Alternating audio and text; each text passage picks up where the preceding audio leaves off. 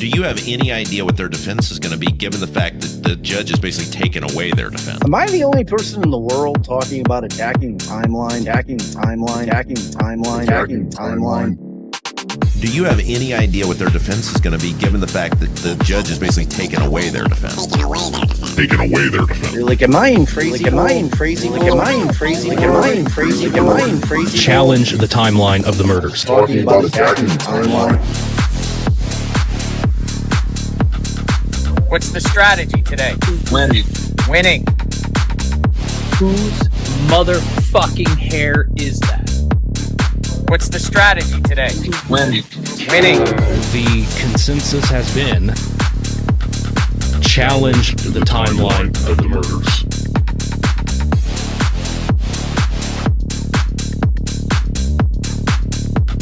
Challenge the timeline of the murders.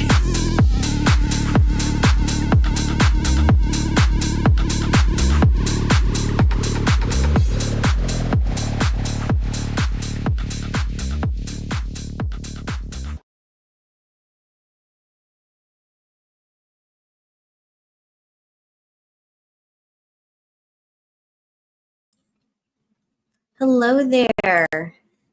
Happy Sunday. Scary Sunday. Oh my goodness. How are we doing on this scary Sunday evening? It was kind of weird not having trial today. Hammy just said, real talk, is everyone getting stressed about how Andrea and Gisela and everyone is saying that the timeline was not attacked well? I just saw that. I tried to clip that, but I didn't have time. I was going to put it in the beginning of the video, and then I was like, nah. Hi, DB. So we're going to do something a little bit different tonight. Certainly relevant to the state of Indiana versus Richard Allen, which is kind of our thing right now. I don't know if y'all have noticed. And if you're new, welcome. And just like that, the lighting turned me by. That is the goal. So tonight, we're going to talk about false confessions. And why am I saying scary? So Sunday scaries is a term that I've learned. I think I've always used it. I've used it ever. I want to say like, sounds little. The week being about to start, Sunday evening is it's like the bewitching hour. The sun starts to go down, which happens now at like 4 o'clock. And it's like, oh my gosh, the week is about to start. When I was younger, it was like, have I done all my homework? Have I done all the things I wanted to do this weekend? Have I accomplished the things that I wanted to accomplish? Have I achieved the things I wanted to achieve? And then you start to feel just like doom and gloom. It's not the best. It's not the best feeling, but we don't need to have a Sunday scary. We can have a, well, false confessions are scary, so I'm going to stick with Sunday scaries. Hey, Fiend. Hi, Pop Tardy. Hi, Christine DC. You're stressing me out. I'm sorry. I'm not trying to stress you out. And see, this is the thing about Sunday scaries. But the good news is we can forget about Monday for a second, and we can just talk about false confessions. What could be? There's nothing scarier about that. The sound of the clock from 60 Minutes still scares me when it's like, it's 10 o'clock. Yeah, not my favorite. Wednesday evening specifically. All right. So, I don't know if those of you in the chat are familiar with a recent case. It has been making the news as of late. I want to say that it probably, I know that Andrea kind of referenced it in one of her lives recently. I believe that this case was actually settled or resolved in early October. So it's kind of made the rounds on mainstream news and yeah, actually. So we're going to jump right in because there's 3 things I want to talk about tonight. I want to talk about this recent case. And this is, whoops. So this case took place in California. The Fontana police department. So what we're going to do is I'm going to show a video. I'm going to give a trigger warning. It's a little bit hard to watch because it does involve, it's a police interrogation. It's only about, how many minutes is this? It's like 5 minutes that we're going to watch together at the most. It's a news clip.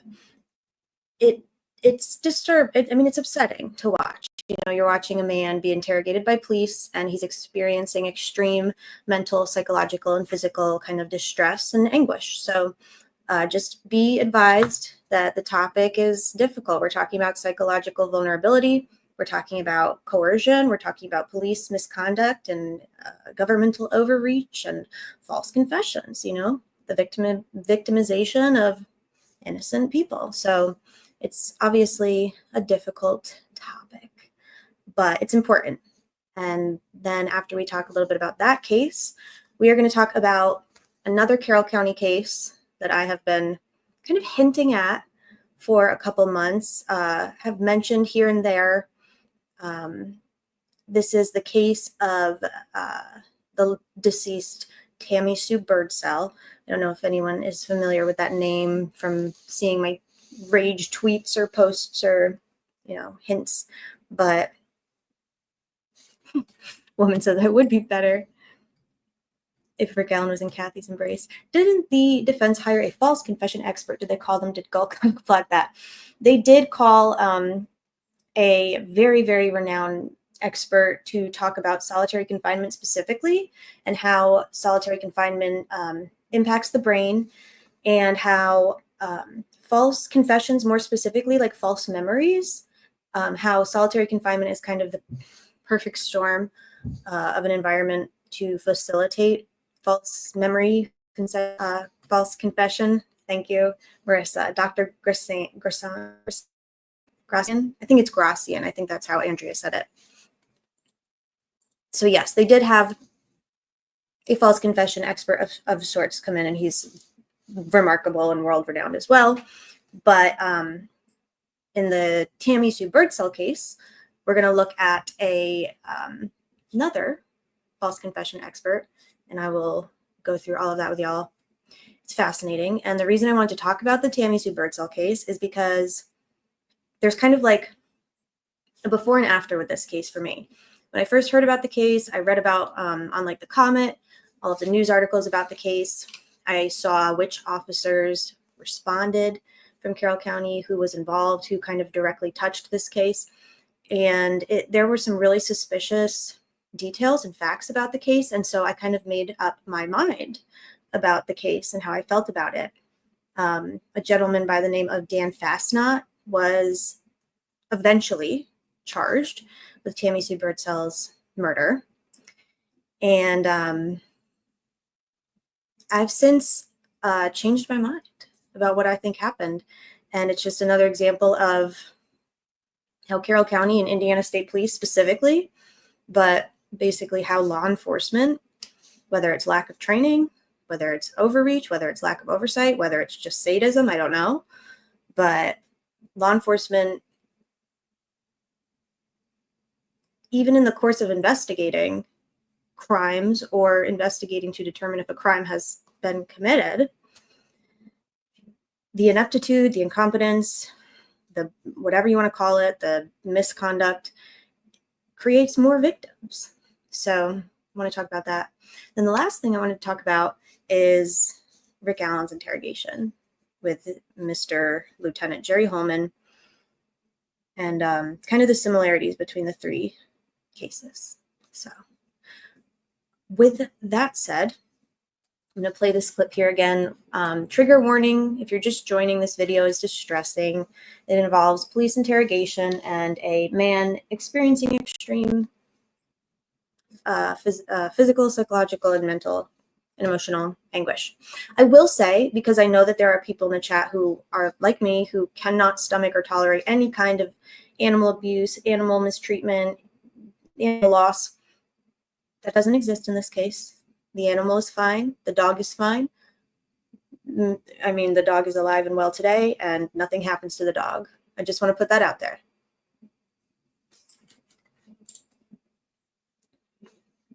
DB, thank you. You went into the research to show how badly they screwed over justice for Tammy, and then you realized it was more complicated than that. Yes, precisely. As things often are.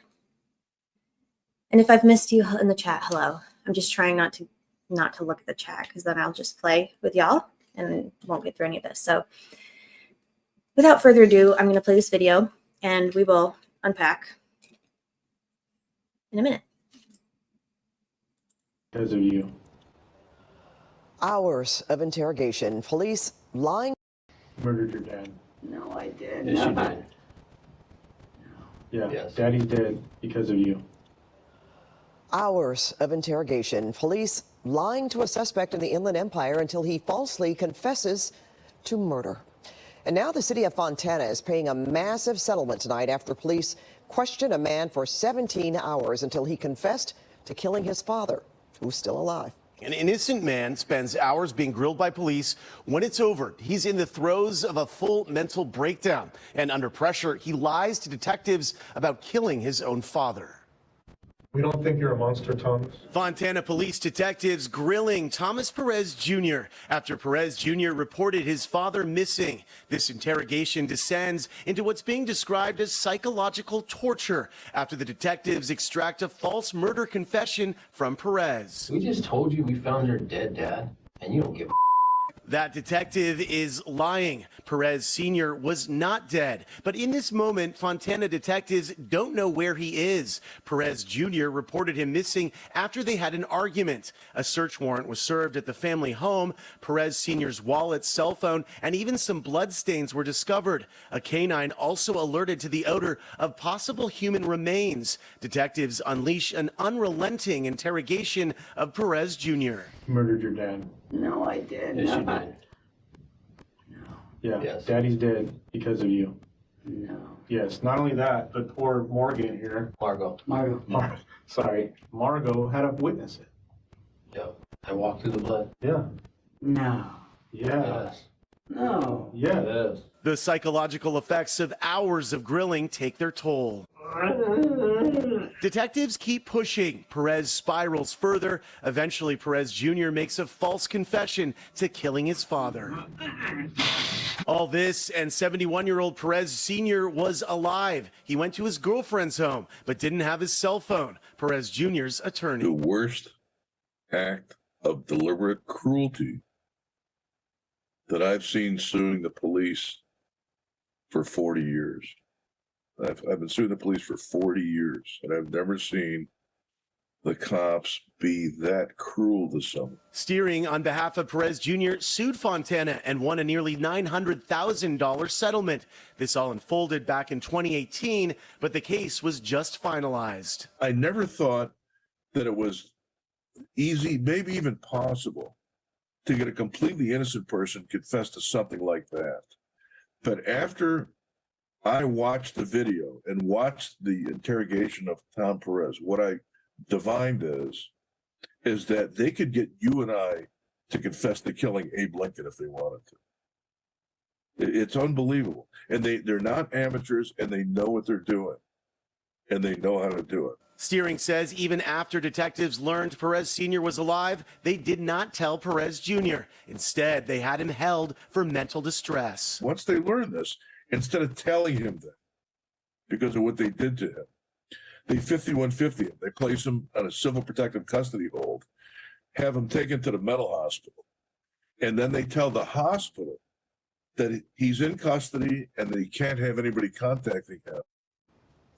We reached out to Fontana Police and the city of Fontana before the end of business today for comment, but we did not hear back. So, Pat, you saw it there. Very intense stuff. Intense and very bizarre, actually, Tom. And the big question I'm sure everybody wants to know, why did the police do it? Yeah, and, you know, the fact that we reached out to them and they didn't respond, but the attorney, you know, telling us that they didn't actually, he believes, didn't know if the guy was dead or not, if Thomas Sr. or Perez Sr. was dead. But what they were trying to do is figure out what happened, and because of the evidence that was in those court documents. Perhaps that's why they decided to go down that road, because there was some blood evidence found, or blood found. I don't know if there was evidence. It was blood that was found in the house, and then the dog that triggered on the odor of the possible human remains. So with all that together, the police officers or detectives then, believe that this was the road they wanted to go down. But, just to see him in such duress is very difficult to watch. It is, and the fact that they want a settlement. Absolutely. Yeah, So- nearly $900,000.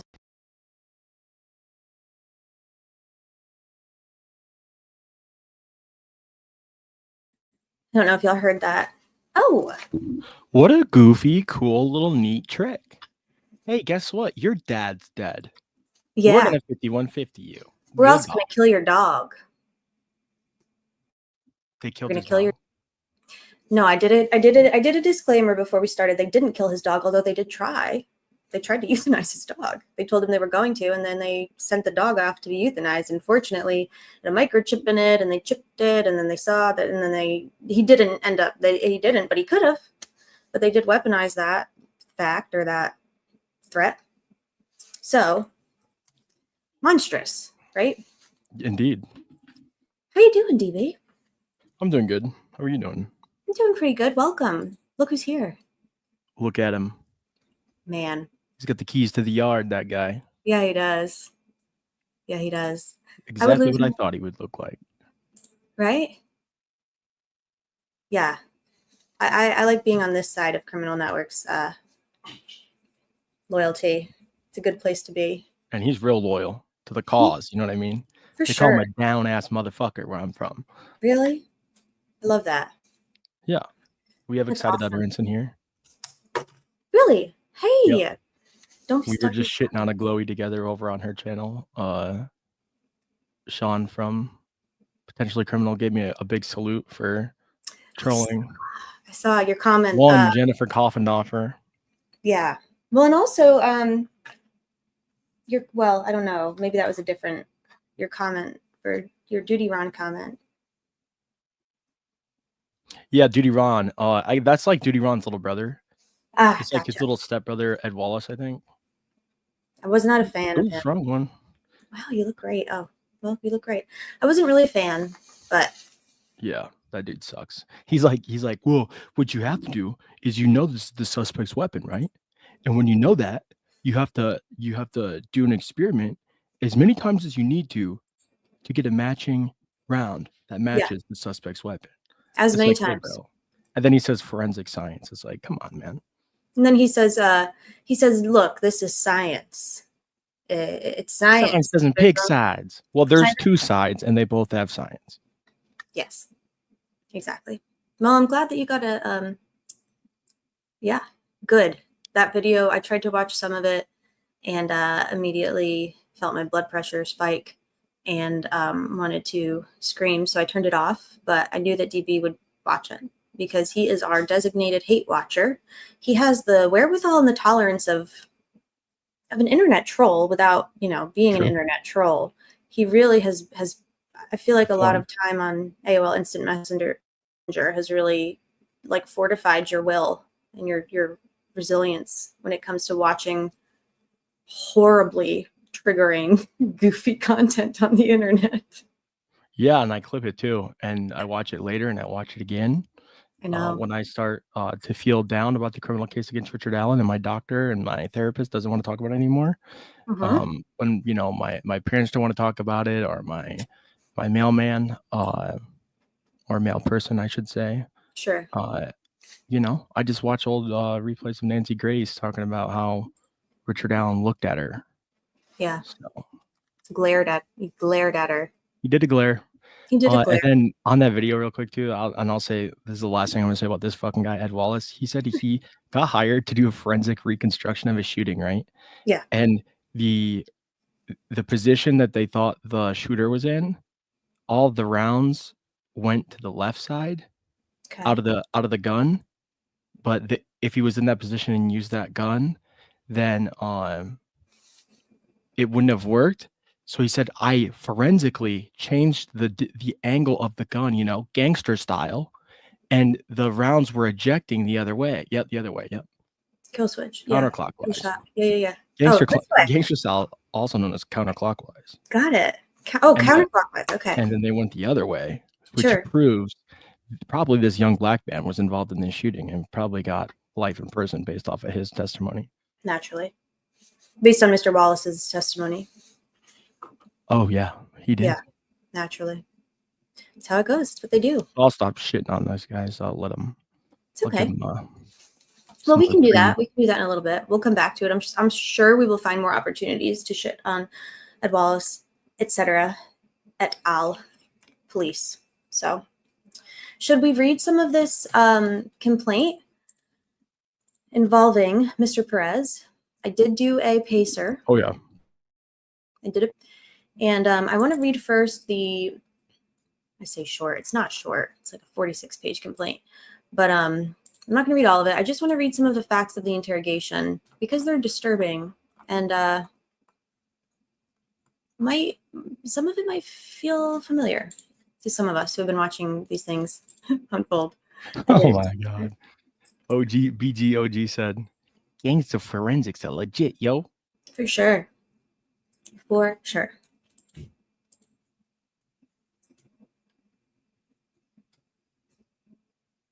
Mm-mm. Yeah, there's No, well, he did tell, well, we'll get into that. He did tell them, he's like, here's where he could be. I have a feeling he's here. And, oops, I didn't mean to do that. I lost your comment. Hey, Sleuthy Goosey. So let's get into it. This is a complaint that Mr. Perez and his attorney filed. They have since settled with the police department, the Fontana Police Department, for I think $900,000, which, if you ask me, should have been a lot more, but I mean, hey, it's okay. So the events described below took place between August 7th, 2018 and August 13th, 2018. At the time of the events described below, plaintiff Thomas Perez owned a home in Fontana, California, where he lived with his father, Thomas Perez Sr., hereinafter plaintiff's father. At the time of the events described below, plaintiff Perez was in the process of renovating and repairing his home in anticipation of selling the property and/or moving. At the time of the events described below, plaintiff Perez was in the process of separating from his wife. Let me zoom in a little bit. Is that big enough? Should I make it bigger? I think it's fine. On August 7th, 2018, plaintiff Perez's father went out to retrieve the mail but never returned. Unbeknownst to plaintiff Perez, his father had decided to visit overnight with a female friend and then travel to visit his daughter in Northern California. Plaintiff's father left without telling plaintiff Perez of his plans. Plaintiff soon noticed that his father was absent from the home. He believed his father was out wandering the streets of Fontana, and because of plaintiff's father's advanced age, his limited English capabilities, and his physical and mental frailty, plaintiff was concerned for his father's safety and/or well-being. This feels like a really good time to give my daily, nightly disclaimer for everybody. Just a friendly reminder, never talk to the police, ever. Moving on.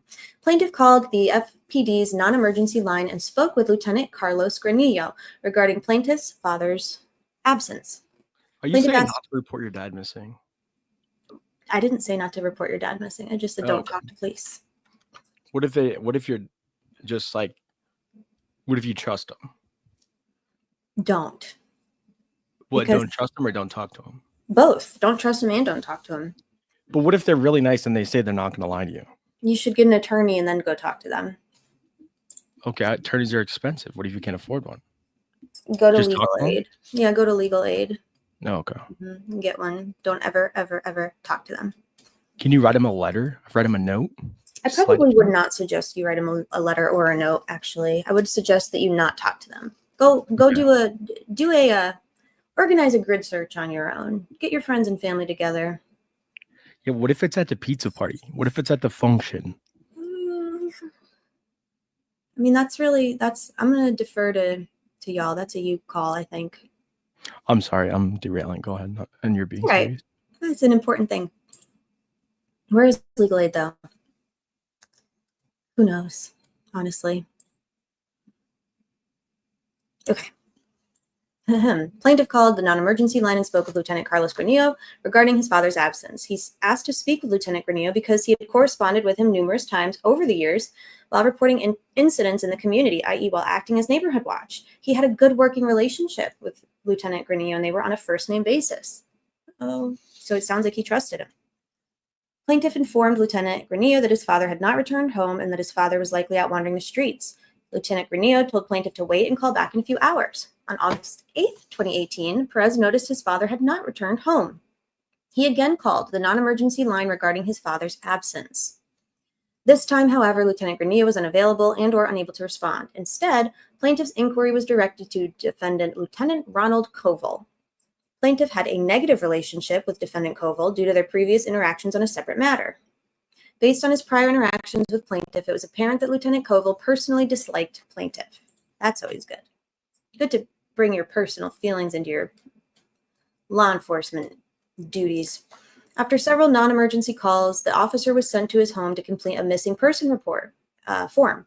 The first FPD officer to respond to plaintiff's home was defendant Joanna Pina. When Officer Pina arrived at plaintiff's home, she approached the front doorway. Plaintiff opened his front door and met Officer Pina. Immediately after plaintiff opened the front door, the officer barged into plaintiff's home, forcing her way past him over the threshold of the doorway and into the home's interior. At that time, Officer Pina did not have a warrant, nor had plaintiff consented to her entry into his home. Upon contacting plaintiff, the officer immediately displayed a hostile demeanor. Plaintiff objected and protested as the officer barged her way into his home. The officer appeared to become increasingly agitated as a result of plaintiff protesting of her actions. So it's almost like police don't like it when you protest or assert, or say no or assert your right.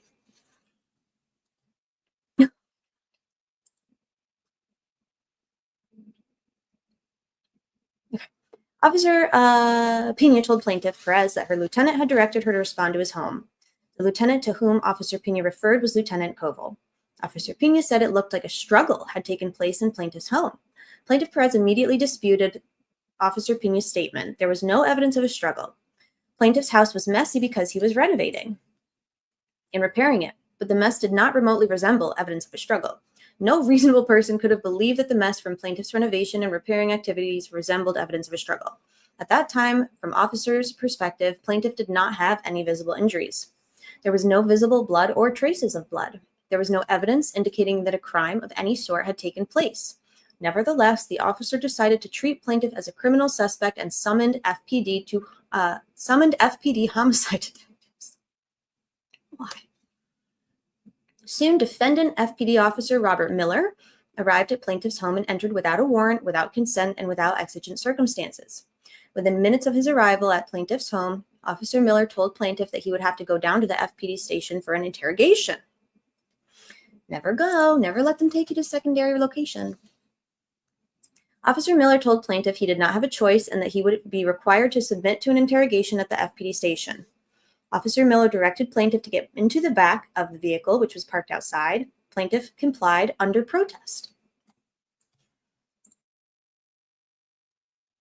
Officer Miller drove plaintiff to the police station, and upon reaching the police station, plaintiff was placed in an interrogation room. Soon, defendants David Janis and Jeremy Hale approached plaintiff. Thereafter, for an extended period of time, defendants Janis and Hale subjected plaintiff to an intense interrogation and accused him of murdering his father. Plaintiff told defendants that he wanted to call a lawyer. They refused to let him call a lawyer. That's not good. Plaintiff asked for medication, which were at his home. He was prescribed medication for, among other things, depression, stress, asthma, and high blood pressure. Plaintiff explained to defendants that he felt unwell and that he needed his medication. Defendants refused to stop the interrogation and instead gave only empty assurances that the officers would retrieve the medication at some point in the future. He did not receive his meds for several hours. At some point, while plaintiff was in custody, defendants procured a warrant to search his home and to seize various items. The warrant was procured without probable cause based on defendants' misrepresentations and exaggerations of the aforementioned facts. I wonder if this was a Franks issue. It would have been a Franks issue. Well, there was no criminal case filed, so never mind. But had there been, criminal case filed, it certainly sounds like this would be a Frank's issue. Defendants responded to the court that facts existed suggesting the plaintiff had murdered his father and that his home would contain evidence of the alleged murder. Defendants executed the warrant at plaintiff's home, and after entering plaintiff's home, defendants seized numerous items of property belonging to plaintiff, including his laptop computers, tablet computers, cellular telephones, hard drives, and tools. Defendants even seized plaintiff's dog, Margosha, a healthy, friendly Labrador retriever. Hell no. Again, y'all, if you're just joining, nothing happens to Margosha. Margosha's okay. Margosha and Mr. Perez are reunited and living together hopefully in peace and harmony today. Nothing happens to the dog. That doesn't stop the police from threatening to, though. Defendant also towed an impounded plaintiff's vehicle, a 2018 Ford F-150 and a 2017 Ford Fusion. Meanwhile, back at the police station, the defendants continued interrogating Mr. Perez. Plaintiff repeatedly expressed his desire to leave the interrogation room and go home. Defendants refused to let him leave the interrogation. At some point during the interrogation, defendant Jancis told plaintiff, quote, "Your father is dead," and that they found his body and that he has a toe tag on him. Defendant Jancis was lying. You know how people are always saying, they're allowed to lie in police interrogations.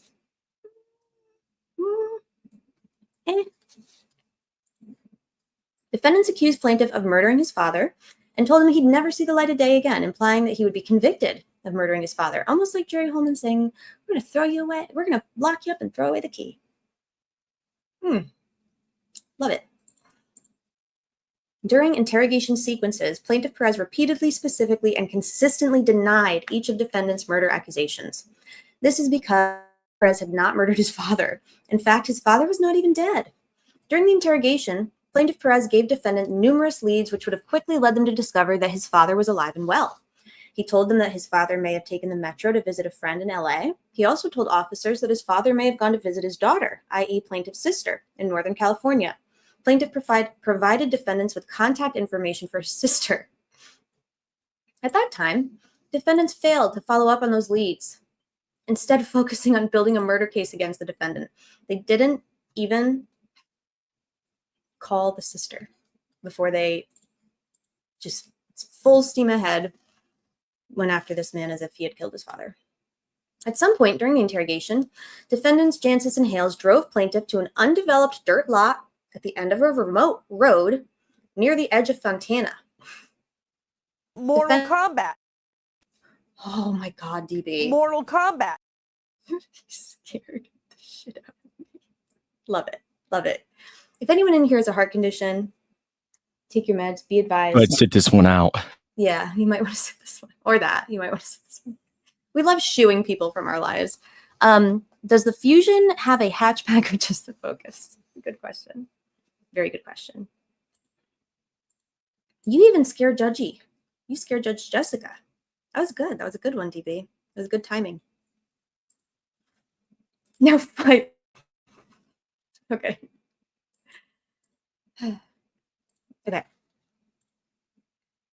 Anyway, so at some point during the interrogation, the police literally drove plaintiff to an undeveloped dirt lot at the end of a remote road near the edge of town.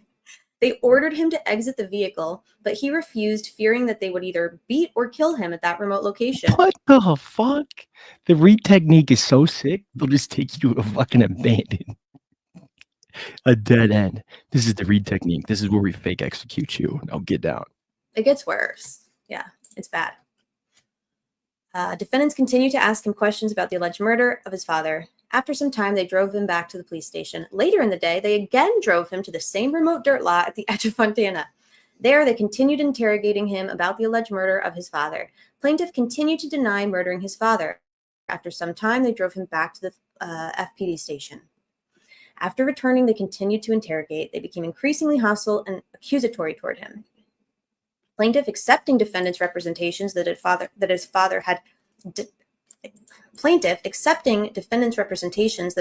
father had been murdered and was dead, became increasingly despondent.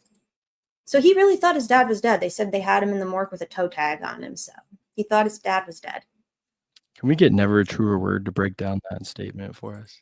We can get never a truer word to break down nothing because that dude is a. Hey, break down my McDonald's order, sir.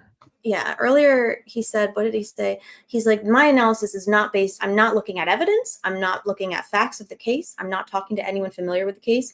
I'm disregarding the opinions and the commentary and input of my people I respect very much.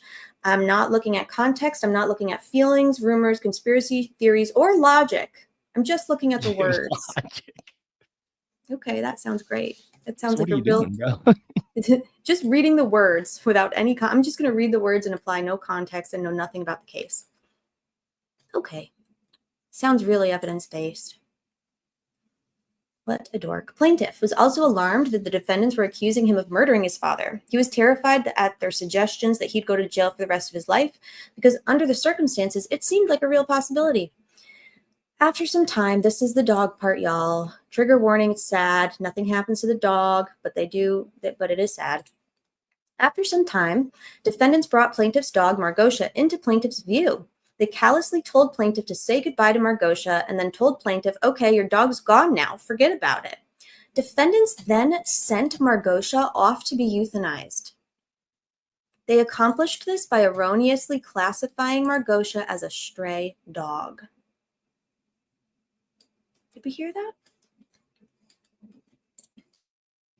Plaintiff valued the company and companionship of his dog, Margosha, and was deeply hurt when they told him to say goodbye before sending her off to be euthanized. Because of defendant's actions in telling plaintiff that his father had been murdered, accusing him of committing the murder, brutally interrogating him for hours, seizing his possessions, and sending his dog off to be euthanized, he suffered extreme emotional distress. Yeah. Defendants people in the chat, they told him his dad was dead. And you guys are like, fucking. You are not a dog person. You have a dog. You love your dog. You're not a dog person. Let the dog people grieve. Well, I'm not a dad person either. Right. Exactly. So, but like dogs or animals or whatever, DB. Cold-blooded. This man, ice in his veins. That's why we keep him around. That's why you can hate watch all the things for us though. You're an asset to the team, to the family. It's a good thing. Anyway, defendants were also aware that the plaintiff suffered from several ailments that would compound his emotional distress, including, oh my goodness, depression, stress, asthma, and high blood pressure. His distress was compounded by his distress was compounded by his depression, stress disorder, asthma, and high blood pressure. Y'all, I want to read this footnote because it's important. Luckily, plaintiff had his dog, Margosha, implanted with a microchip identification. For this reason, she was returned to the pound and was ultimately not euthanized. Bro, have you seen John Wick? Of course. No. I would John Wick if anything happened to my dog. Really? Oh, yeah. Oh, yeah. I would go full John Wick. Defendants were also aware of the fact that plaintiff was in the process of separating from his wife. His distress was compounded by the fact he was in the process of separating from his wife. As a result of the extreme emotional distress he was suffering because of the defendant's actions, he attempted suicide by hanging himself during a break in the interrogation. Did everybody hear that? He's been in the interrogation room not for weeks, not for months, for hours, and he became so despondent. Plaintiff attempted suicide by hanging during a break in the interrogation room. Also, trigger warning, we're discussing attempted suicide. Defendants then handcuffed him and transported him to Arrowhead Regional Medical Center. The handcuffs were applied to plaintiff in an excessively tight manner such that they caused him to suffer extreme pain and discomfort. He asked them to loosen his. What's happening to me, DB? Am I going too fast? I feel like I'm reading so slow, though. No, you're doing great. Okay. What do you think you need I'm to getting tongue-tied. I've been getting tongue-tied lately. Okay, well, it's because you're in the knot. Can you do an encouragement? You're doing great. Thank you. You are very good at reading. Okay, thank you. You've been reading for a long time. That's true. And you were a better reader than me, which is not saying much, but go ahead. I'll take it. I'll take better than DB at anything right now. And Thank you're you. also better at reading than this Yeah, guy. there he is. Brad Weber just left. Brad Weber, how'd it go? Brad Weber, did you do it? Brad Weber, did you do it? You're gonna give the chat and you're gonna give him a cardiac event. That is a fan favorite, though. I'm glad you played that one. It's good. It's like really good.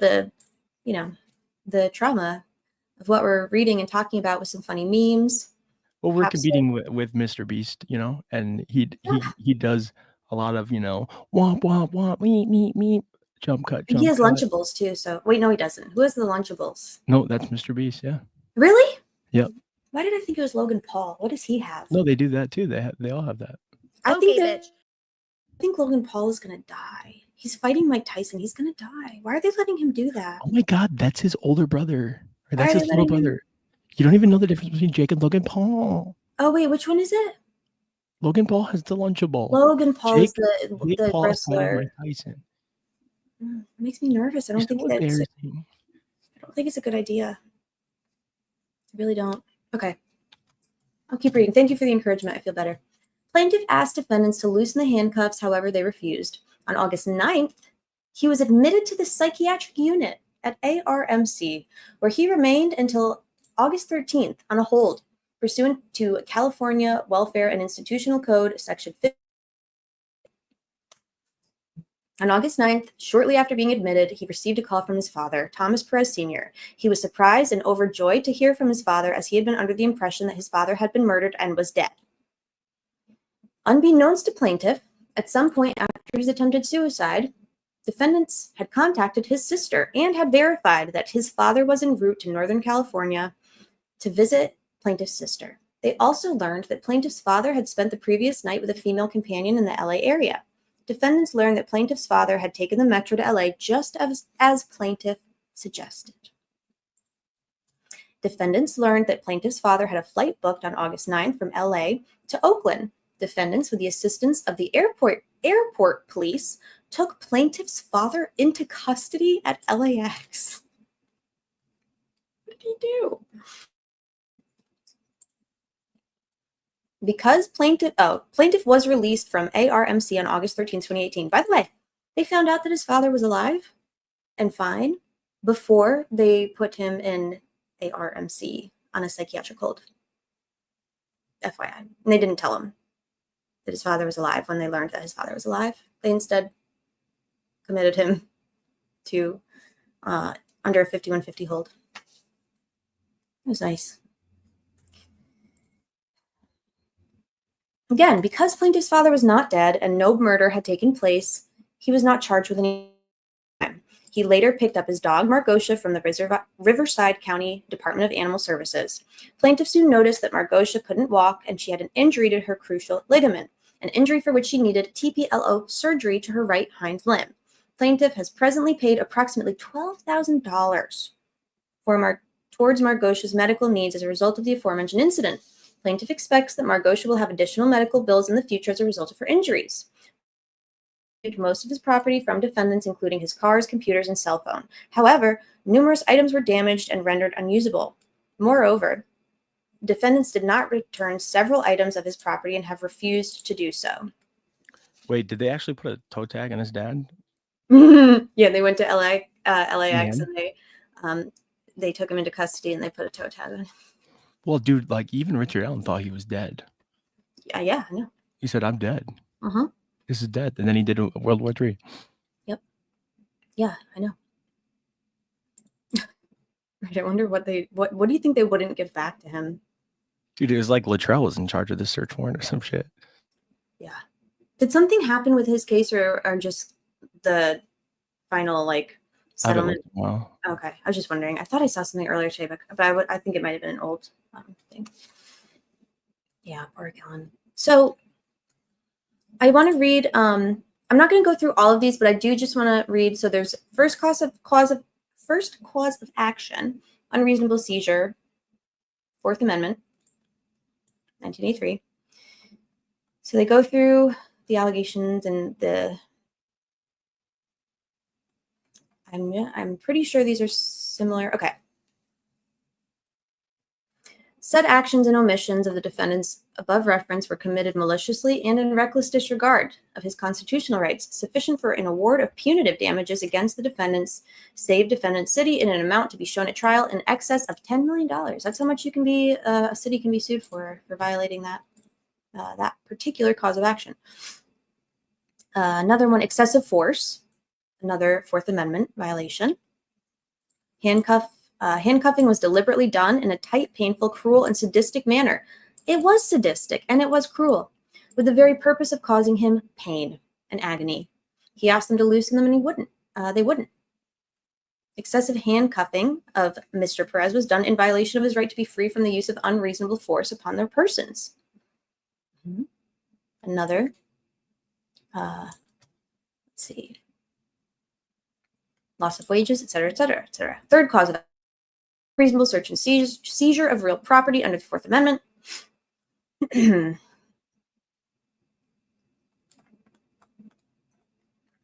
What is that? 3.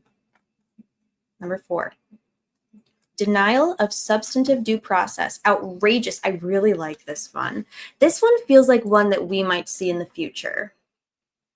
I like how it's defined. Denial of substantive due process and outrageous government misconduct under the 14th Amendment. As shown above, defendants arrested him for murdering his father without probable cause to believe that the plaintiff had murdered his father, or even probable cause to believe that anybody was dead. I just don't see why you don't take it straight to Fed court. The Fed court to 1983, to a 1983 claim. This is I thought this was a federal lawsuit, but it's not. I just don't see why you don't. Oh, I get what you're doing. I get what you're doing. I got you. That's funny. I always think of, never mind. Doesn't matter. Despite a wholesale lack of evidence, defendants chose to treat him by scientific evidence.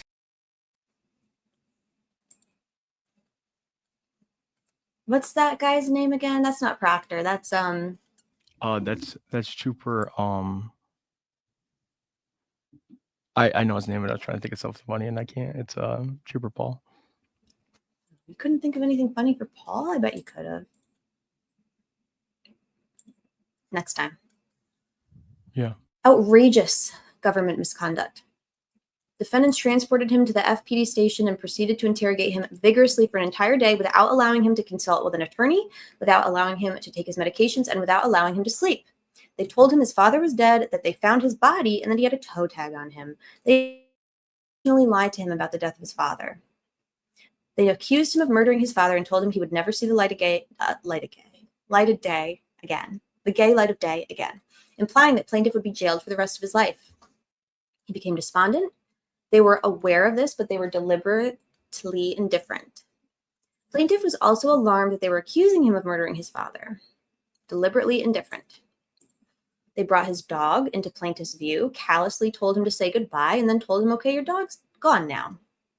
They were aware that Margosha was not a stray, but were deliberately indifferent. Dude, I would be so pumped. You would not. You would be very sad. Oh, dude, thank you. You'd be like, I don't have to scoop up poo anymore, except I don't think you do that.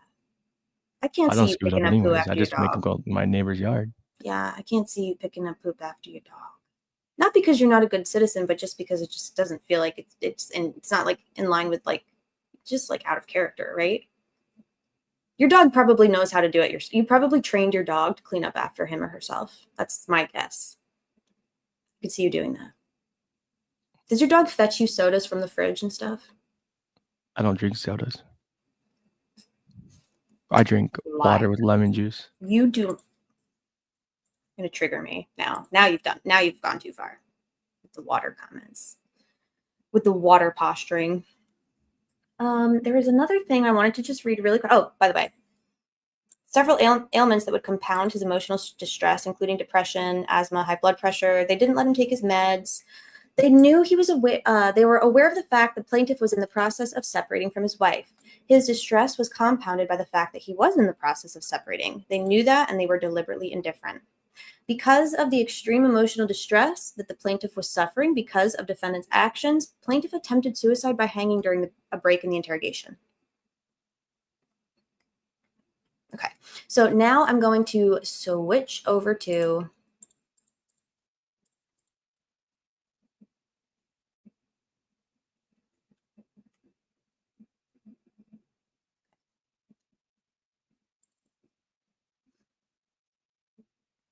I want to go in order though. Okay, that's a new one.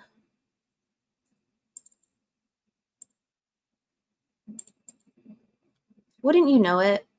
Police love to defend themselves. So in May of this year, in May 2024, remember that interrogation took place in August 2018. So it's been being litigated and everything. These things take a while. I haven't deep dived into this one, but I feel like I need to because I don't know if you were able to look at it earlier, DB, but it looks like the defendants and or judge, even though they settled, it looks like there's some civil contempt accusations and proceedings being thrown around, which wouldn't surprise me. It wouldn't surprise me. I mean, we know that that's a pretty effective way to retaliate against anybody that goes against the police. You just charge them with contempt for some bullshit. But anyway, I don't know for sure, so don't quote me on that. This is from May 2024. The Fontana Police Department issues a news release in regard to the settlement. I love this shit, y'all. Ready? The Fontana Police Department has issued a news release in response to recent reports of a $900,000 settlement that was paid by the city of Fontana. Thomas Perez Jr., a Fontana resident, filed a lawsuit after being interrogated at length by the police officers who believed he had killed his father. Under duress, Perez Jr. confessed to the crime, but his father was alive and well. Reprinted below is the Fontana Police Department's news release on May 29th. If y'all have high blood pressure, be advised, it may spike. This is infuriating. This is the news release that they put on their public pages and everything after news of the settlement broke. The city of Fontana recently entered into a settlement regarding a 2019 police department homicide investigation. I got the date wrong. The case began when Mr. Perez reported that his father was missing, and an in-depth investigation transpired that initially showed that Mr. Perez's father was likely the victim of a violent act. News reports regarding the settlement have sometimes failed to include or emphasize several important facts. These facts include the following. The court did not find any Fontana Police Department officer had violated state or federal law during the investigation. The city of Fontana vigorously denies that they violated any state or federal law during the investigation. Additionally, the court found that as the investigation proceeded, the Fontana Police Department had good legal cause to suspect Mr. Thomas Perez of serious criminal activity. Specifically, during the investigation, law enforcement officers uncovered evidence and facts indicating that Mr. Perez's father was a victim of a violent crime. Blood evidence was recovered inside the residence, which Mr. Perez and his father shared.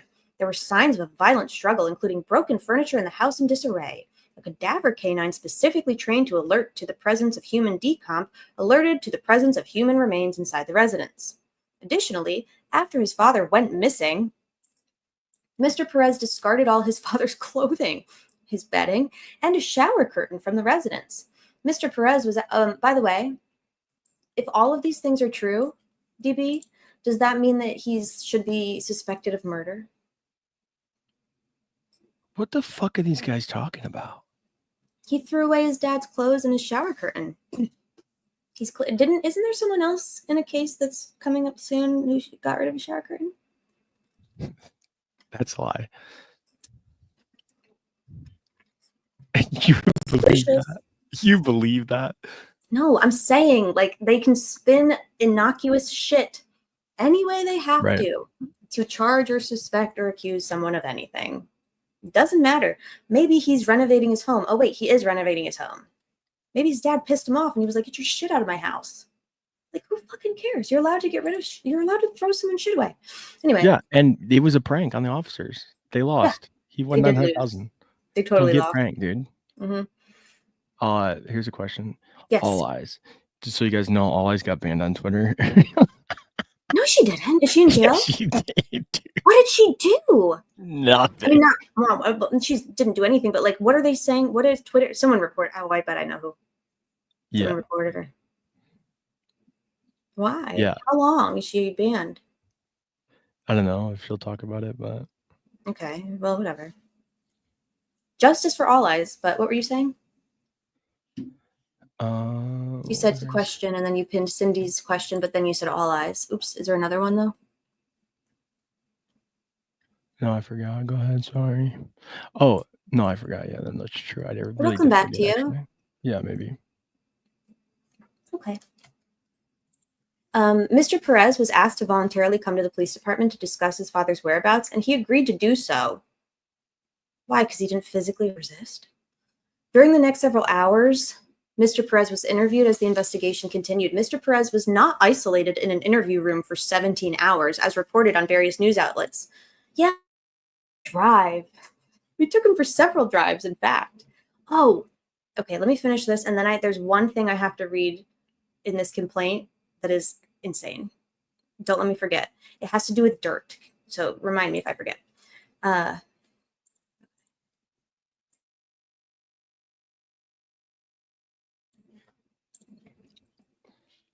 the contrary, because the investigation required additional time, Mr. Perez was fed multiple times and taken to a local coffee shop where he was able to freely walk into the location without an escort to provide an interview break. Yeah, because he wasn't under arrest, because he didn't fucking do anything. We even let him walk freely. Thanks, you weirdos.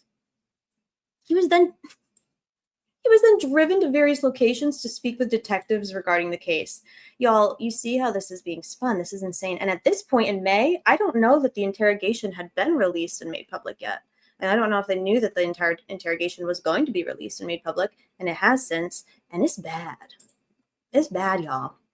The settlement in this case was a business decision, which was recommended by a federal court mediator to save the city further time, effort, and expense. Again, the parties' written settlement agreement contains no admission of wrongdoing by anyone, and Mr. Perez specifically agreed to settlement on these terms. Had Mr. Perez requested an admission of wrongdoing, the case would have never settled.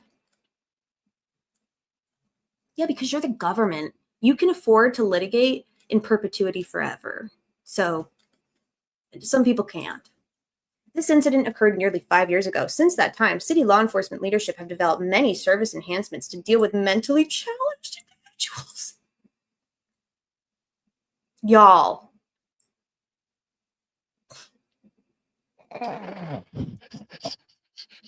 I wonder if this is an additional, like, I'm surprised that there's no, like, language in the settlement, which is sealed, by the way. Most I tried to get it earlier, and it's they have a joint, stipulated agreement, and it's sealed. Much like Mike Thomas's, for example, will never, that's sealed.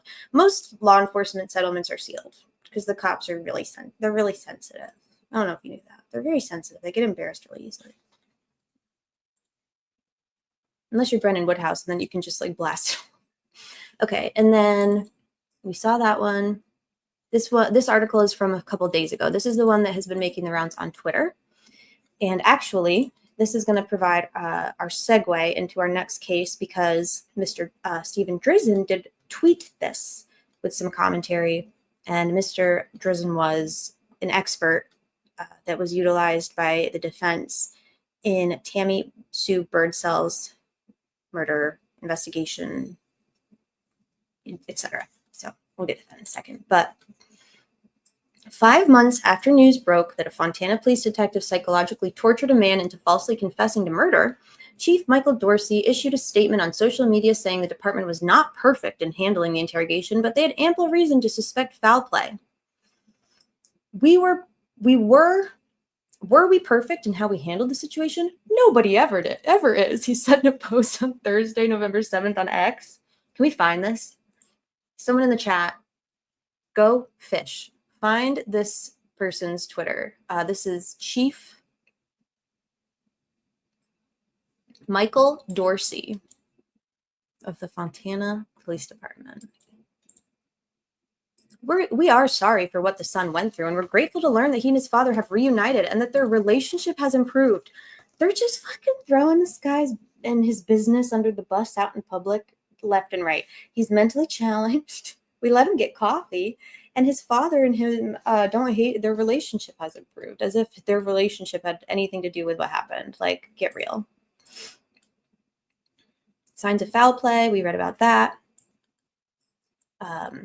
Police became suspicious. Blah, blah, blah. A cadaver dog was brought in, sniffed out the odor of human remains in the bedroom. Evidence of blood was found at several spots. I don't know if it was visible. He went to the police station voluntarily, where he stared. At one point during questioning, was taken to a local golf course where he stared at a pond and asked, quote, "Don't bodies float?" Yeah. So he was probably trying to figure out, like, if my dad is dead in here, like, wouldn't his body float? Like, it would just float. Like, we would see it.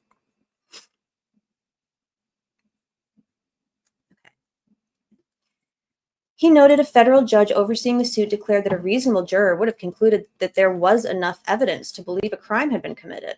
Okay. Interrogation tactics. In such situations, Police Chief Dorsey said it is acceptable and perfectly legal to use different tactics and techniques, such as ruses, to elicit information from people suspected of potential criminal activity. Notice he said to elicit information and not to elicit confessions. But what he really meant was to elicit confession.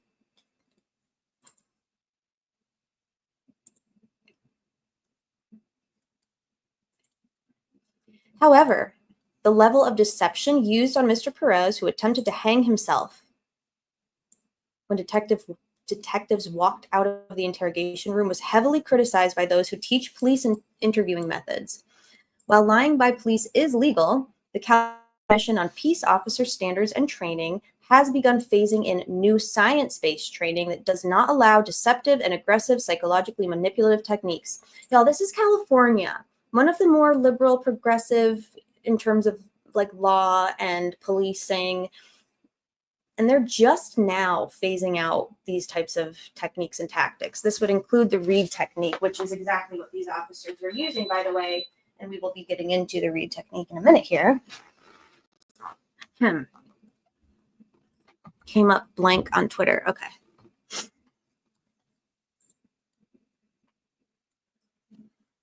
Yeah.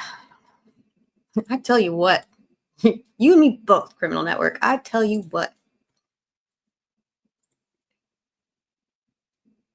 Training programs, does not allow deceptive, aggressive, psychologically manipulative techniques. Instead, it favors more empathetic, humane approach. Training programs that teach deception, such as lying about DNA results or cooperation, will not be certified by the state, according to Post. The same judge who ruled that Fontana had reason to suspect wrongdoing also declared that a reasonable juror could conclude that the detectives inflicted unconstitutional psychological torture on Perez, that their tactics indisputably led to his subjective confusion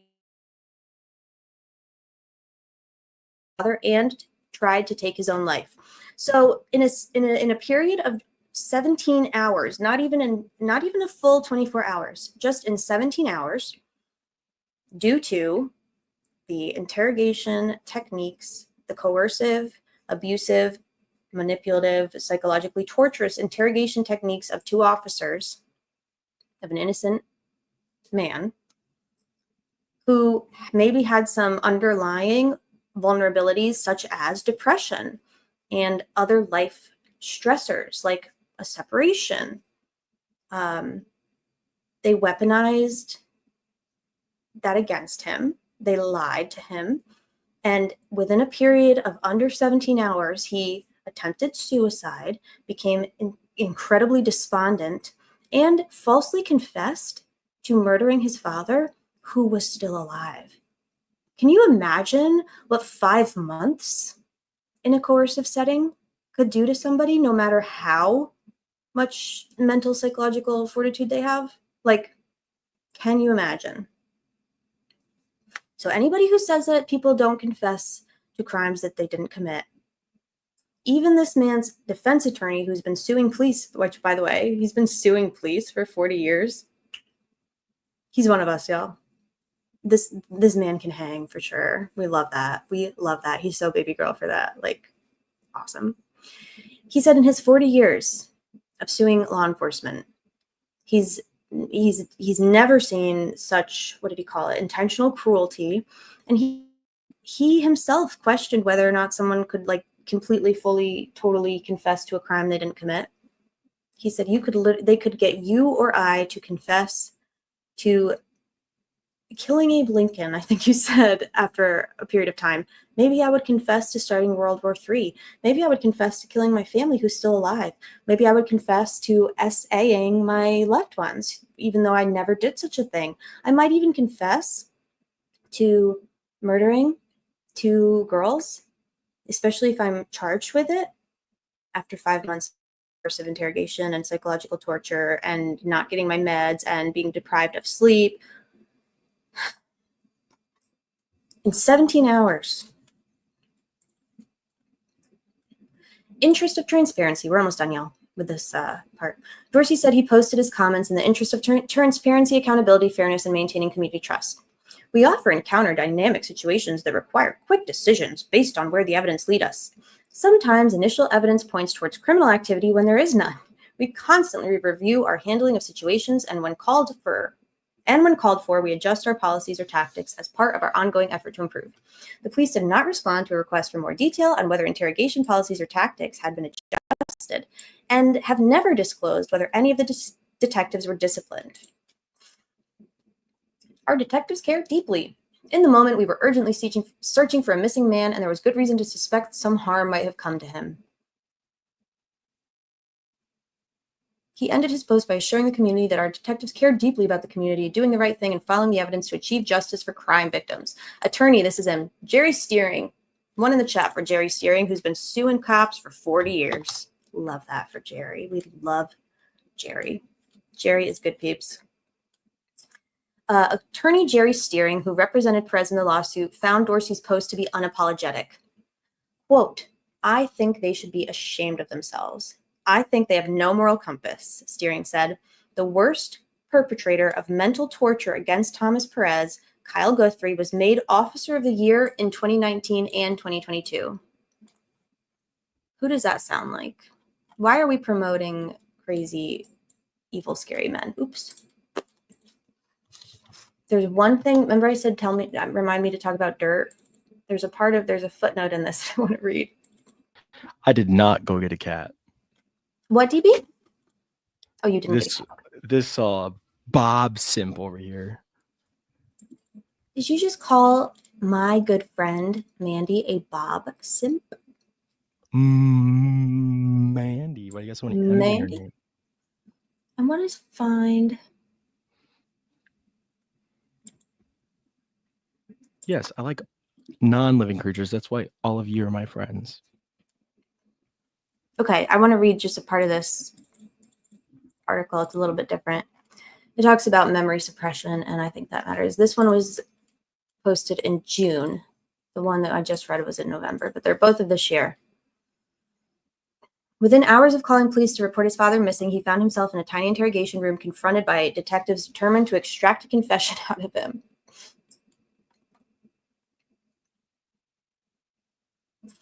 Perez insisted that he did not remember killing anyone, but detectives allegedly told him that the human mind often tries to suppress troubling memories. Oh my God, dude. I'm sorry. Everyone's fine. The dog is fine. He's just getting comforted by his dog. I'm sorry. Get over it, bro. How can you sit there? How can you sit there and say you don't know what happened and your dog's sitting there looking at you knowing that you killed your dad? A detective asked. Look at your dog. Look at your dog. She knows because she was walking through all the blood. Technique? Finally, after curling up with his dog on the floor, Perez broke down and confessed. He said that he stabbed his father multiple times with a pair of scissors during an altercation in which his father hit Perez over the head with a beer bottle. Mr. Perez was, trigger warning, y'all. We're going to discuss a suicide attempt. Be careful, take care while listening.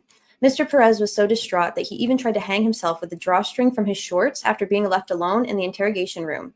Perez was arrested, handcuffed, and transported to a medical hospital for a 72-hour observation.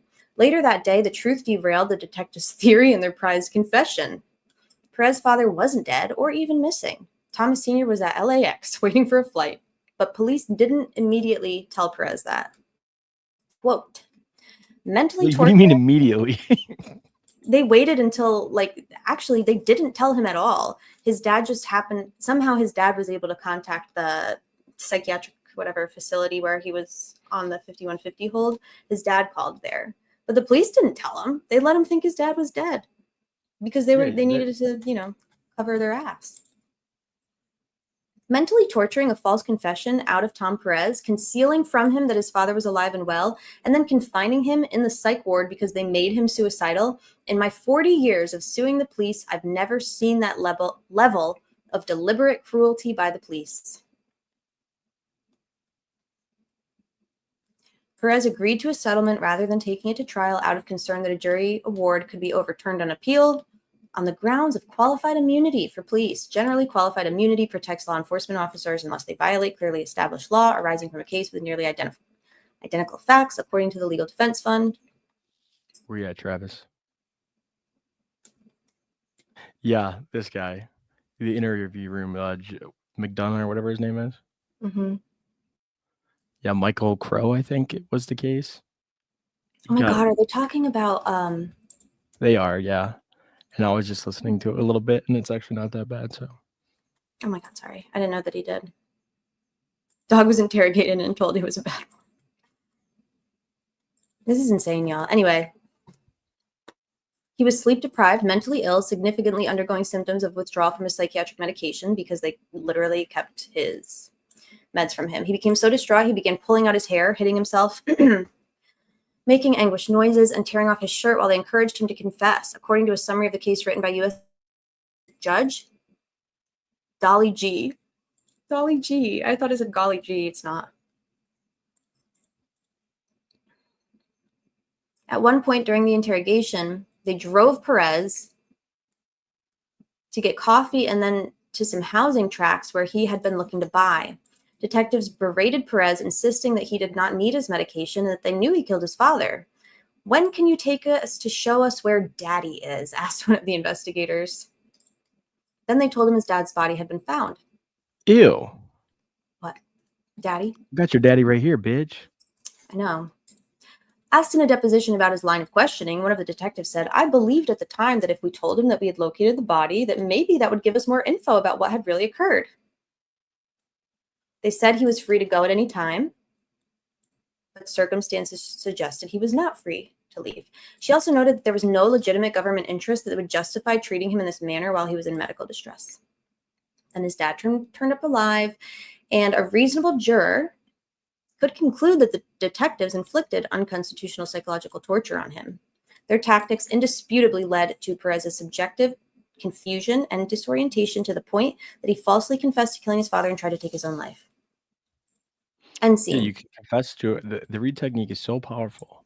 Yes. Tell us about it. You can confess to a crime that didn't even happen. Mm-hmm. Michael Crow, that was awful. Did you see the interview? I'm not familiar with that one, BB. Chat. Oh, yeah, it's Chris McDonough from Interview Room, your boy's boy. Oh, God, my boy's boy. Speaking of crimes. God. Wait, there's text messages in here. I was making an overlay. Mm-hmm. There's text messages in here. And the overlays. I'm so confused. Where's this at? So this case occurred in California, in Fontana, city of Fontana, California, in 2018, and it was just settled and resolved this year. There's one more thing I want to do. Speaking of war crime Yeah. against humanity, look what All Eyes said to get banned. Cajun Devil and Lily in London. Go stand on the southeast of the bridge. Record somebody walking towards you from a distance that is too far away to notice when the video starts. Cut that video at 43 seconds. And then post that video of that person saying, guys, down the hill. Then we could talk. Can't she appeal that? Abusive content. Can't she appeal it? They said it's violent speech. It's oh ridiculous. My God. It's ridiculous. Everybody go tweet Elon Musk and tell him not to do what Hammy said. But unban our good friend All Eyes. Montana is 60 minutes from LAX. Doesn't make any sense. That's weird. I've said way worse on Twitter. So somebody reported her, and obviously they had the following to get the attention, I guess, of X or something. Are you banned, Lindsay? I don't think you're banned. Are you banned? No, All Eyes is banned, not Lindsay. Report brigade.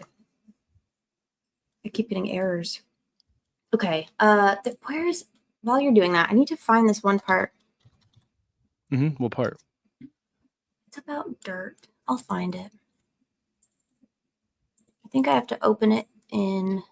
Oh, are you new- linking something, Lindsay? We can't. The links are turned off for non-mods because then people will link, you know what's to us. Well, Yeah. not me, but Angela. They might link you a dick pic. You don't know. Well, Why can't I? How do I control F this stupid thing? what are you doing? I'm trying to control F. And I can't. Are you on your Mac? Yeah, I'm on my back. Oh, wait. Find. Okay. 0. What?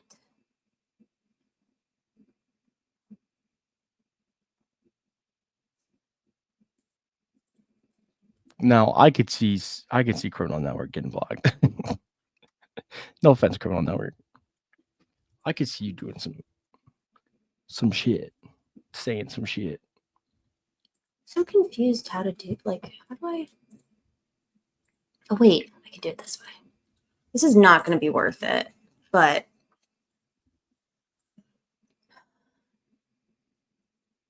maybe it will be. I still want to, okay, here we go. You're blocked from Reddit forever. So is Tober. Tober got blocked forever from Reddit. He got a permaban. I don't even know what he said, but serves him right. I'm glad. Couldn't happen to a nicer guy. Here we go.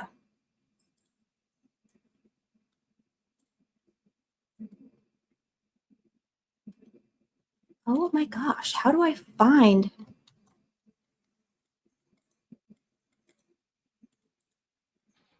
Oh, You need here. help. Yeah, I think so. What's I up? don't know how. I'm looking for a word. I'm trying to find. I'm gonna link you. In what?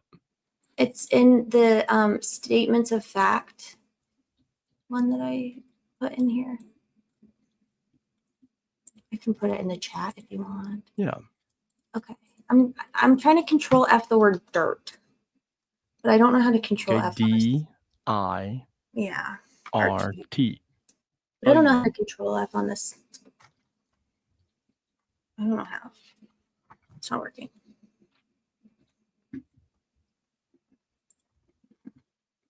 Weird.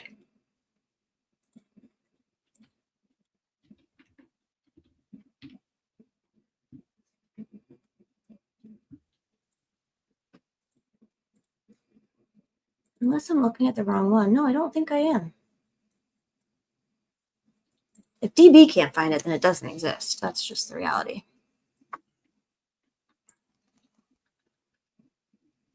Okay, here you go. Read that.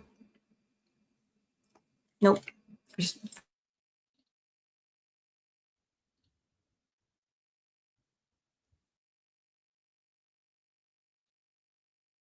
Yep, that's the one.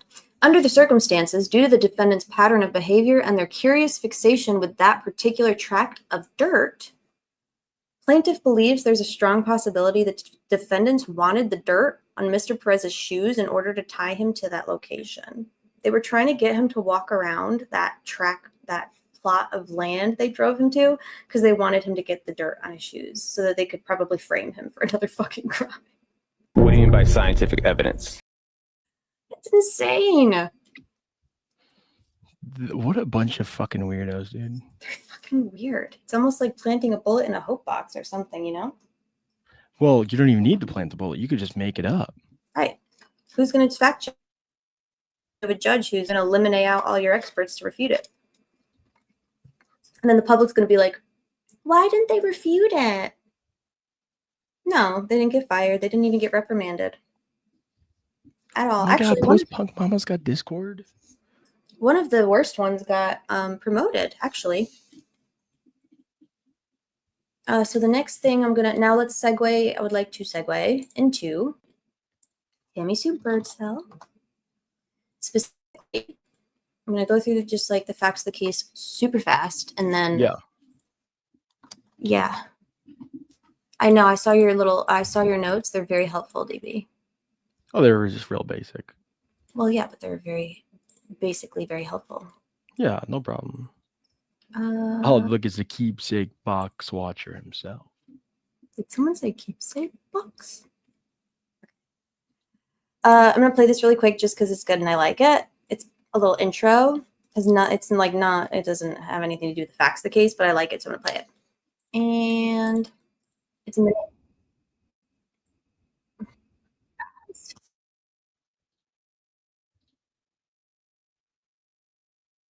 It's a minute and a half. I think we can handle it. I think we can do it.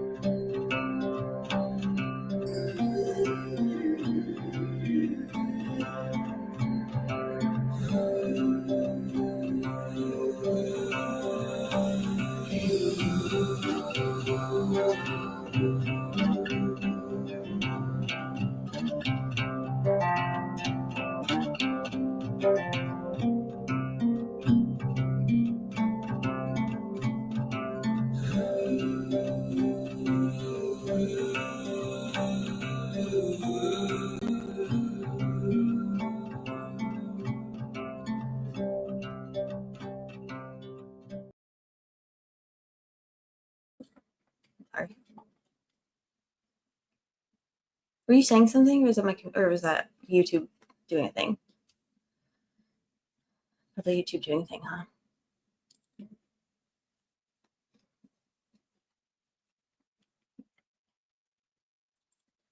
Okay. Let's talk about Tammy.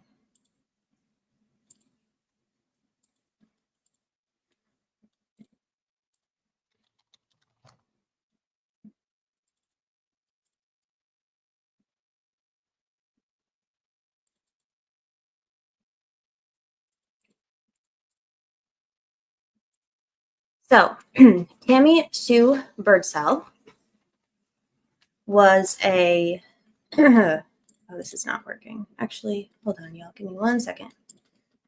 I do want to share this article, so let me pull it up.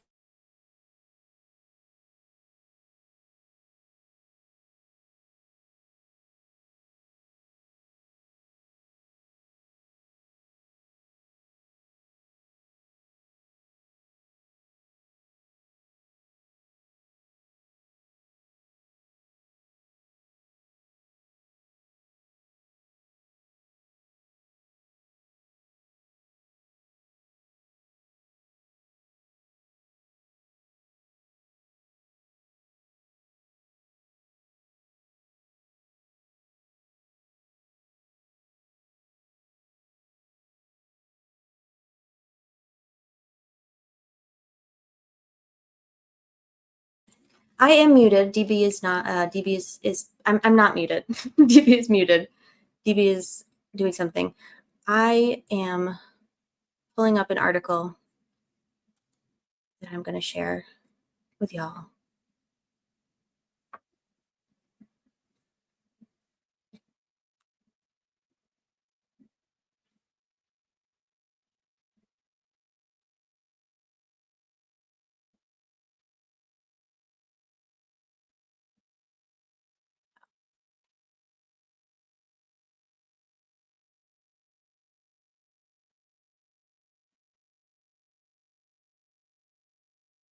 I was sending kids to bed and turned back and had no sound.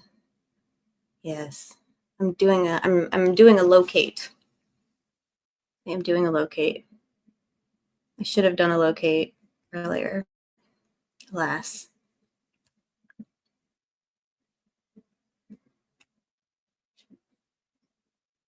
I would enjoy more of that content at your earliest convenience.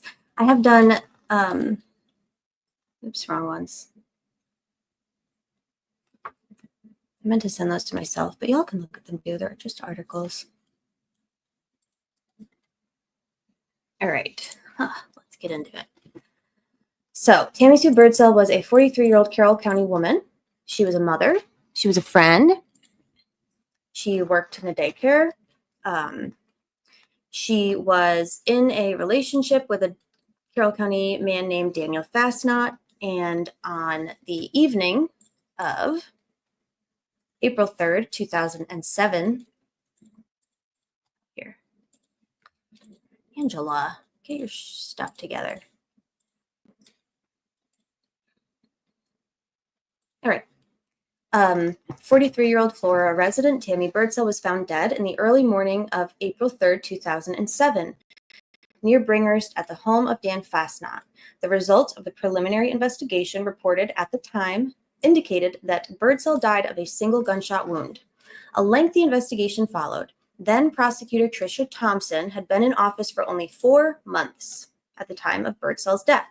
Thompson continued to investigate, but she never filed charges or formally closed the investigation during her single term as prosecutor. Prosecutor Rob Ives took office in 2011. He reviewed the investigation information and continued to search for the correct course of action in the case. He called a grand jury in September 2011 to determine probable cause to support charges. Grand jury members voted to charge Fastnot with 2 counts of obstruction of justice and voluntary manslaughter. Court records show that Fastnot hired at least 3 attorneys to represent him. The last jury trial to be scheduled in Carroll County Circuit Court was December 16th. Fastnot's current attorney, Zaki Muhammad Ali Anderson, suggested that investigators did not consider that Birdsell may have committed suicide with the rifle used in her death. Ives told the comment that the defense counsel's assertion was valid. Quote, the original investigators worked under the theory that a person of Birdsell's size could not have fired the weapon as it was fired, Ives said. The defense demonstrated that it was possible. Right. Because that's what it takes sometimes, the fucking defense to hire an expert to just show you how they would have done it. Mm-hmm. Hi, DB. In a press release issued on December 9th, I've stated further investigation into the case of the death of Tammy Birdsell has led to the conclusion that her death was a suicide. I've said that the Indiana State Police do not do gunshot residue testing. Therefore, the testing was not done in the investigation until it was proposed by an ISP evidence technician. How do they know about it then? Prosecutor Making Ives. shit up they seen on 48 Hours or some shit? No, Or this the is first realistic. 48? This is realistic, DB. This is not TV, it's realistic. Prosecutor Ives arranged and paid for testing on a coat worn by the decedent, which was done last week by an independent laboratory in Illinois. The results of the test were consistent with and supported the conclusion that Birdsell committed suicide. So Prosecutor Ives arranged and paid for himself paid for testing to be done at an outside independent laboratory in another state because Indiana State Police didn't or couldn't or wouldn't. And apparently Carroll County was not going to foot the bill for him to get an outside lab to test the evidence that needed to be tested. That's interesting.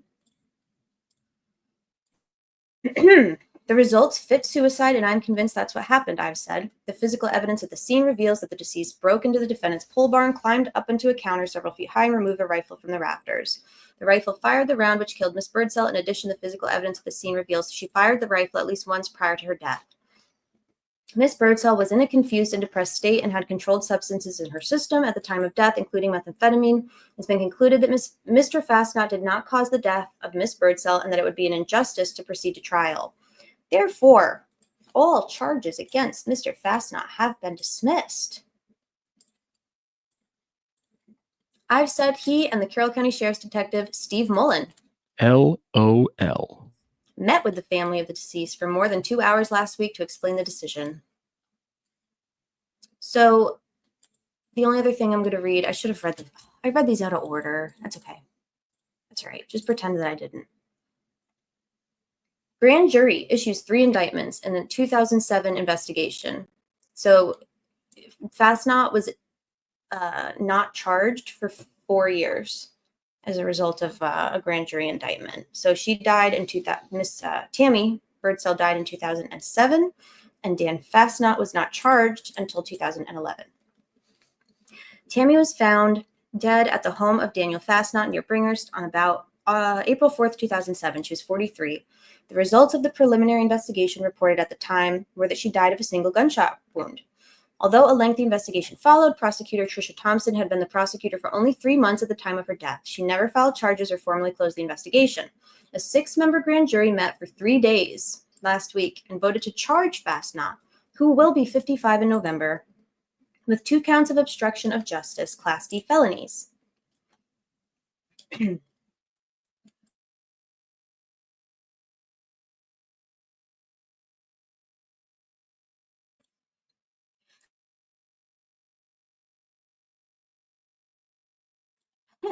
Excuse me.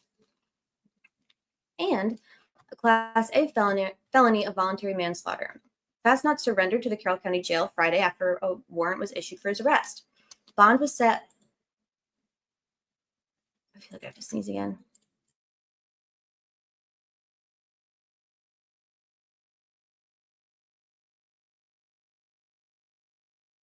Okay. Bond was set at $50,000, and the accused bonded out of jail Friday afternoon. Fastnot entered a preliminary plea of not guilty at his initial hearing Tuesday in Carroll Circuit Court. He's represented by Indianapolis attorney Ross Thomas. Judge Donald Curie read the charges to the defendant, which had been handed down by the grand jury. He was charged with 2 counts of obstruction of justice because he allegedly cleaned a .30-30 rifle and or fired it to alter the evidence available at the scene of the Birdsell shooting. The voluntary manslaughter charge stated that Fastnot allegedly did knowingly or intentionally kill another human being, Birdsell, while acting under sudden heat with a deadly weapon. Current prosecutor Rob Ives told the Comment after the Tuesday hearing that he decided to ask for a grand jury in the matter because the case had been open for a long time and he felt it was important to bring a resolution. He said he initially reviewed the case and asked for law enforcement to follow up and for more investigation.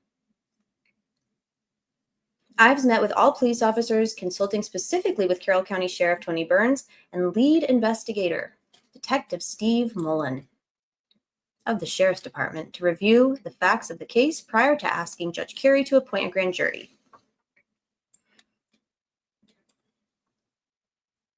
I have bone hair in my mouth, I'm sorry. Yeah. Sheriff Burns said Tuesday that he was in agreement with the prosecutor to request a grand jury. He said it was always his goal to resolve the matter. I'm very pleased. Where am I? I'm very happy that Rob requested the grand jury, Burns said. The county needed a resolution to this case, and I'm glad that progress has been made towards that goal. Curry scheduled an omnibus hearing.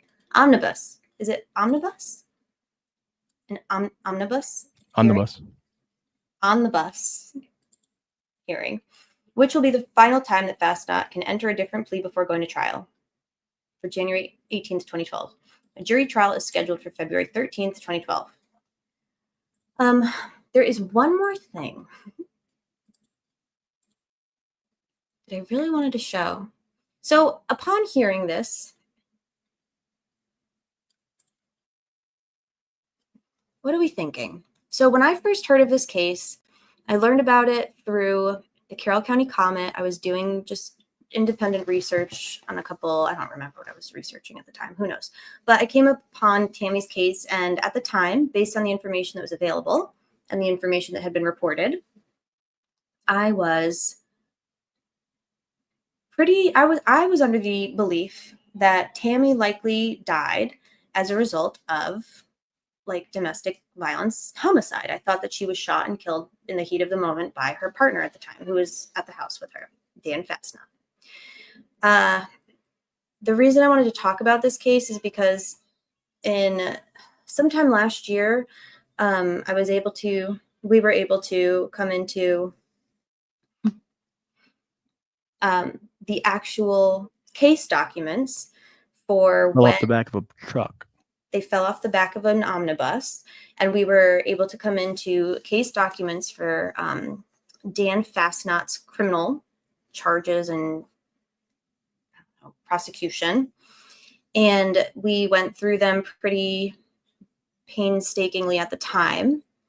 And basically, my belief of what probably happened to Tammy has changed, which has been interesting because I was like positive that not only had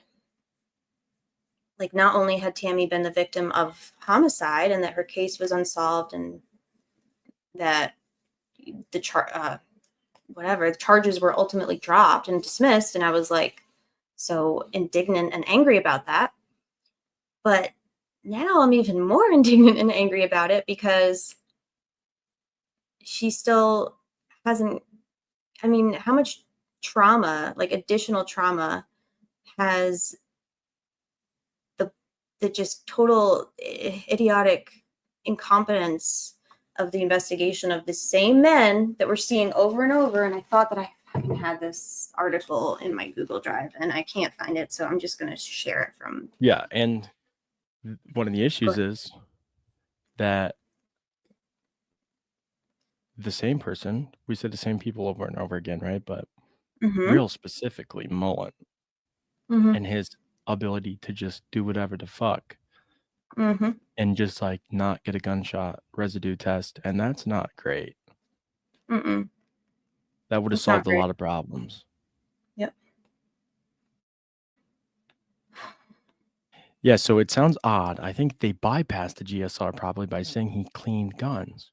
Why even include that? Otherwise, I missed the context. Well, it was his rifle, right? So there's that.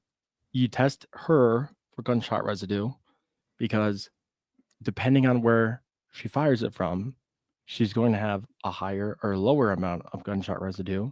She'll have stippling if it's close. If it's not close, you're going to have no stippling. The distance is going to be easier to calculate, and you're going to know a little bit easier if it was not an almost contact wound. So you got to ask, why didn't they do that? Well, the absence of that result helped them in their case and let them proceed by, getting this person indicted by saying he cleaned the gun. Now that could mean that the crime or non-crime happened. They returned his property, which would have been the firearm, and then he was able to just possess it, and then maybe he cleaned it, and then they asked for another test or something. We don't know that these are real logical actors here when it comes to Mullen, and I'm sure.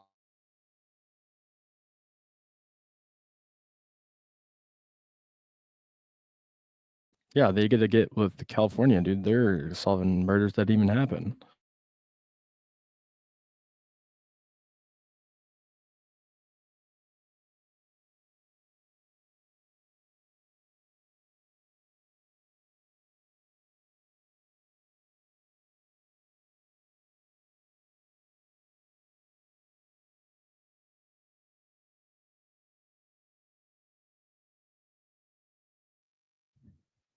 You're muted.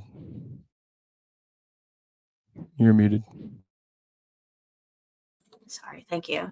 It is odd, by the way. It sounds odd, like the entire chance of how Tammy died, what they claim she did before she died, like all of it is odd. And so you could take any one or any number of those assertions and then combine them with the fact that Tammy, and I believe I don't want to do a defamation. I think that Mr. Fastnot had some interactions with law enforcement before, but certainly the couple had kind of a tumultuous relationship. I believe that Miss Birdsell struggled with substance use at some point and had some mental health diagnoses. So like the cops love all those things. So already kind of the bias and stigma associated with those things kind of working against basically the appropriate and thorough investigation and resolution of this case. Yeah, and how bad did they want to? These guys want to solve a homicide. Oh, they want to be homicide detectives so bad. They want everything to be a homicide. It's crazy. Unless, it's for Black children, then they don't want that to be a homicide. They want that to be an accidental Right. house fire. An accident. Naturally. Yeah. So, a pathologist determined more than 10 weeks ago that Tammy Birdsell died from a gunshot fired at close range. But whether the shooting was a homicide, a suicide, or something else has yet to be determined officially. Related court documents made public this week raise as many questions as they answer about how Birdsell died.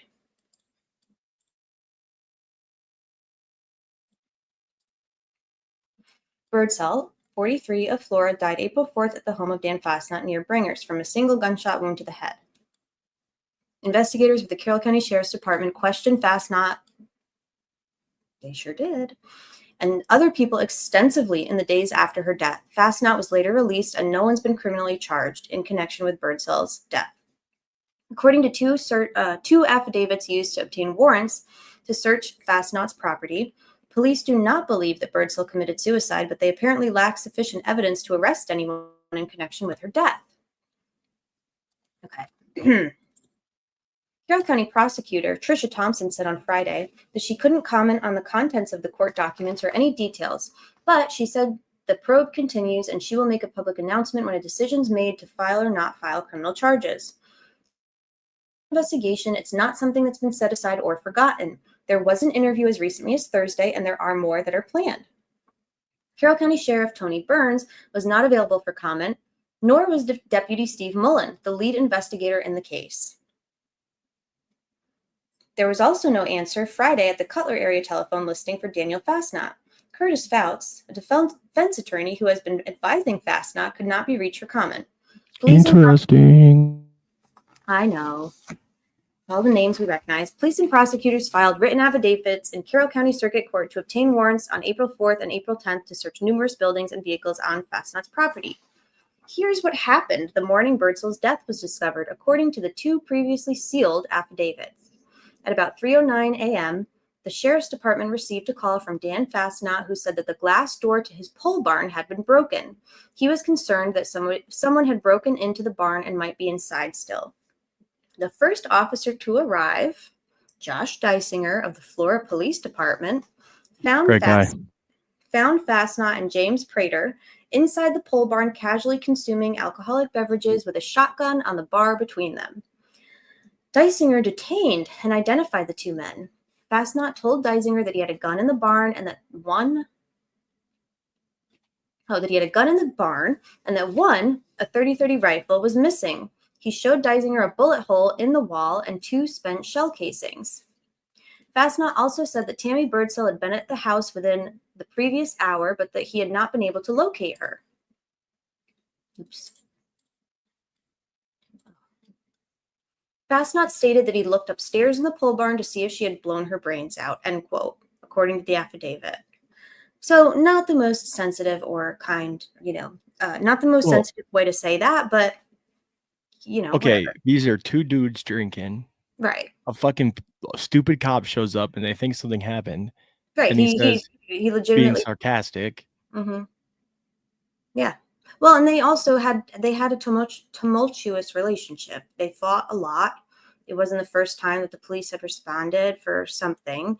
And he went up to the pole barn upstairs to check if she had blown her brains out. He probably legitimately did do that. He didn't have to say it like that, but he probably legitimately thought she may have. So anyway, that's a bad look, right? If you're looking to charge someone with her homicide, that's a bad look, Yeah, did he say that? I don't know. I don't know. They certainly said he said that. Steve Mullen said he said it, so who knows? We'll get to that. Yeah. While Dysinger was questioning Fosnot and Prater, Deputy Tony Liggett of the Carroll County Sheriff's Department approached the barn from a different direction and discovered Birdsell's body lying on its back, her back, in the yard between Fastnot's house and pole barn. A rifle was lying beside her body. Deisinger had not noticed the body when he arrived. Fastnot and Prater were handcuffed and placed in patrol cars while officers searched the house and 6 outbuildings, but they didn't find anyone else on the property. 6 vehicles, 2 cars, 2 pickup trucks, and 2 semi-trailers were parked on the property. Police searched all the buildings and vehicles on April 4th, but they've not submitted additional paperwork to the court reporting what evidence was collected. A second search. Mullen obtained the second search warrant on April 10th, telling the court that a second search of Fastnot's property was necessary because of additional information obtained through witness interviews since the April 4th search. So this is almost a week later. During the second search, Mullen said, investigators would search for clothing that police suspected Fastnot may have hidden on his property. Dusty Hooper, a man who said he had been with Fastnot the night of the shooting, told police that he had been wearing a gray shirt and flannel jacket, but when police arrived, he was wearing a blue shirt and a camouflage jacket. According to Mullen's affidavit, Fastnot had told police at one point he'd been struggling with Birdsell when a gun went off and police found no blood spatter on him. Obtain additional trajectory information and measurements at the scene and do additional testing on other guns located in the barn. Lieutenant Steve, I don't know why this is highlighted. I was probably onto something back then. It clearly didn't go anywhere. Lieutenant Steve Cohen of the Tippecanoe County Sheriff's Department, who has experience as a blood spatter analyst, said that he concluded that he did not believe that the gunshot that killed Birdsell was self-inflicted. The physical evidence didn't. Go ahead. Oh, another blood spatter guy. Yeah, we love a blood spatter expert, right? The physical evidence didn't add up. They want to take another look at the bronze 2000 Chevrolet Cavalier found inside the pole barn. Since the first search, investigators had learned that the car had been damaged the afternoon before the shooting. Okay. Search other vehicles on the property in an effort to confirm witness statements and determine a time frame of sequence of events surrounding the death. Police never submitted a written report of their findings to the court. Thompson declined to say what evidence was collected. I can't comment on anything, on any of that. It's pending. Can't do anything to damage the pending investigation. This is Miss picture. This is Tammy on the right.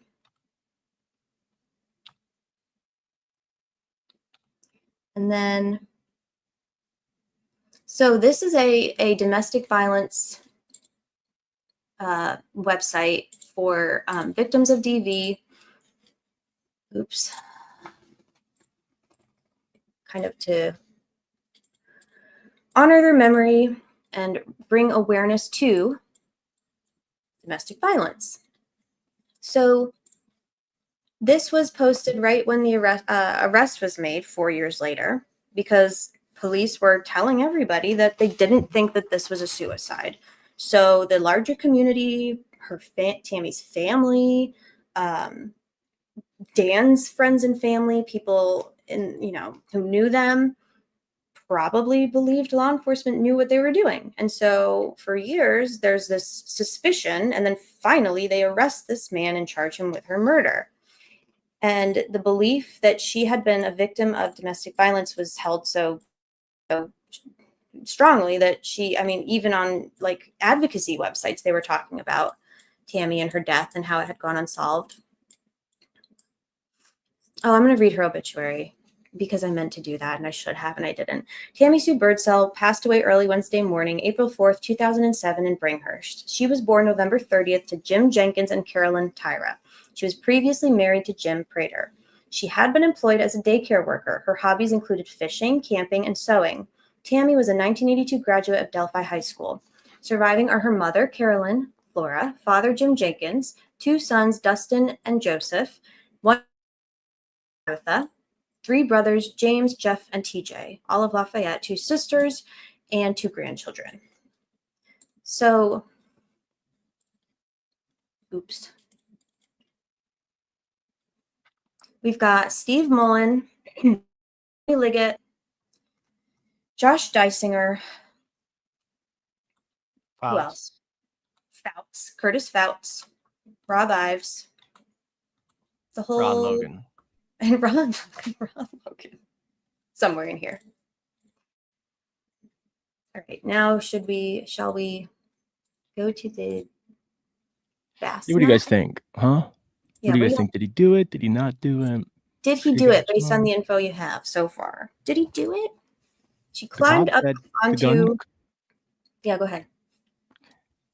The cop said the gun was too long. Mhm. Right? There was no gunshot residue found on the victim, right? So, what do you think? He said that she blew her brains out. That's a confession.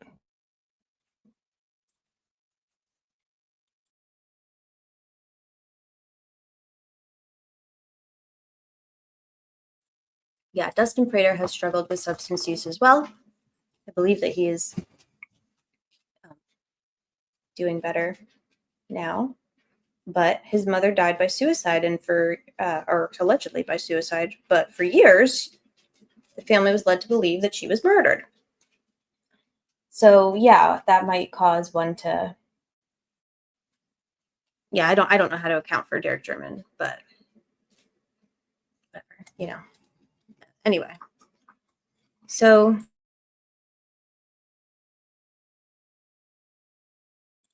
DB, I have to take Boone out really quick just for a number one, not a number two. Do you want to like start going through anything, or you just want to wait till I get back? I'll be really fast. I can. You can do something. Okay, I'll be right back.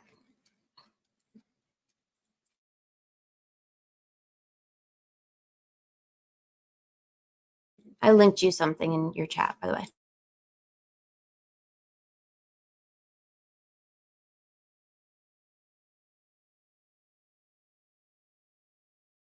In the meantime, let's hit this real quick.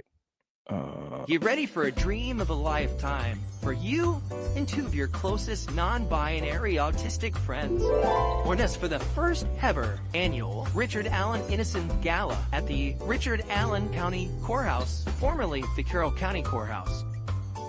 We'll have a one-time silent auction thanks to Max Baker. We'll be auctioning off Nick McClelland's whole ass.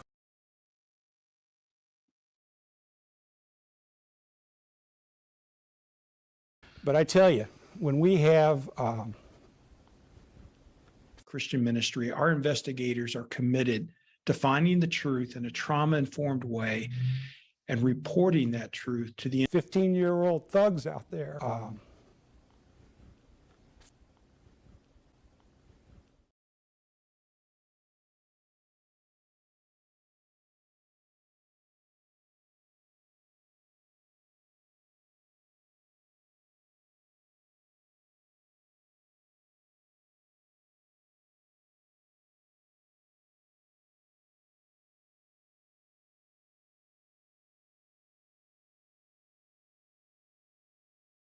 How all of a sudden we have a motion.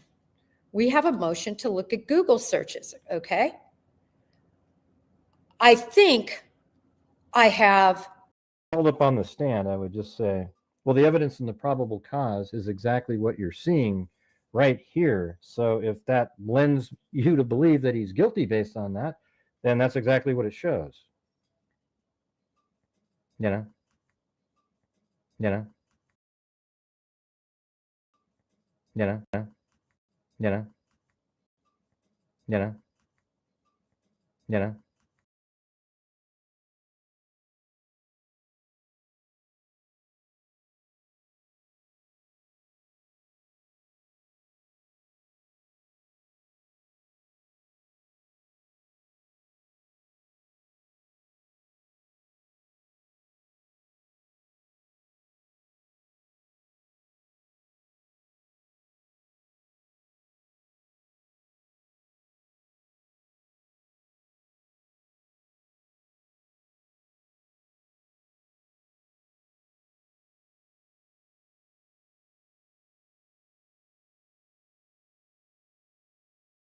Got kickboxing? Did you have kickboxing this morning? No, I wish. The chat wanted to know if you won a couple rounds with Nancy. Woo! She said Nancy would last a couple rounds with her.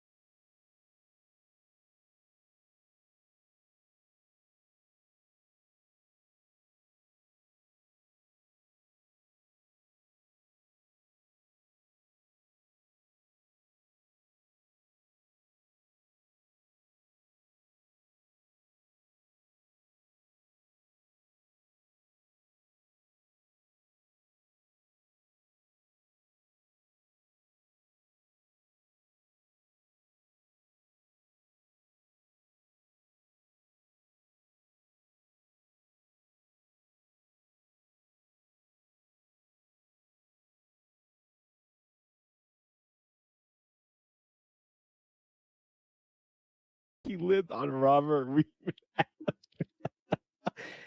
She said it twice. Whiteside What? because he lived on Whiteside Drive in Delphi. They might have been following up on a Richard Whiteside. Get up in the chair. You can't show weakness right now. People are attacking you online. Crawl if you can. Get some strength. Get some strength, you human jellyfish.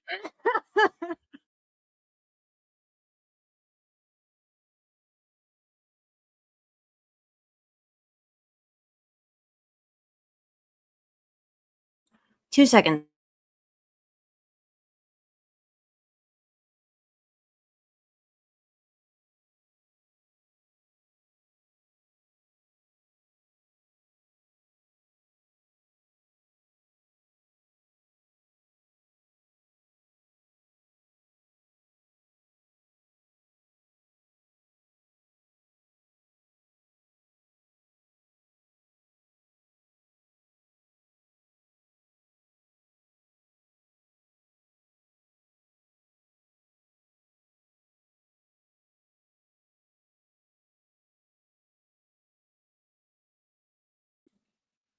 Hello, y'all. Thank you for your patience. Thank you, DB, for entertaining masses while I stepped away. Hi, Michael.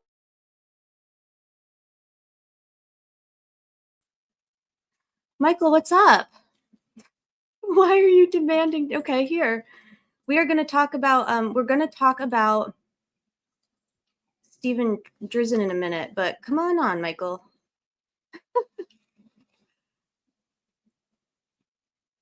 Doggo's in the background chomping away. Yes. Michael heard my 1983 comments. He must, yeah, he must have. Are we going to talk about? Am I going to get sanctioned? You probably need to be sanctioned. So I added, I linked you, Michael. Do a link. There he is. Welcome, Michael. Can you hear me? I can hear you loud and clear. Well, you're going to talk about Drizzen. I've got a case that actually an old case from Gary in which Drizzen was used. I know. And, yeah. Tell us about Drizzen. Well, you know, the problem with that kind of testimony about so these experts aren't allowed to express a conclusion about whether the confession is false or not. And I don't attribute this shortcoming to Drizzen in the case I have, but maybe to the lawyer. But in his testimony in the case I'm involved in, and this has already happened. I mean, this is not, we're not using Drizzen now in it. This was a previous iteration of the case. You know, he didn't go through, and again, I think it may be the lawyer's fault. He didn't go through all the particular things of this particular false confession that were hallmarks of false confessions, and there was certainly plenty of it. He did talk about false confessions in general terms, but he didn't discuss this particular false confession in any detail. I don't know if there would have been an objection if he tried. I don't know if they were, you know, for all I know, the lawyers and the judge had come to some sort of agreement about the scope of his permissible testimony. The guy's brilliant, and the other guy in Chicago who's also brilliant is Reich, the DNA guy. But you know, I don't think Drizzen would have added much to this in Rick's case. I mean, it's clear enough that in many of the confessions, the details were just didn't match. It's interesting. Yeah. But it's interesting. You see, as Andrea's pointed out, Rick can't get his own statements in. But I think the defense could have moved to get some of them in, because, of course, McClelland only got in the confessions that sort of semi matched. He didn't put in any of the confessions that don't match. Sure. And Yeah. by the way, is it your recollection that he actually said, that somebody said that there were 61 confessions? I'm trying. Because once they said there were 61, and because they didn't put them all in, but I think somebody said there were 61 confessions. I'm pretty sure the prosecutor did say that, which is outrageous. Multiple times. Multiple times, right? And I think even Harshman did as well. Harshman was like, he counted them, and 61 incriminating statements is what we heard at the hearings, if I'm not mistaken. Yeah. Well, 61 incriminating. The fact of the matter is that, shouldn't even be able to say they're incriminating, because the way the evidence rule reads, you can get anything the defendant says in. It's a statement of a party opponent. It doesn't have to be incriminating. Now, if you got the reason, for instance, certain other confessions would come in through Amber or through Click, and that those wouldn't be hearsay, is that those were statements against interest. Now, the idea is it's an exception to the hearsay rule because nobody would say such a thing unless it's true. Right. Sure. But they can get, and there should have been, I think, objections all over the place, for Harshman and certainly McClelland. Well, let's start with Harshman. Harshman saying that the statements were incriminating. That's a question for the jury. It's not up to him to characterize them. You can get statements in. That's permitted under the evidence rules, but you don't get to characterize them. Right. They objected. The only thing Harshman, his voice matched. What, DB? My understanding, they objected multiple times, but then Harshman said his voice matched. Oh. So stupid. Yeah. And somebody should have objected to McClelland. If they're going to put all 61 in, have at it. But you don't get to say, well, here are a couple of the incriminating statements, but there were actually 61 of them. Is calling them a confession prejudicial, you think? So anyway, what were you all going to say about Drizzen? Oh. DB asked, your volume was really low, DB. DB asked you, Michael, if you think that calling them confessions is or was prejudicial.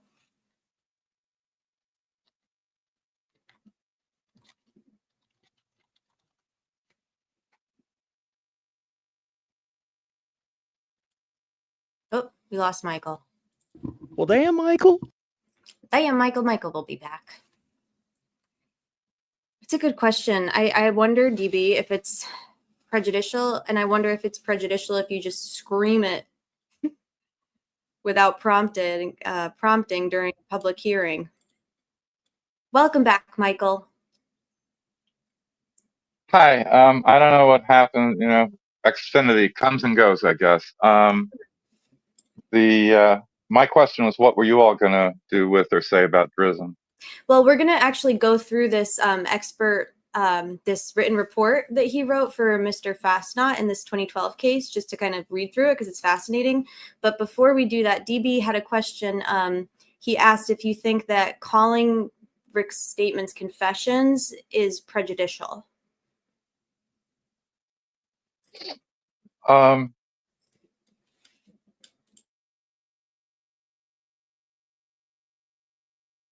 I think McClelland is entitled to argue in closing that the statements are confessions. For instance, everybody's been saying, and I was watching this scrum over on another channel tonight, and Was it 10 people? it was a bunch. And you know, I have nothing. If people want to, I have never underestimated or undervalued or under whatever the importance of the statements that Rick has made. If you want to believe that, you know, Rick Allen is guilty because of these statements, that's fine. I mean, you're entitled to, and I can't, and I think maybe that's what the jury is duking it out over. It's taking so long. But that said, I mean, nobody in this particular scrum was taking into account, really, they were misstating evidence. Like they said, well, Rick said he parked at the CPS. Well, no, he didn't say he parked at the CPS. That he didn't say that. And he said he was wearing a hat and maybe a hoodie. No, he said he carried a skull cap In his pocket of his black in his pocket. Carhartt. Yeah. Well, it could have been black, could have been blue. Let's be fair here.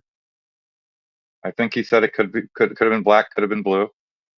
You know, and anybody can fact check. I mean, you know, I'm perfectly capable of getting facts wrong. But the one, you know, the thing that nobody's talking about, or was talking about in this particular scrum, is the phone. I mean, 5:45, 10:23, I think it is, and 4:33, and I'm sorry, and they misstate. You know, they the other thing they do is they discount witness testimony that's inconvenient, like Betsy Blair's. And look, if you want to consider all the evidence and say, here's why I don't, you know, here's why I don't think that this is important, and this is why this is more important, that's fine. But to misstate the evidence, dismiss the evidence you don't like, leave out crucial evidence that really undermines the idea that Rick was at all involved. It's, I don't know, it's gaslighting. I'm glad you said that, Michael, because so I think one thing that I think is evident in all three cases, in all three of the cases I kind of wanted to highlight tonight. So the first one, Mr. Perez, the one that just happened where he confessed to killing his father, even though his father was still alive.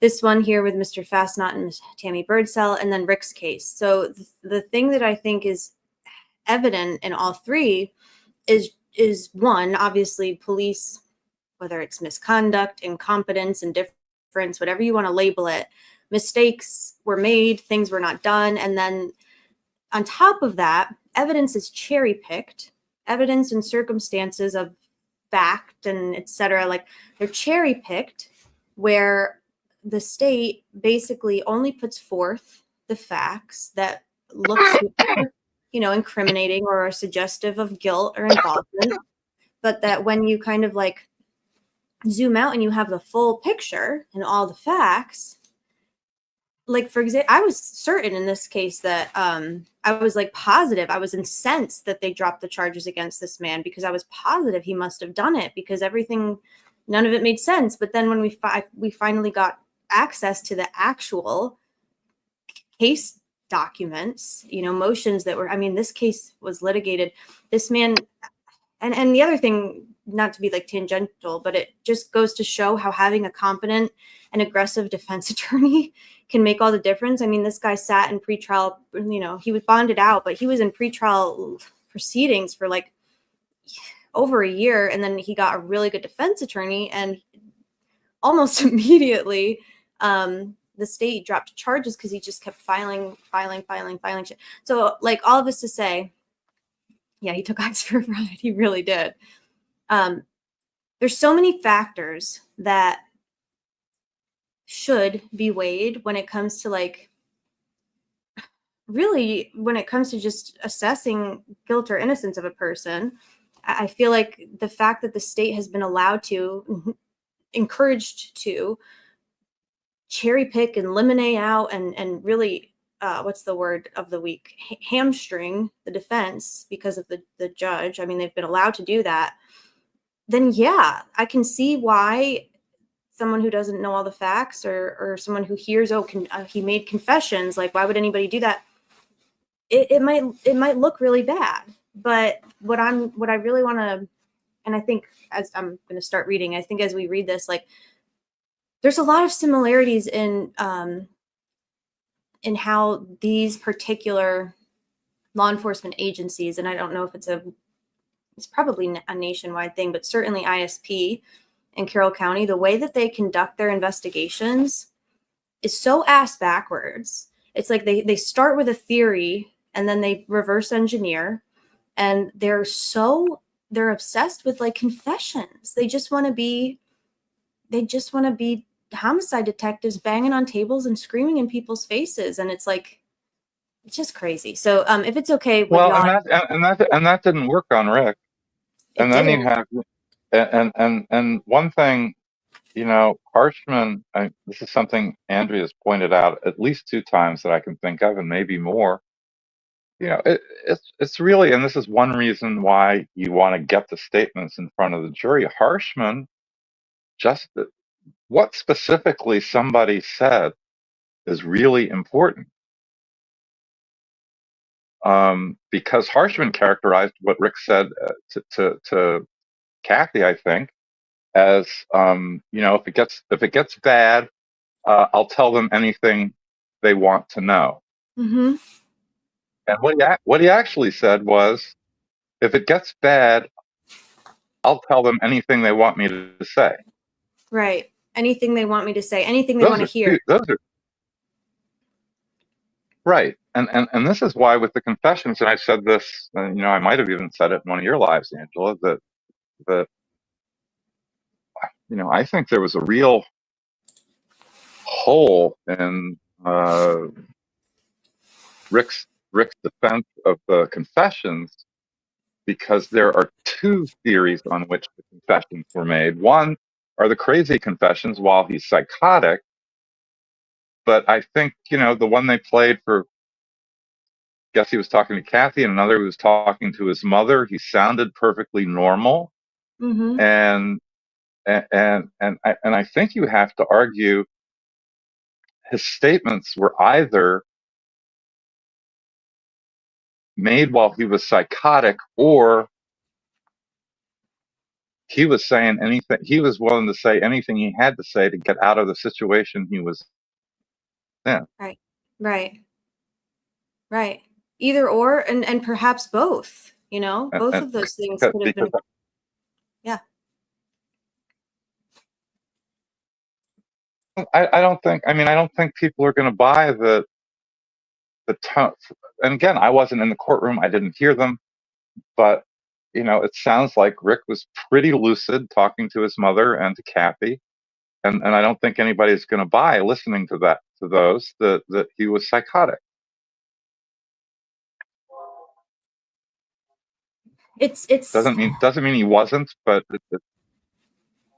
yeah, it speaks to like the involuntariness of involuntariness due to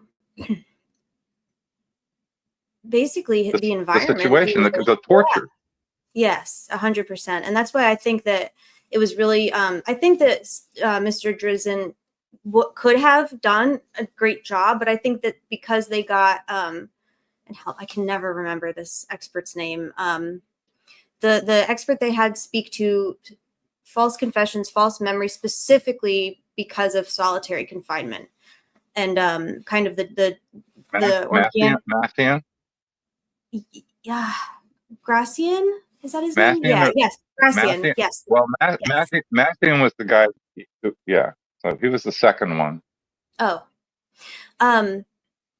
So yeah, talking basically, I think that it could be either the psychosis or the environment or both of those things playing kind of together in this really tragic kind of perfect storm.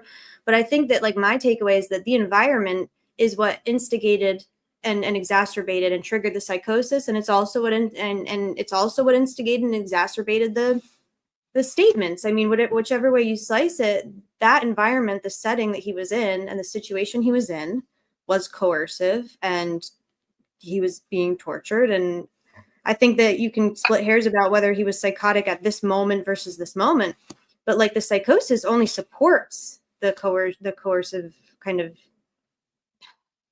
environment. Yeah, absolutely. Absolutely. But I think you do need to nitpick about this moment versus this moment. I mean, if somebody sounds lucid, you got to explain that. Yeah.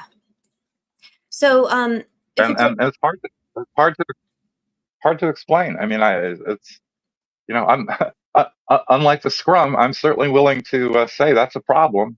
Sure.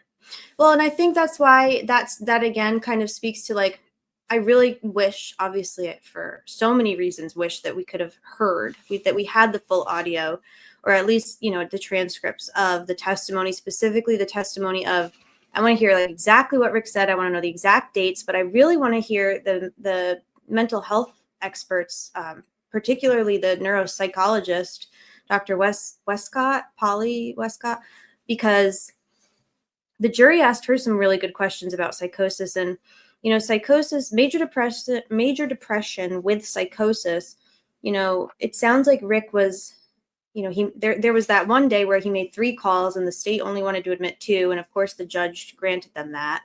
But the 3rd call was actually the first call he made that day. Early in the morning, he called his dad and they had a very kind of lucid conversation.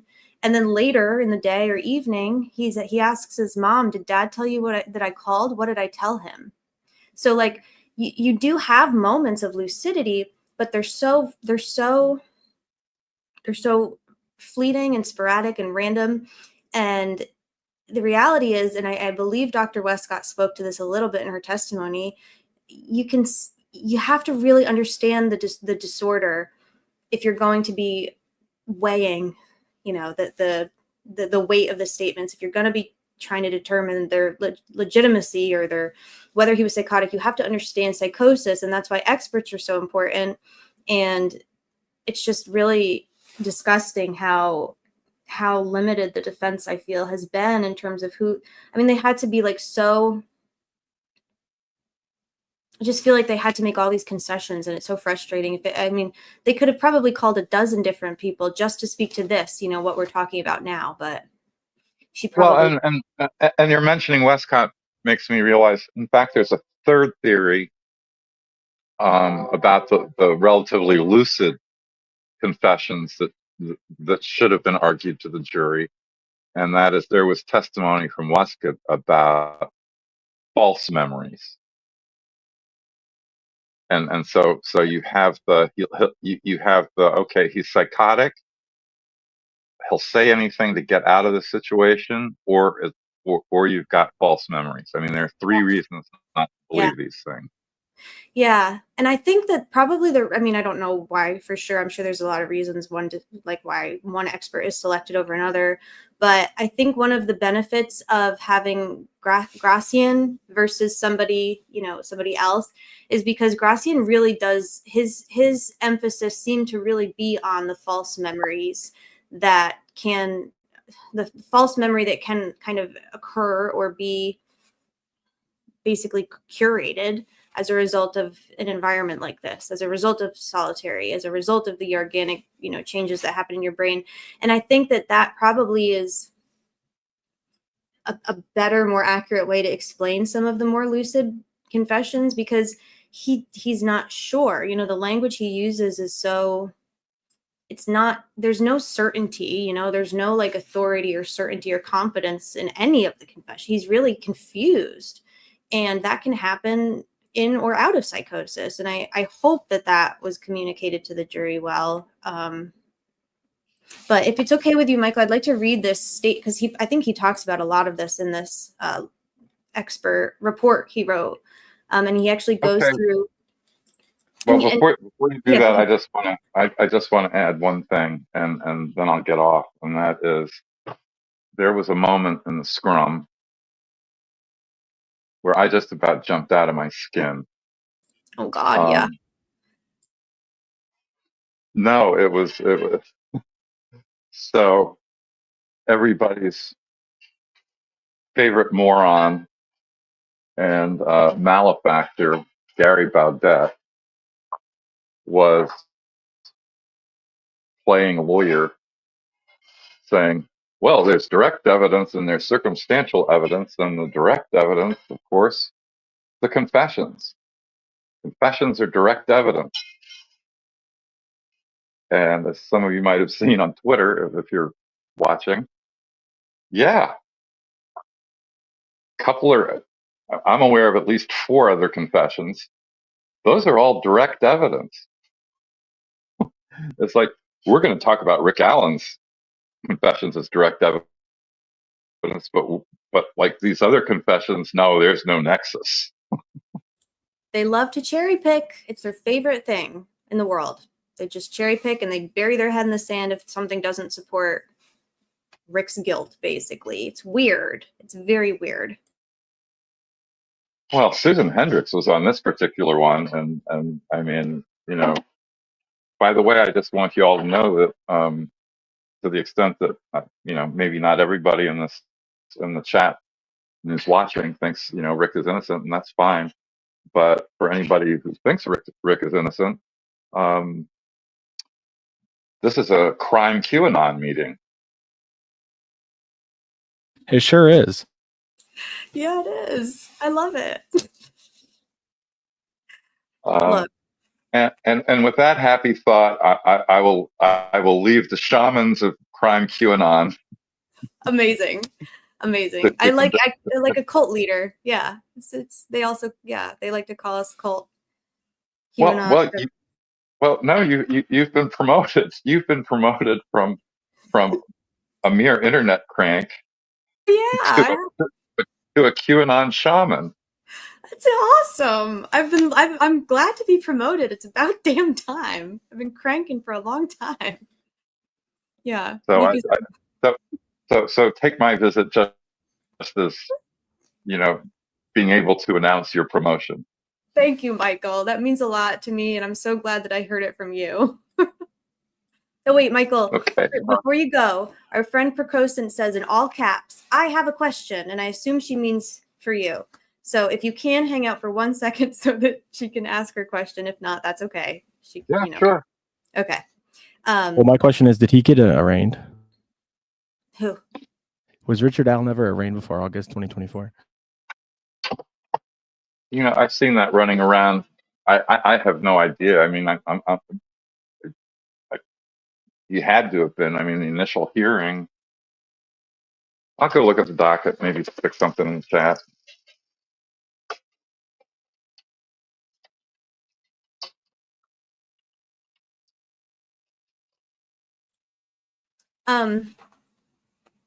Well, while we're waiting, Goal ended up denying the defense the opportunity to make an offer of proof, correct? No, I think, well, at least as far as the Odinism stuff goes and the third-party guilt, I think that was all sort of made on paper. There were some other times that I think that they should have been making offers of proof, but you have to trot the jury in and out for every time you do it. So, maybe they decided they didn't want to do that.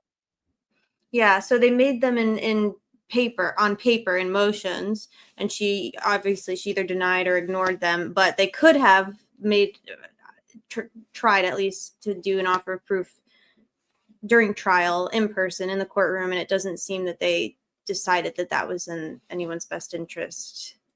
Except Elvis. He wanted to get Elvis on there and he couldn't, but aside. Yeah, and that's going to be really interesting because the whole point of an offer of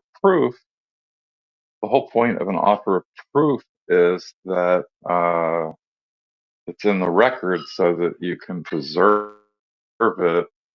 You know, if the court keeps the evidence out, it's preserved in the record for appeal to see whether the error was harmless or not. And I gotta say, given the confession and other thing he said about spit, you know, and I think Andy Baldwin said, well, you know, that's why we're calling him. We don't know what he would have said. I think Andy Baldwin had to say, you know, consistent. We think that he'd say consistent with his confession, you know, that he did it, and you know that he spat on the girls, and I think you have to say that, because just saying we don't know what he was going to say doesn't really preserve anything. Now maybe, you know, it's in the Franks memo, so maybe it's preserved there because they filed a request to incorporate everything they filed as part of the offer to prove for the third party guilt stuff. Yeah.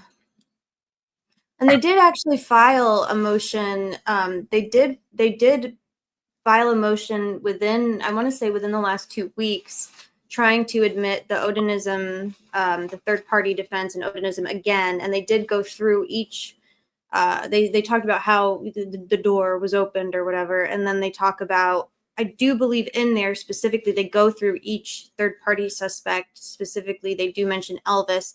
Would that, so I don't know if that's as good as like as in trial, like in person, trying to make that argument in terms of preserving the record. But I know that it's like it's like they're, I don't know how many motions they filed at this point trying to get Elvis Fields and Brad Holder in, but it feels like it's just never ending, and she just won't. She just would not budge. Weird. Well, it's going to be interesting if there's a mistrial and then there's a retrial, because they now have a cluster bomb to drop for all the third party stuff in Odinism. Yeah. Yeah. I don't think Gull wants this case again, Michael. Well, I don't think in a way, I don't think anybody does, because I mean, it's a significant, I mean, hell, locking up, what is it, 16 people? It's down to 15 because somebody got lost, but you know, locking up 16 people for a month, you know, Gull having to travel back and forth between Fort Wayne. Now maybe she's got, you know, someplace nearby. I don't know. Yeah. She's in her life. I mean, I can tell you, I haven't done that many trials, but man, I mean, I've done a 3-day trial, and it was just exhausting. I mean, just exhausting. And a little different from this. The motions haven't been flying overnight, but you know, I've had trials where you're in the courtroom all day, and you know, this is back in the days when you like carried this little printer, dot matrix printer around with you for electronic filing. And, you know, you're back in the whole hotel room typing up a new motion to dismiss. That sounds like a nightmare. Sounds like my nightmare. It's incredibly hard work. I mean, trial work is, you know, I don't know how trial lawyers do it well. I mean, and live.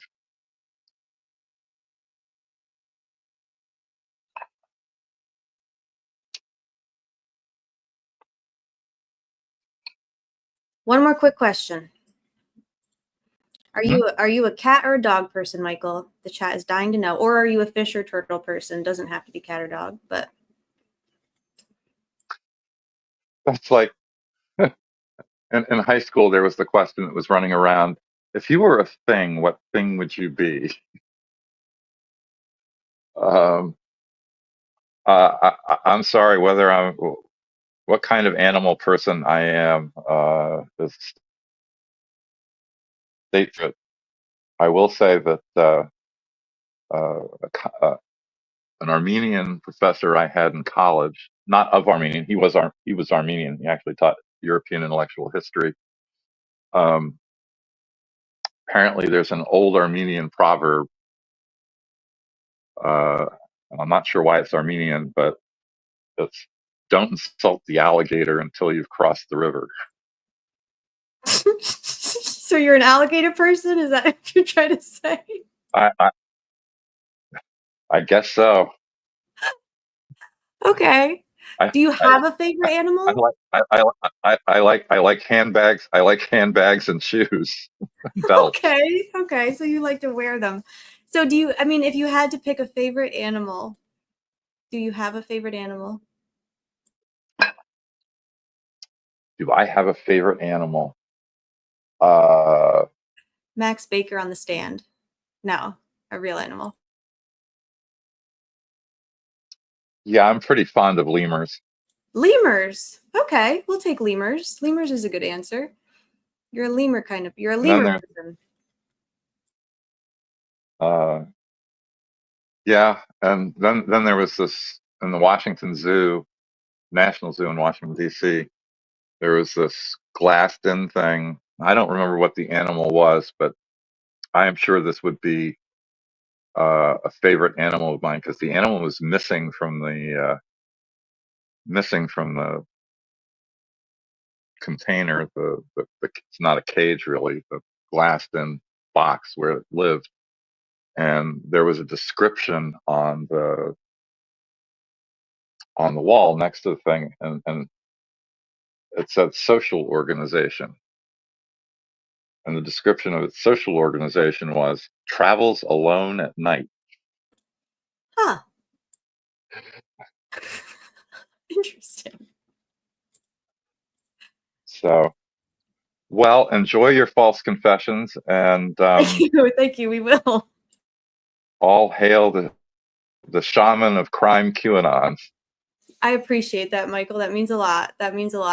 And we'll I think you have a link already to all of these, but I'm going to share again in case anyone wants to go through like the entire case file for this case, because it's amazing what you learn once you actually get access to all the things. So I'm going to read through this now, and thank you so much, Michael. Everyone put a 1 in the chat for Michael. Thank you, Michael.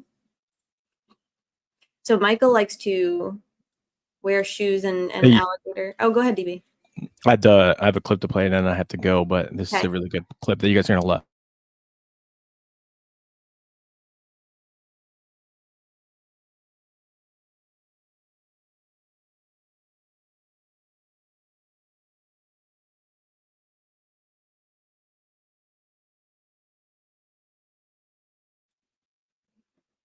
DB actually works really well under pressure, so this is nothing for him. Yes. Lawyer Lee's in the house. Yeah, he threatened a CO at Cass County. They didn't bring that up, but that's probably because it would have been Sorry you feel that way, Lawyer Lee. You haven't been in this case long enough to understand anything, so you ain't Okay, guys, if this is funny, please put 2 in the chat. no room trying to talk like that in my chat. You've been in here a couple months, and some of us been on this case since day one. You don't know shit about this case just because you're a defense attorney, because you don't know how to be a prosecutor or to prosecute anybody. All you know how to do is lie and try to get a murder off. That's what you make money. And make money. And make money. And make money. You're doing YouTube, bro. You guys all know about making money and building your YouTube channel. You guys know Andrea. for a fact that Richard Allen did this, and you're sitting there backing all these fucking people just to make money. That's all you're trying to do. I think you should take Lawyer Lee. I think you should take Rick home with you and let him babysit your grandchildren. Yeah. Poor Lawyer Lee's not even here. That's not even Lawyer Lee. That's not Lawyer Lee. And then also, like, could you imagine Lawyer Lee saying you suck? Like, she'd be like, "That's a curse. That's a curse." She'd probably gasp. Once you do that, Lawyer Lee, instead of running your cocksucker on my Lawyer Lee, instead of running your cocksucker on my channel. She's just a nice lady. What did you just hit her with say? that? That Lawyer Lee, instead of running your cocksucker on my channel. Dude, Your cocksucker? What is Oh my with these God. people? What is with these people and their fixation on sucking dick. Oh, my good friend sent this to me. I won't say who. Go ahead. But I was talking to my clip plug. She's very intelligent. She's a doctor, and she partakes in a little bit of the moron every now and then. A CO at Cass County. Look, They it didn't bring goes that up, bad but so that's probably fast, because it would have been. Didn't even Sorry even you feel cross. that way, prejudicial. Morley. You haven't been in this case long enough to understand anything, so you ain't in no room trying to talk like that in my chat. You've been in here a couple months, and some of us been on this case. All this person, by the way, this is not Lawyer Lee, but all Lawyer Lee said was, "You guys suck." Dude, that's it. That's it. Who cares, bro? It wasn't even a creative insult. Is Kristen sitting in an aquarium? I was talking to my clip plug, and we were wondering about that. What is that? Are those It looks like lizard she's in bins? I think she's in Aquarium World in Lafayette. Oh. Let's see what these guys have to say about that. Case since day one. You don't know shit about this case just because you're a defense attorney, because you don't know how to be a She's prosecutor. literally a plaintiff's attorney. She's not even a defense attorney, is she? No, she's a plaintiff's attorney for Right, what? whistleblower cases. I mean, I guess you could say she's like kind of a defense attorney because the roles are reversed. Oh But, my like, god! I mean, I don't know. Oh my god! He called her your cocksucker. And she's not even that pro defense. She hasn't come out. She's and been like, literally I love not. Ricky She's Allen, and I want to very- kiss him. She's very center of the road. This guy is this man is so nasty. God, he's the one that called me and Courtney. What was it? The Nightwalkers. Nightwalkers. Yeah, I thought we were skin. I thought he was calling us zombies, and then I learned that he was actually calling us, I guess, Nightwalkers means whore. Oh yeah, this is funny too. He kind of makes this comment. You've never been a prosecutor. Oh wow. All you know how to do is lie and try to get a murder off. That's what And you make do. money. You guys And make be a money. prosecutor and a defense attorney because you don't know how to be a prosecutor and prosecute anybody. Hey bro, Lawyer Lee's rich, just so you know. You don't know how to be a prosecutor. God. All you do is make money. What the fuck are y'all doing on your YouTube channels? The projection is really just something.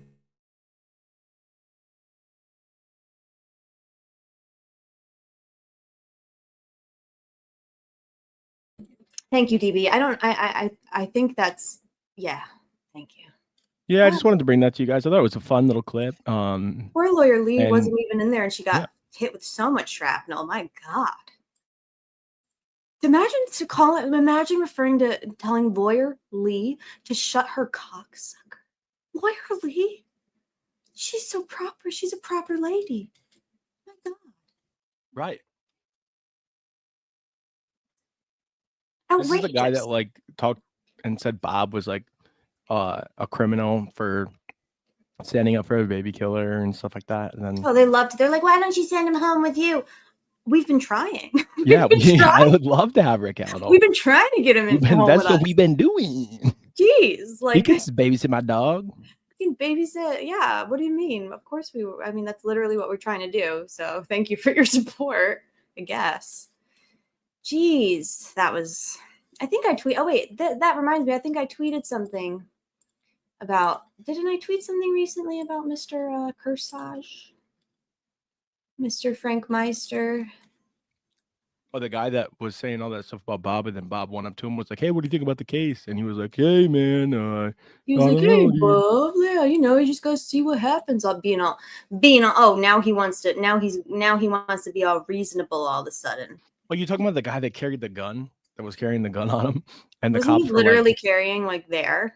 yeah, and he was in Doug Carter's patrol car, I guess, Love it. Love that. with the gun on him. So here we've got, oh my God, who is in this picture? We've got the man himself, Mr. Red-Faced Jerry Holman, Jerome Holman, having a nice little conversation with Frank Meister and his big white shoes and Marv, beyond the evidence, had a little incident the night before. She's looking like she bounced back really quick. Hoping Carrie was some drag. Dude, that is uncool, dude. Actually, You just sagging with that. To be fair, I'm pretty sure. Let's see. I'm pretty sure these are actually jeans. They are. They're acid wash jeans. No, he was wearing track pants the other day though with his gun. Oh, love that. Love that for Frank Meister. So yeah, here's Jerome talking to his friends, which is interesting because apparently I need to worry about having charges filed against me after this Delphi case is over, DB. There was that video where I don't know if you're gonna play this, but where they were like, he said he was gonna shoot Richard Allen, and the cop was right there, and then he's like, "Well, yeah, but everyone was saying it," and the cop is like, "Hey, buddy, it's okay." He's like, "It's all right, man. Don't get too worked up, man." It's like some Angela Hope threatened Julie Melvin right in front of the literal Delphi chief of police, Nate Lamar. He just stood there like, you people, man. You actual fucking people. They're crazy. Lindsay's got my back. Yeah, the cop never even flinches. He's just like, huh. Yeah, because it's probably what they say amongst themselves too. So who fucking knows? Oh shit, dude! I got some good news real quick. Yeah. And then I'm out of here. Then I'm really fucking going, dude. Check this shit out. He did not say. Yeah, go ahead. Thank goodness. Oh, they made an error. Yeah, Hashtag no shit. Justice for all eyes. Justice for all eyes. Awesome. We love to see that. He did not say he'd shoot Rick. Didn't he say that at various times? Or did he or was that Greeno? I know Greeno has.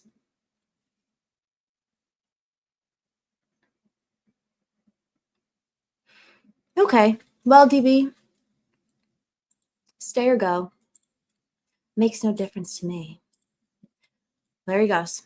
Thank you for being here, DB. All right. So I want to read this. This is back to Dave Fastnot and Tammy Birdsell. So this is a letter that, a report that was filed in Dave Fastnot's case, an expert letter report. It says, comes now defendant Daniel Fastnot by counsel Stephen Dillon and files his response to the court's order on discovery as follows. A written report by clinical professor of law Stephen A. Drizzen, dated July 30th, 2012. So here it is. It's really good, I promise. Just hang in there with me.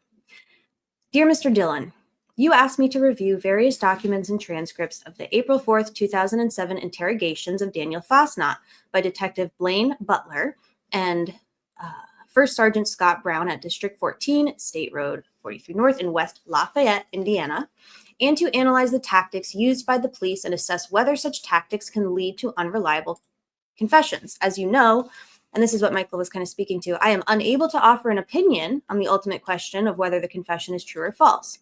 Instead, this report will summarize how certain police interrogation tactics can be psychologically coercive and have been known to lead to false confessions, and how best to determine whether a statement is reliable. I will then analyze the interrogation and confession of Mr. Fastnot, paying attention to factors associated with both psychological coercion and false or unreliable confessions. This report and my testimony is designed to educate the fact finder about police interrogation tactics and false confessions, and to provide the fact finder with a framework for analyzing the voluntariness. Here we go. Analyzing the voluntariness and reliability of Mr. Fastnot's statements. So that's the intro. And a little bit about Mr. Oh, I have to sneeze again.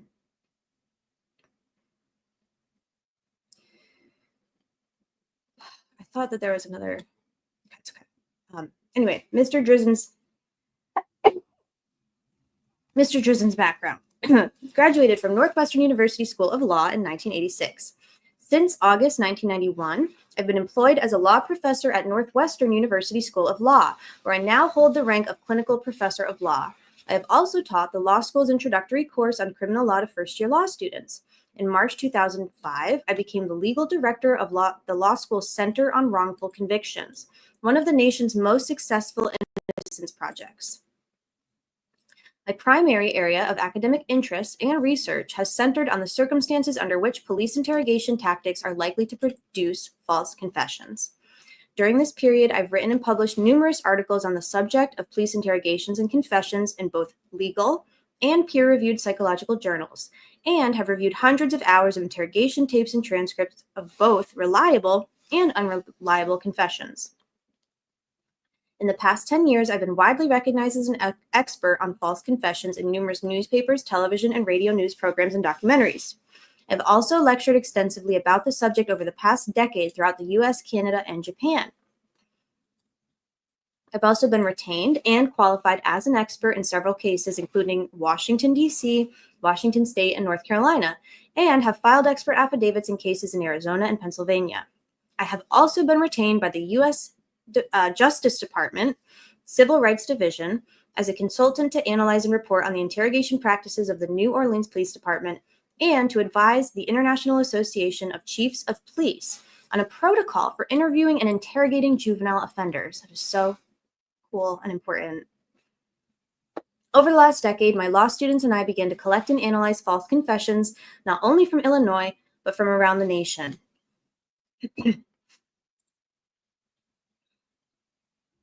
Oops.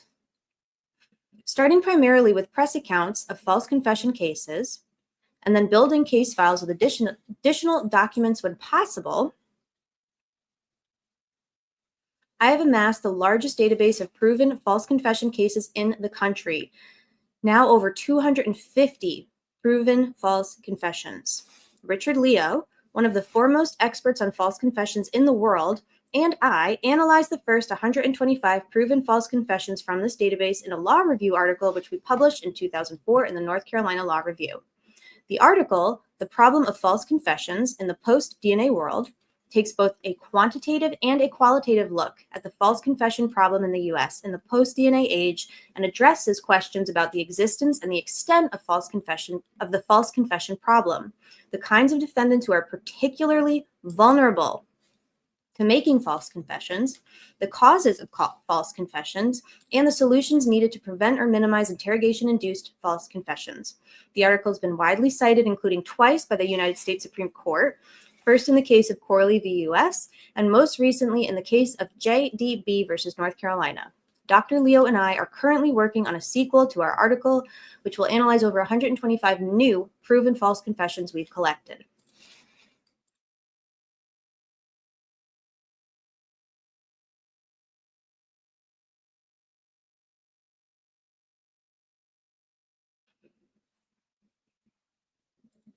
Materials reviewed. So, I have reviewed transcripts of the interrogations of Daniel Fastenot and numerous police reports, supplementary reports, autopsy reports, forensic reports, and other documents relating to the investigation into the death of Tammy Birdsell. The social psychology of police interrogations. Wait. Tammy made a meme. Me when I have a good joke. Link, let me on. About ready to explode. I love that. I love it. Relatable. I too feel an explosion when I'm trying to say something important or funny. What I consider important or funny. Oops. I lost my... Oops. Okay. The social psychology of police interrogations. A police interrogation is different than a police interview. As described in criminal interrogations and confessions, an interview is a non-accusatory and is intended to gather information. An interrogation is accusatory. It involves persuasion. It's often confrontational, and it's intended to elicit incriminating information from a suspect. Admission of guilt, or in the best of circumstances, a full, detailed confession that contains information about the crime that only the true perpetrator could have known. In the case of an admission or a confession, it is essential that law enforcement officers corroborate the confession. This is like the most important thing that they just have taken extreme lengths to avoid doing in Rick's case, and seemingly most cases, but certainly in Rick's case, they just, confession be damned if you can't prove it, if you can't corroborate it. If it's not true, then it doesn't fucking matter. Confessing to a crime is an act that is against a person's self-interest. This is why it's so difficult for jurors to understand why a person would confess to a crime he or she did not commit. Bold, italic, stroke. Yet numerous studies of known wrongful convictions have shown that false confessions do occur with alarming frequency. To date, 292 individuals have been exonerated on the basis of DNA testing after having been convicted of crimes that they did not commit. Approximately 1/4 of those individuals falsely confessed to the crimes in question. In a more recent study of nearly 900 exonerations in the U.S. since 1989, including both DNA and non-DNA cases, researchers have found that false confessions make up approximately 15% of all the cases in the sample. Researchers have found that the primary reason why suspects falsely confess is because they are coerced into doing so. Contemporary American interrogation methods are also psychological in nature and do not typically involve physical coercion. And Mr. Brad Rosie talked about the difference between like medieval interrogation tactics of, torture instruments versus the more modern day psychological interrogation methods. Oops.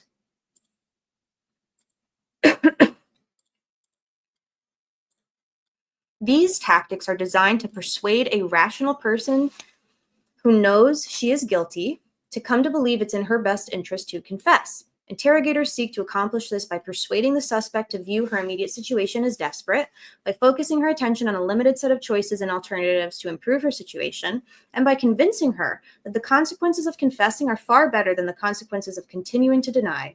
Although these tactics are successful at persuading guilty suspects to confess, sometimes the same pressures can cause the innocent to confess. We saw that in the case we watched earlier. Typically, most interrogations begin with a short period of rapport building, usually some light banter about non-threatening subjects in which the detective attempts to put the suspect at ease. During this time frame, interrogators will obtain pedigree information from the suspect, basic info about the suspect's age, schooling, etc. If Miranda warnings are given, they're usually given during the rapport building stage in a manner designed to minimize the importance of the warnings. For example, you've seen these on television. This is just something I have to do or have to tell you in order for you to tell me your side of the story, blah, blah, blah. And I want to read this footnote. Oh, this is a link to, oops. I'll link all of these after we're done here because they're important and cool. And to suggest that only the guilty would invoke their rights because they must have something to hide. This is important. I want to reread that. If Miranda warnings are given, they're usually given during the rapport building stage in a manner designed to minimize the importance of the warning and to suggest that only the guilty would invoke their rights because they must have something to hide. So when everyone's given people like Rick and others such a hard time about, why didn't you ask for a lawyer? Why didn't they ask for a lawyer? Why didn't they ask for a lawyer? We are literally programmed and gaslit and made to believe that asking for an attorney, which is just a right, anytime you're being questioned by police, asking for an attorney makes you look guilty. You're being uncooperative. You're being difficult. You're hiding something. Why do you need an attorney if you're not guilty? All these like gaslighty things that people do, especially if you're a person who's non-confrontational and anxious by nature, it might be really difficult to invoke that right.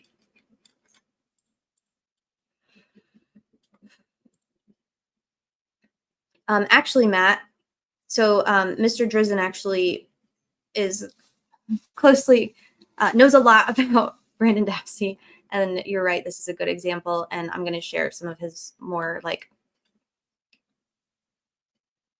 specific experience CV after we're done here, but he actually, yes, you're right, Matt, it's a really good example, and Steven Drizzen actually agrees with you. Here he is, Mr. Drizzen. I'll share his Twitter. He shares really good info. And as you may see here, hashtag making a murderer.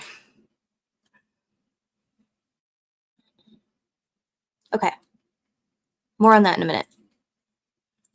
Glad you're here, Matt. I love you.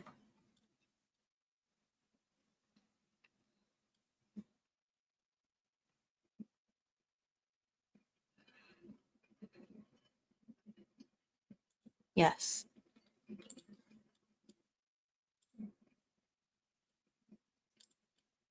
Okay.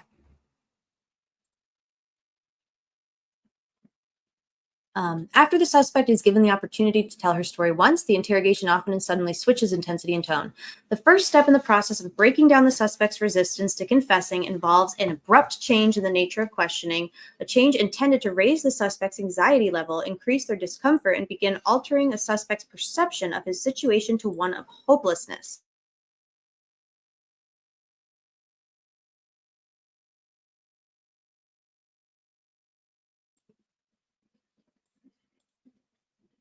Typically, this is accomplished by a direct accusation of guilt.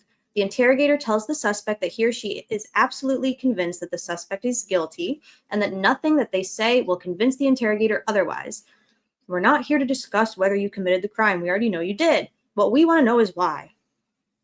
Interrogators are trained to cut off and override a suspect's denial, to attack and try to undermine a suspect's assertion of an alibi or claims of innocence, and most importantly, to confront the suspect with incontrovertible evidence of his guilt, whether real or non-existent. Through the use of these techniques, which are recycled over and over throughout the interrogation, interrogators communicate the message to the suspect that regardless of the suspect's denials or protestations of innocence, he is going to be arrested, prosecuted, convicted, and eventually incarcerated.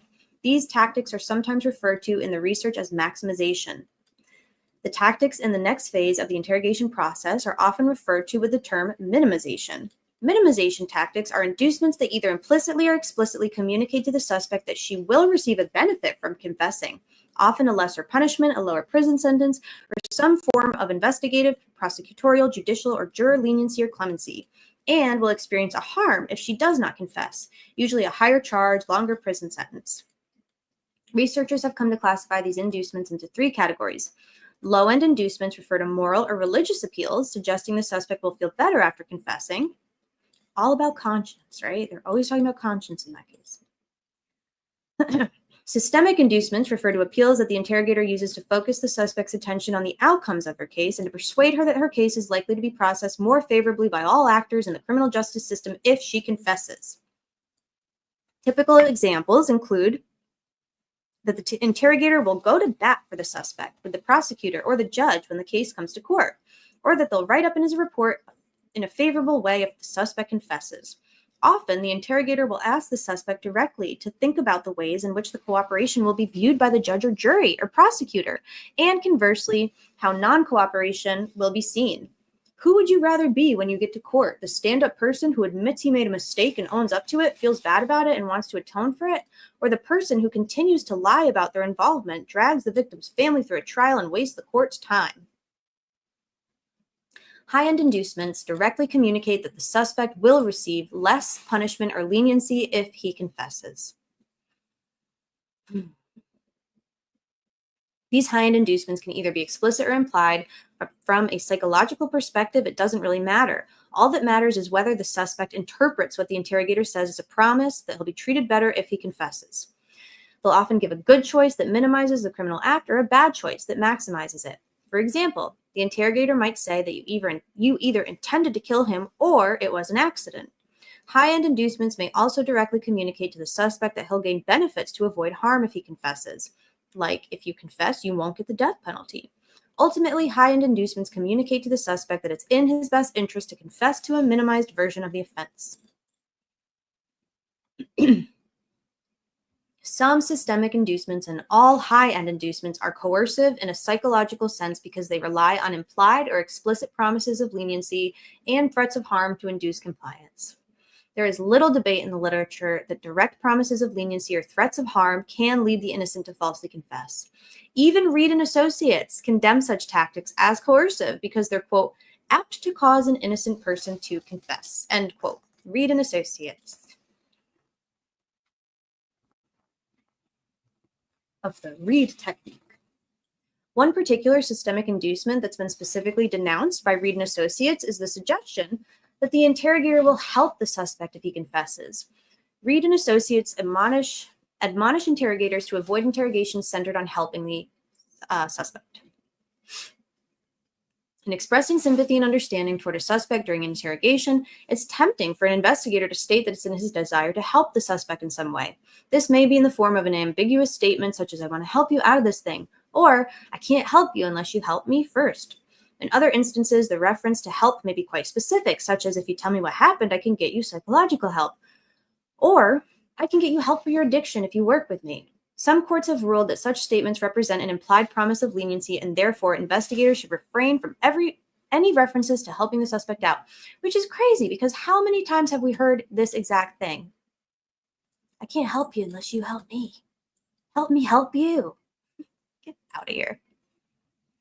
Another tactic that Reed and Associates recommends avoiding is using threats or promises that address real consequences. As a general guideline, tactics that are considered impermissible as topics entail threats, promises during an interrogation that address real consequences. Real consequences affect the suspect's physical or emotional health, personal freedom, like arrest, jail, or prison, or financial status, losing a job, paying a large fine. It's only when the investigator uses real consequences as leverage to induce a confession through the use of threats or promises that coercion can be claimed. We'll see. Our long-standing position has been that interrogation tactics that are apt to cause an innocent person to confess are improper. Wow, that's big of you, Reed and Associates. Did y'all hear that? That's so big of you. Our long-standing position has been that interrogation tactics that are apt to cause an innocent person to confess are improper. Bare minimum, y'all. Whatever. It's so true, though. It is true.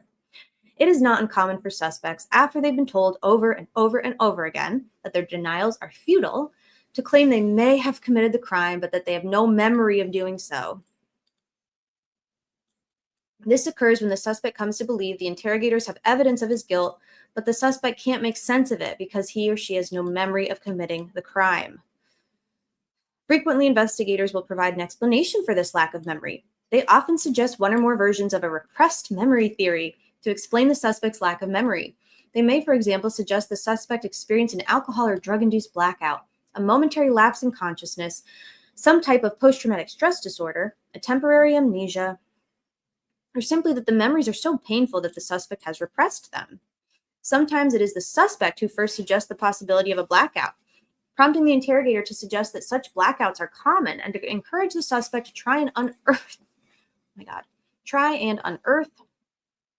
the memories that are buried deep in the suspect's mind. This is dangerous territory for an interrogator because a suspect searching for memories is highly vulnerable to manipulation and suggestion. Oh, you don't say. You don't say. It can lead a suspect to confabulate. I love that word. To confabulate memories or make guesses about how the crime must have occurred, or to infer the details from the interrogator's suggestions. Yes, and feed, yes, 100%, Joanna, and feed them info.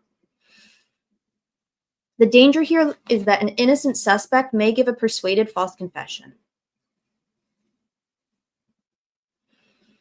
Also known as an internalized false confession, where the suspect comes to believe that it's more likely than not that he committed the crime.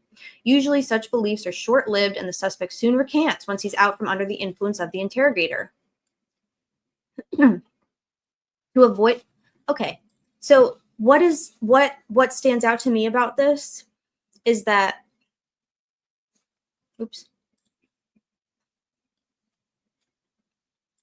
because such false beliefs and false memories are short-lived, and because the suspect soon recants once he's out from under the influence of the interrogator, what might the implication be then of a 5-month-long stay in solitary confinement under the control and influence of the Department of Corrections, i.e. the state, i.e. COs, and the prosecutor and law enforcement?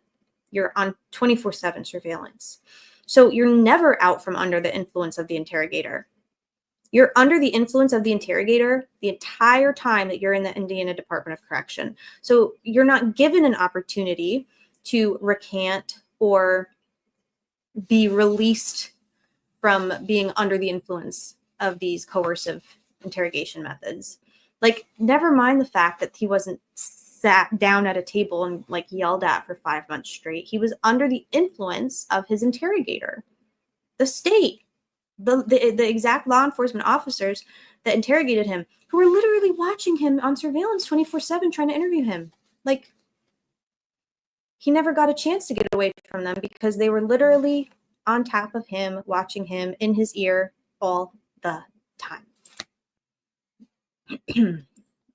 To avoid the risks of eliciting an internalized false confession, Reed and Associates advise interrogators to avoid any themes centered around the suspect's inability to remember the crime, being intoxicated, repression, multiple personality, etc.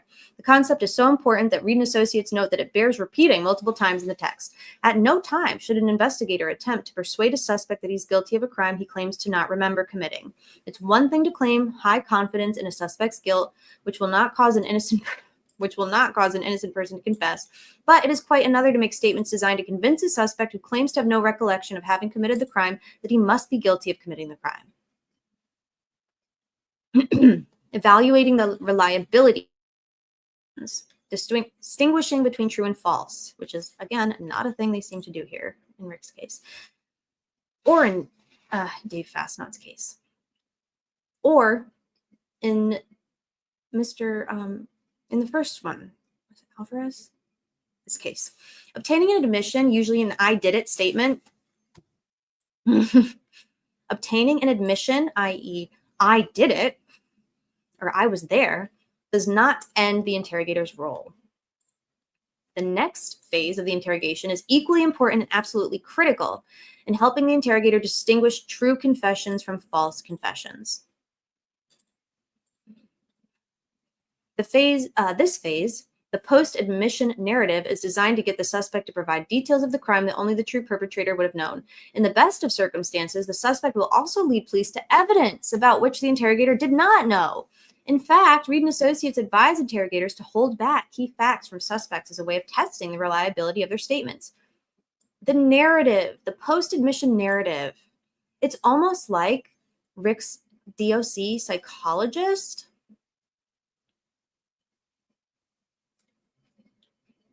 It's almost as if Rick's DOC psychologist was acting as if she was conducting a post-admission narrative phase. I really want the transcripts from this trial. In the best of circumstances, a suspect will... Oh, yeah, I read that. In considering the reliability or unreliability of a confession, social scientists generally follow a two-part model. First, they analyze the fit between the suspect's statement and the objective facts of the crime, and or whether the suspect led the police to corroborating evidence, such as a murder weapon. Not an alleged murder weapon that you don't find. It doesn't even fit the injuries. The purpose of testing the fit is to determine whether the suspect demonstrates actual knowledge of the crime. I'm losing my voice still. I'm so sorry. I'm like... If the suspect proffers details that only the police knew, leads the police to additional evidence, or provides provably correct info that the police didn't already know, then it strongly suggests the confession is reliable. If the suspect cannot provide police with actual details, gets objective crime scene facts wrong, if the suspect can't provide police with actual details, if the suspect gets objective crime scene facts wrong, or fails to possess knowledge that only the true perpetrator would know, this is an indication that the confession may be untrue. So saying that you shot victims who were in fact killed with an edged weapon, or to say that you, yeah, that would be a pretty big detail to get wrong. If the confession does fit, however, the interrogator must assure that the details in the confession are not a product of contamination before it can be confidently asserted that the confession is true. A confession becomes contaminated when important facts about a crime are disclosed to a suspect before or during an interrogation. Jerome. Contamination can occur through external sources like the media or community gossip. Community. Public, community, online community, the community of the Department of Corrections, the guards, the inmates, the staff, who knows? Gossip in the community. The most common form of contamination, however, is the disclosure of pertinent details by the police about the offense to the suspect during the interrogation. This can often occur inadvertently during an intense interrogation process. Evaluating contamination, therefore, is much easier when there's a recording or a transcript of the interrogation. Throwing down graphic, explicit, high-res crime scene photos in front of someone you're interrogating when the photos have never been shown publicly before. That's could potentially lead to contamination. Contamination is rampant in known cases of false confessions. In studies of proven false confessions, the confessions are often highly detailed. For example, Professor Brandon Garrett of the University of Virginia Law School studied the first 250 DNA exonerations and found that in 40 of those cases, the defendants had falsely confessed. According to Professor Garrett, 38 of those 40 were far more than merely statements admitting guilt. Rather, they were rich in description and detail, and oftentimes details that fit the objective evidence at the crime scene. How did these actually innocent defendants seemingly know so much about the crimes for which they were convicted? How could somebody who, let's say, wasn't there possibly know that maybe Brad Weber's van drove up the driveway, even though I don't think it did? Like, well, the answer, according to Garrett, is contamination. Accordingly, even a confession that is rich in detail must be evaluated for fit and a lack of contamination before a fact finder can remove all reasonable doubt about the reliability of a defendant's confession. So ideally, once this confession was made, allegedly, by Rick to Walla, allegedly containing these details, allegedly, about the crime, isn't it curious that the state is doing the exact opposite of what they should be doing, which is they are trying to eliminate out and objecting at every turn to the defense evaluating the fit and poking holes in and refuting the fit of the confession and showing contamination. The defense says, hey, there's 100 mentions of a van in discovery paperwork.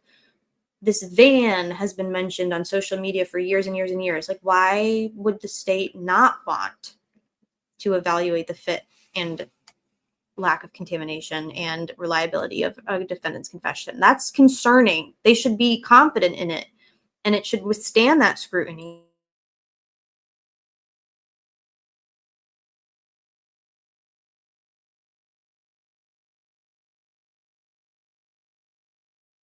Instead, they avoid actually proving their case at all costs, at all costs, because it will be impossible to prove. It's sad. Okay, so now we're going to get into the interrogation of Daniel Fassnacht by the two Indiana State Police. I think they're detectives, maybe they're troopers. Wait, no, one's a sergeant. I think he mentions exactly what they are. But this is Indiana State Police, Lafayette Post. Ouch. Exactly. I mean, this is where Rick was questioned. So at this point, this is right after Tammy Sue's death. And he'll get into the details. I believe this the day of or night of her death, when her body was found. Mr. Fassnacht was brought into the ISP post and interrogated. The interrogation of Daniel Fassnacht contains many examples of tactics that either alone or in combination are psychologically coercive and that increase the risk of false confessions. Moreover, through the use of leading questions and suggested scenarios, including the accident scenario, the officers provided numerous details of their investigation to Fassnacht, including during the interrogation. This is not a matter of opinion. It is a fact that not even the interrogating officers can dispute. In his own police report describing the interrogation of Fassnacht, Detective Butler wrote, "We gave Fassnacht the scenario that the victim did break into the pole barn, got the gun, fired a round into the wall, causing Fassnacht to wake up.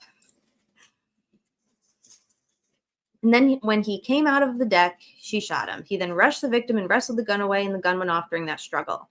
Indiana State Police Supplemental Report dated 4/7/07. When police officers feed facts to a suspect, it compromises the reliability of the confession because it's difficult to know whether the suspect is confessing to these details because they happened or whether he's merely agreeing to a preconceived theory of his interrogators and simply parroting back information given to him by his interrogators. Also problematic is the fact that the tape is turned off on several occasions during the interrogation, and that there are clearly conversations that take place when the tape is turned off. This is problematic because contamination often takes place off the record. The failure of the officers to record what occurred during these breaks, or at least to reference it, especially the break just prior to Fastnaught's confession, raises the specter of coercion and contamination. So there's footage missing. The accident self-defense scenario and the prosecutorial leniency. Promises of leniency and threats of harm can be communicated to suspects explicitly or implicitly. Either way, the message to the suspect is clear. Confess and you will receive leniency. Deny and you will be punished harshly. Two of the most common scenarios used by interrogators in suspected homicide cases are the accident scenario and the self-defense scenario. They work by providing suspects with a legal excuse or justification and by redefining the mens rea of the offense of murder so that the suspect's legal culpability is reduced or eliminated. In the accident scenario, interrogators frequently contrast an accident with an intentional murder and signal to a suspect that if he adopts the accident scenario, it will drastically lower the charges he may face. These scenarios may be unformatted, leaving the suspect to fill in the blanks, or formatted, making it clear to the suspect precisely what they need to say in order to receive the benefit. The more the investigator formats the story for the suspect, the greater the risk of police contamination. The self-defense scenario works because suspects know that self-defense is a legitimate excuse or justification for killing someone. So I'm going to, what is she reading? Hi, Radar. I'm going over a different case from Carroll County from 2007. This is involving the death of Tammy Sue Birdsell. She was killed by a single gunshot wound, and her then partner, on and off partner, Dan Fastnaught, was later charged with murder, but his charges were dropped. This is the document we're reading now. We're going over an expert report about false confessions. So before I do that, though, I'm going to segue for a second because I'm going to take Boo now. Hi, I know, we're going. Yeah, we're going to go. I'm going to play a video. It's a clip from Andrea's live the other night from, I think, October 29th. And this is from the live where she is discussing Jerry Holman the day that she was like big mad, because she saw firsthand just how outrageous and actually, what did she say exactly? She said, it was good. That's why I want to pull it up. Hold on, Lumi.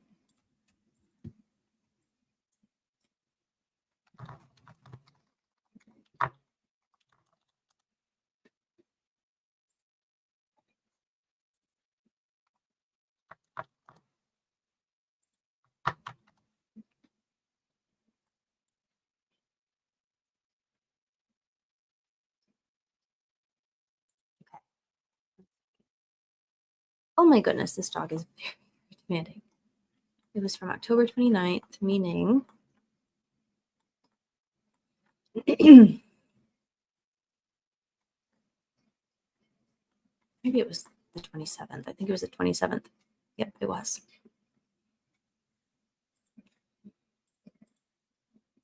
Miss Andrea Burkhart, our friend, said, I have never seen anything like what I just saw in the Carroll County Circuit Court. My jaw is still on the floor. I'm seriously questioning whether the state's case will recover. Best I can describe it right now is a laundry list of every shady police tactic while the state's lead investigator crumbled like a cookie on the stand. That's Mr. Jerome Holman, y'all. So I'm going to play Andrea really quick and I will be right back. But this is outlining Rick's interrogation. Point. I've been irritated by some of the things I've seen.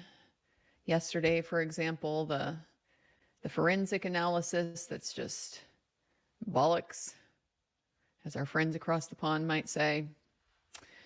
This pseudoscience, this forcing of things to fit a narrative. That is it is a very frustrating part of defense work that we see all too often. But today is different. Today I crossed the Rubicon because today I'm angry. Today, what I saw in court infuriated me. It horrified me. It disgusted me. And it made me deeply ashamed. It made me deeply ashamed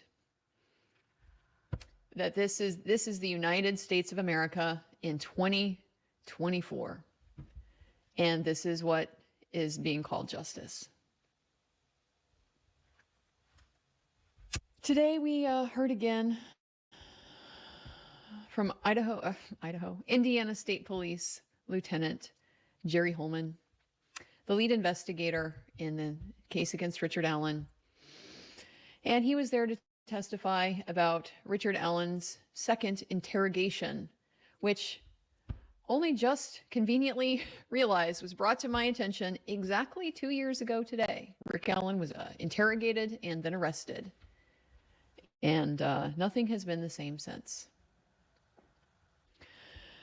So I'm already a bit concerned that we are starting off on this defensive footing, and then we reached the point where I knew it was going to be bad. Still not prepared for how bad it was, but that's when we started talking about Lieutenant Holman's training in the read and advanced read interrogation techniques. We're going to have to pause here to have a few things to say about the read technique. Read technique is yet another unsubstantiated, unfounded, unverified procedure that, according to law enforcement, is the premier way of extracting a confession from an unwilling suspect. This has been the foremost technique that's been used, that law enforcement officers were trained in for decades. And it has rapidly fallen out of favor because this technique has raised enormous concerns about the potential, if not even the likelihood, of producing false confessions. You might remember a recent story about a young man who confessed to killing his father. Only his father wasn't dead. That's the read technique. That's the type of thing the read technique does. The most common factors in wrongful conviction cases, in exonerations, the things that they most commonly involve: false eyewitness identification, junk science, false confessions. False confessions feature in about 30% of these exoneration cases. Thank you, read technique. So this technique is predicated on the idea that people who are guilty of a crime feel shame about it, and therefore they will want to relieve that shame. It is a guilt presumptive model, meaning... Shout out to all the soakers out there. You're on DB Live Radio. Before we get to that, we have an ad. BetterHelp. Are you feeling down? Are you upset about a criminal case in Indiana? Call BetterHelp. BetterHelp. BetterHelp. Have you abandoned talking to your family because you've been making Google Earth pings and looking at things on Google Earth for days at a time? Call BetterHelp. Are you feeling down? Is your mood a little brown? Are you feeling a little round? Call BetterHelp. Do you think about Jerry Holman more than 18 minutes a day? We have a promo code for you. 111 fuck Holman for 5% off your BetterHelp subscription. It is $195 for a 15-minute appointment with the most qualified contractors from Centurion. We have the best unemployable therapists in the game. BetterHelp. Would you like to have your therapist write a whole narrative about things that you didn't say, just so that they can close their books and get their notes written in? Perfect.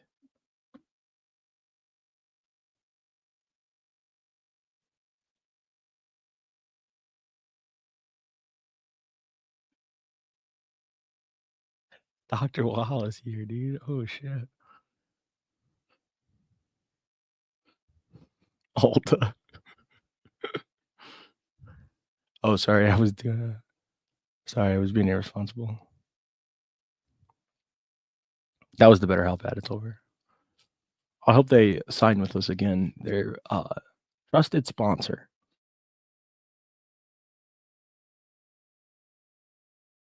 So let's talk about the read technique, okay? Do you want your therapist from BetterHelp to do the read technique on you? I heard that's what they do. Read technique. Step 1, positive confrontation, right? That's what they do. They want to present evidence to you. They want to say it links you to the crime. But it's just kind of like, well, you have this gun, right? You do own this gun. It's 30-30, right? I'm not saying you did anything with it, but it's a positive confrontation. This is your gun, right? Right. Let's get that out of the way. You do own a SIG P226, right? Yeah. I mean, that's fine, right? But then the second step, they kind of start developing, going with the narrative, talking about what you did and what the suspect of the crime, how the suspect of the crime may be involved with your actions too, right? Kind of get you on the edge, building a theme, and kind of like in a way trying to reduce the seriousness of the act, right? So if you're a BetterHelp counselor, you're doing the read technique on one of your patients, you might say, I don't know, is it that big of a deal that you ate your coworker's lunch? No. Right? But did you put rat poison in your coworker's lunch? You can tell me. I won't tell anyone. And it was one time, right? You didn't think it was a big deal. And then they extort you for 6 months. Oh, anyways. Read technique. They don't let you deny anything, right? So you start denying it. You say, well, no, I didn't. And then right there, go, well, listen, I'm not saying you did or didn't, okay? But we're going to get through this. I'm going to tell you about everything, that happened in the scene. And like, if they give reasons why, like, I wasn't there. I wasn't there from 1:30 to 3:30, right? I left at like 1:35. Well, you were there 1:30 to 3:30 because you were there for 5 minutes past 1:30, right? So what does that mean? We don't, but you're saying you were there. Just, overcoming anything that they have to say. Either logically or illogically, try to get them to explain away, or just say something and then you explain it away. The cops will get you to say something. You'll try to explain it away, and then they'll tell you that they don't believe you're being truthful, and they'll just minimize the things that you say. That, like Rick, right? Rick said, I mean, I have a blue coat, I have a black coat, you know, and they go, so you have a blue coat. Yeah, but I wear the black one more. But you do have a blue one, right? So that's how they overcome your objections. They always constantly, it's literally like gaslighting. I mean, it's like fucking textbook gaslighting. It's called the gaslighting technique. And then they get your attention, build that personal rapport, make you think you're friendly, kind of get a non-threatening atmosphere going, right? And then they kind of give you that, you know, yeah, it's true. I mean, you're saying this, you're saying that. I'm just, you know, it's more of a conversation we're having here. You know, we're not saying anything that, you know, you did it or anything, but like, was this an accident? Like, did you have the gun and she had the gun and you guys got into a fight about it or something? Or did that ever happen before? Right? Maybe it happened before. And you say, yeah, maybe one time she was going to hurt herself and I went to grab the gun from her and we kind of got into a tuggy match over it. You know? Oh, is that what happened here? No. Could it have happened? Well, you were drinking a lot, weren't you? Could have been the thing that happened. No, sir.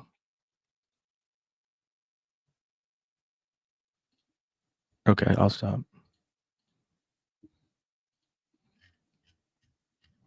But what you want to say next time is, That's my purse! I don't know you! go ahead, Ange, sorry. You're good. Thank you. That was really insightful and helpful and totally tuggy match. Yeah. Thanks for putting it like that, DB. It's helpful.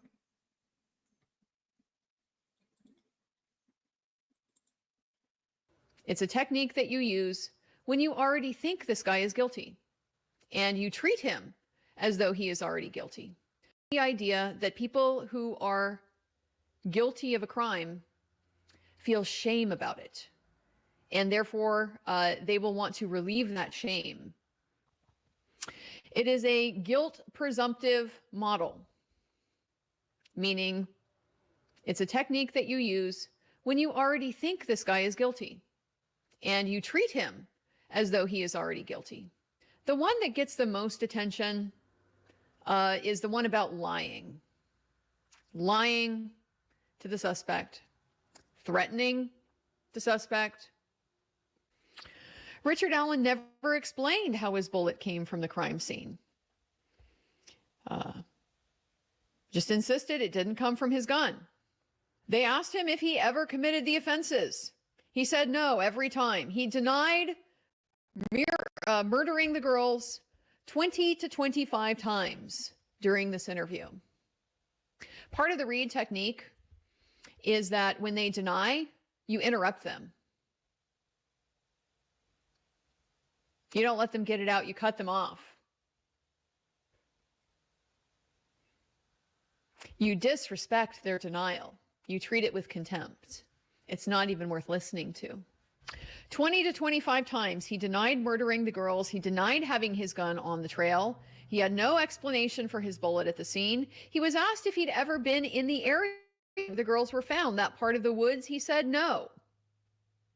Mr. Allen then told them about his mental health issues he had dealt with in the past, that he had suffered from depression and anxiety. They knew when they arrested this man and took him away from his family and threw him into solitary confinement for 1.5 years, they knew when they did that this man was mentally fragile. it gets worse. Well, as part of Lieutenant Holman's training in interrogation techniques, one of the training modules he described going through involved being able to recognize mental illness, individuals in crisis, and be able to talk to them. This is talking about dealing with people who are usually suffering from some kind of psychosis, schizophrenia, a bipolar disorder, some type of mania. Ways that you can communicate that will be calming, because these conditions can produce a lot of agitation. One of the things that can be really helpful is to offer them a cigarette. Based on that training to detect mental illness, he didn't observe any obvious signs of mental health issues in Mr. Allen at the time. Yeah, no shit. Because he wasn't in crisis at this time. That didn't happen until later.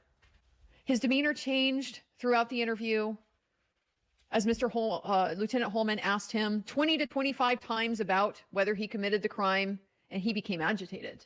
Yeah, his demeanor changed and he became agitated. Guilty.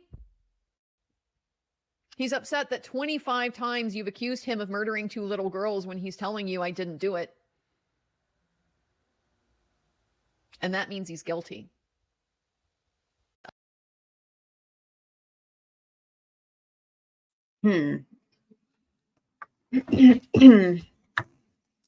So this next part of the interrogation, Judge Jessica's having 3 Oreos in celebration of DB's tugging match. Love that. Love that. Love that. This next part of the interrogation of Dan Fastnot is interesting because while we don't have transcripts or video in Rick's case, it is really very concerning to me that the same agency that interrogated Rick Allen, threw him in DOC for 13 months in solitary confinement, and led the Delphi investigation. This is what, 2007? They've been using these tactics for a really long time. So this is Mr. Fastnot's first interrogation after the night they found Tammy's body outside of his pole barn. Detective Butler and Sergeant Brown used the accident scenario early and often in Daniel Fastnot's interrogation. In their use of the scenario, they specifically told Daniel what to say, and over time specifically tied Daniel's acceptance to leniency. For example, the first time Detective Blaine Butler introduced the accident theme, he used the word accident 5 times and suggested that if Fastnot admitted to Butler's story, he'd be able to live his life. I think you heard there was 2 rounds shot from that gun. One went through the wall there at the barn. I think it woke you up. I think you went out and confronted her at that point, and you and her had a tussle, a tuggy match over that gun. The gun went off somehow and you shot her and you didn't know what to do at that point in time. Maybe you sat there for a while, you know, and if that was the case, it was an accident. You probably felt bad because you love this lady, obviously, and because she had your gun, and you're going to feel guilty because of that. By the way, we got to look at this are you the guy that actually shot her? I don't think that. Or are you the guy that tried to get the gun away from her like you had before? Oops. Like you had before when she tried the same thing and it went off accidentally. And I want to think that of you because I think that's what happened. And I think that's the way the evidence at the scene is going to be. Obviously, I'm not out there, but if that's the case, it's an accident. You know, you was trying to help her because of your feeling to her that you love her, and I think that's what happened, and you just can't say it. You know, people screw up all the time, and I'll tell you right now, it looks bad. It looks bad you're telling us this story that you're telling us when something like I said happened. And that's what happened, and I know that's what happened. Things don't add up the way you're telling us, so you know, come off of this. You know you got a life to live, and you know if it was an accident, you're going to be able to live that life. You're going to have a guilt feeling about what happened with her, but you know you don't have any control over what she did, you know, and it was an accident, wasn't it? You didn't aim to hurt her, you know, you was trying to get the gun away from her.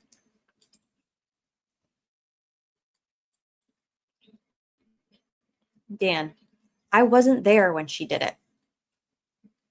Period. Exactly, Judge Jessica. I know you're guilty of something. You done messed up. We all do. The accident scenario was introduced shortly before a break in the interrogation. It's unclear how long the break was, but after the break, both the self-defense and the accident scenarios were used with much greater frequency. After formatting a scenario where Tammy had fired shots at him from inside the barn as he exited the house, Detective Butler links the accident and self-defense scenarios to assistance from the prosecutor. You know, I want to go to the prosecutor with this. Is an accident or self-defense? I don't want to go, Dan shot and killed Tammy. I want to go with the accident, and Dan interjects, I didn't shoot her. Detective Butler gets increasingly frustrated with Fastnot's denials and even references the fact that he has fed Fastnot scenarios. No. That's bullshit you're giving us. I give you the scenario that you was being shot at and you was shaking your head yes, and you said, yeah, that's what happened. You know, we're giving you every opportunity to straighten the way it really happened. And when I give you a scenario about the gunfire towards the house because of the evidence that we have, you was sitting there shaking your head agreeing with me, knowing that's what happened, and now you're saying again, I don't think you shot her intentionally. And if you did, it was obviously self-defense because she was shooting at you, so you need to get straightened up. Dan, you want me to lie to you.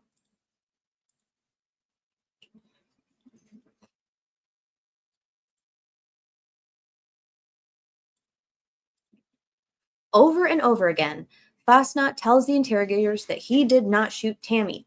16, 19, that he never saw Tammy when he returned home. Oh, these are the lines of the, okay. Tells the interrogators that he did not shoot Tammy, that he never saw Tammy when he returned home, that he wasn't present when Tammy shot at him, and again asked the investigators if they want him to lie and tell them what they want to hear. Sounds familiar. The following passage is important because it constitutes some evidence that Fastnot knows the police are feeding him facts. Said, you want me to lie to you. No, she was shooting at you, wasn't she? Or shooting towards the house? Tell me about that. Evidently. Tell me about that. I wasn't there when she did it. How do you know she did it then? I don't. You guys told me she shot, and I seen the holes in the one hole in the pole barn, and there was 2 shells laying there on the counter. This is the police feeding him details. They're feeding him specific details about how many shell casings were there and where they were and holes in the walls. He wouldn't have known any of that otherwise. I seen her when I got back from Hoopies, and that's the truth, and I don't care. I ain't going to lie to nobody, and you ain't going to believe it, but that's the God's truth, unless you want me to lie to you and tell you something else. The help theme resurfaces later in the interrogation after Fastnot continues to reject their story of accident or self-defense. Now listen to me, okay? The physical evidence is there, okay? We were here to help you out. It's all we can do. We believe you're a good person. What did Rick say to Holman? What kind of a good person kills 2 girls? Like, what are you talking about? We believe you're a good person. You may prove us wrong later. I don't know. We believe in you right now, but sticking to this now is not going to help you any, okay? The message is clear. The good person's the person who accepts the accident or self-defense story. The good person is the person that the investigators can and will help. The good person is contrasted with the bad person who intentionally shot and killed Tammy. The more that Fastnot refuses to accept their story, the more the investigators are likely to think he's a bad person. The bad person cannot and will not get their help. 100%.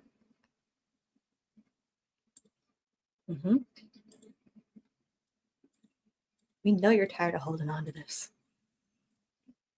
I believe you have a little bit of a conscience in there. Huh? I know you wouldn't do it intentionally, and I'm wholeheartedly thinking that, but I think we're going to continue to find evidence. This is early on in the investigation at the crime scene, and I think the evidence is going to point to more and more towards an altercation between you and her of some type. And you know, like I said, if you call up tomorrow and want me to come up and talk to you, and I say, okay, you remember what happened now? It's how you said. I'm going to be less likely to believe your information than if you just had it right off, than if you had just said it right off. Now, at this point in time, I'm wavering, to be quite honest with you. Now, am I misreading this guy? Did he really kill her? I don't think that's the case, but I'm telling you right now, I'm wavering. Dan says, I did not kill her. Detective makes one more specific promise to Fastnot before taking another break, telling him, "You know, I don't know what else I can do to help you, and that it's going to be a lot easier on you if you know you was struggling with her over the gun, or you know when he was shooting at you and something happened." The blackout scenario. Frustrated at the investigator's insistence that he's not being truthful, Fastnot suggests that if I shot her, quote, I blacked out or something, end quote. The investigators ask Fastnot if he'd ever blacked out before and suggest perhaps he blacked out due to the stress. But Fastnot claims he's never blacked out before. Undeterred, he returned to the theme again and again. Fastnot claims he's got no memory of seeing Tammy, of being shot at, or of any kind of struggle with her over the gun. The investigators feed Fastnot additional details to try and jog his memory and to try to get him to recollect what happened. Jog his memory by feeding him specific details. Did anyone try and jog Rick's memory while he was in DOC for 5 months? Do you think anyone tried to help jog his memory because he couldn't remember shit? He couldn't even remember talking to his father on the phone a couple hours earlier that day. So maybe they tried to feed him info to help jog his memory. They tell him, the interrogators tell Dan that they think that Fastnot grabbed her left arm, pulled her sleeve up over her hand. Someone grabbed her clothing, grabbed her clothes or sweatshirt. They have her footprint. Look, this is so specific. They have her footprint standing on top of something to get up and get the guns. The evidence is going to point towards an altercation between you and her of some type. That the window to the pole barn was broken, not with a pipe wrench, but with the first shot Tammy fired, and that there were 3 rounds in the deck. Look at all of that very specific crime scene info.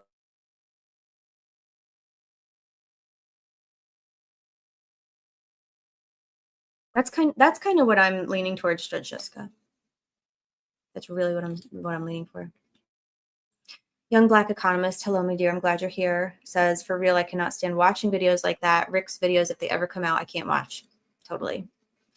And I think the most upset we've seen, I say upset. That's like, such a diminutive word. I'm not, but like she said she was angry. The most impacted I think I've seen Andrea throughout this entire process with all the shit she's seen and all the video and audio and everything was after this day that she watched the interrogations of Rick and Holman. Like that really impacted her a lot. It impacted everybody. We're going to come back to this. Remember who was the first on the scene? They don't even have a hole from a shot. It's a broken window. This is a form of contamination. None of these hints help Fastnot, who insists that in my mind, I did not see her and remember doing anything to her. I can't tell you something I don't know about. I'm not going to lie about it. I'm not going to lie and make something up. I don't care what you do to me. I'm not going to admit to something I didn't do. I'm not going to lie about it. I'm not going to lie and make something up.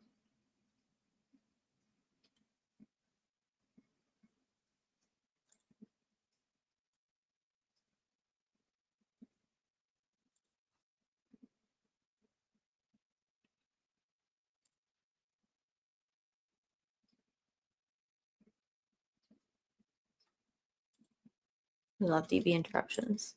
They're the best. The failure to electronically record all interactions between investigators and Dan Fastnot. Somebody's in here a little bit ago said this is like line for line. It really is. I mean, there's this is a technique. They have it down to a fucking It's bad. And they know it's bad. Remember the unaired documentary, Anna asking Holman about why he didn't release more, him saying they don't because of what it shows. In court, you couldn't even see BG if you blinked. And now we've got more missing chunks of interviews. It's a delay in what did Holman say? Such bullshit. It's a delay. There's a delay in the Really? Because there was no delay when Mullen and Liggett interviewed him a week earlier. This guys lie. But it's okay because the read technique says that you're allowed to lie to the subject of your interrogation. You can lie, sure. You're going to help them remember shit by lying. Ridiculous. There are several breaks taken during the course of Fastnaught's interrogation. This in of itself is unremarkable. But the last break between side 2 of tape 2 and side 1 of tape 3 is unusual. Just prior to this break, the investigators tried in vain to get Fastnaught to agree to their theory of how Tammy was killed. Fastnaught would not confess. After a break of undetermined duration, the tape is turned back on, and Fastnaught starts confessing. Wow. When the tape is turned back on, First Sergeant Scott Brown is now the lead interrogator. It is clear that he expects that Fastnaught will confess to the crime. For the first time, Fastnaught agrees to seeing Tammy with the gun when she came out of the house. In my experience, it is rare that a suspect shifts from denial to confession so abruptly without some type of coercion. It leads me to believe that there may have been some conversation that took place when the recorder was turned off. I love how professional and diplomatic Mr. Drizzen is. And how he says he basically says what we all are thinking and what we all know absolutely fucking occurred, because this is the MO of the Indiana State Police and their counterparts.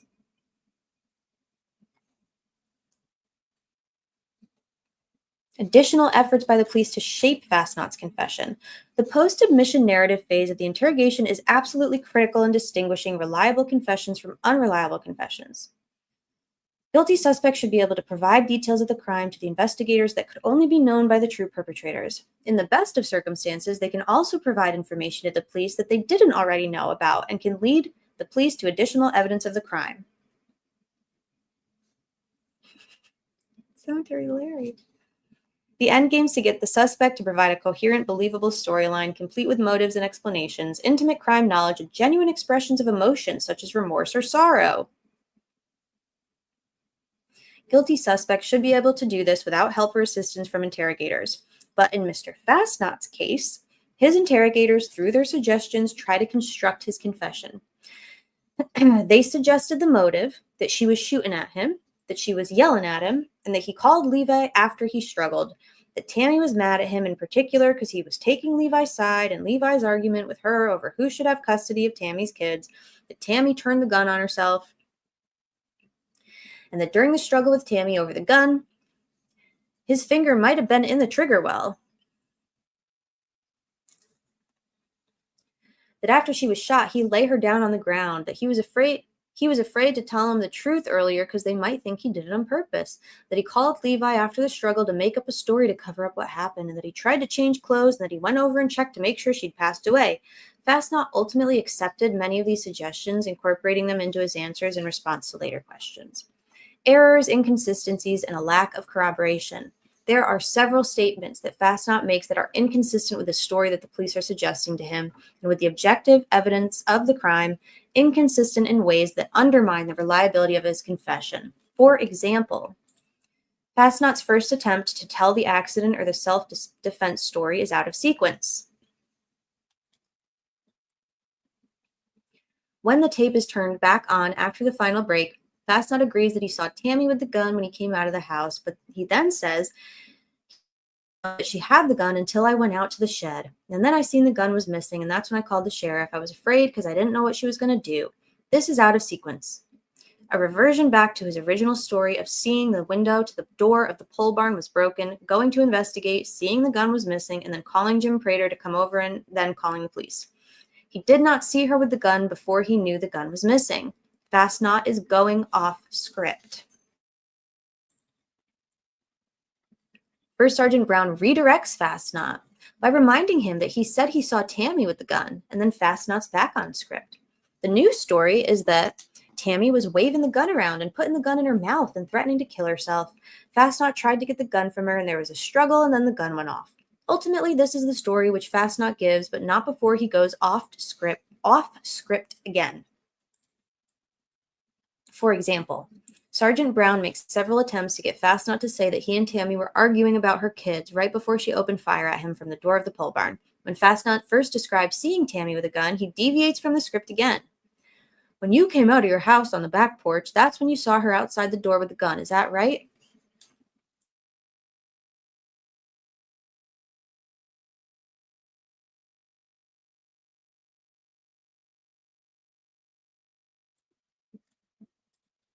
Well, something hit the deck and I got my chance and I looked over there. Okay. And she was there pointing the gun at us. This is a critical, unforced error.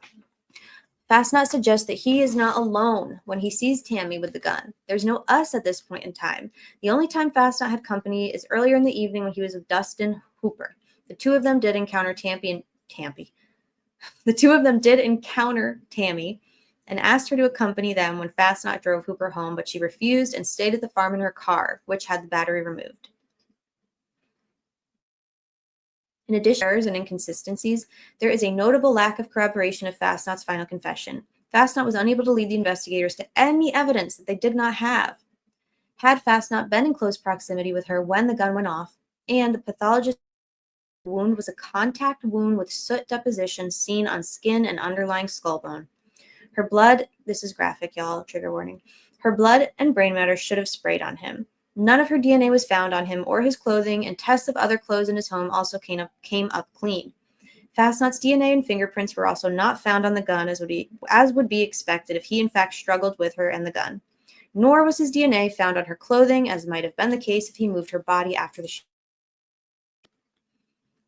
In addition, there are additional facts which do not corroborate Fastnot's initial account of what happened. That Tammy went into the pole barn, found his gun and ammo, and killed herself. Footprints on a stool and on a countertop in the pole barn suggest that Tammy did indeed go into the pole barn and locate Fastnot's gun and ammunition. Investigators did find other evidence suggesting the possibility of a suicide, including witness statements that Tammy had tried to kill herself with a gun on a previous occasion at Fastnot's farm, that she had suggested that she was going to kill herself on the night of her death and had left a note, that she tried to put her body in the path of an oncoming car on her walk to Fastnot's farm, and that the wound was a close contact wound, and that she had a mixture of drugs in her system at the time of her autopsy. Daniel Fastnot's confession is the product of an interrogation that contains some psychological coercion, including promises of leniency and suggestions that Tammy's death was the result of either a self-defense or accident scenario.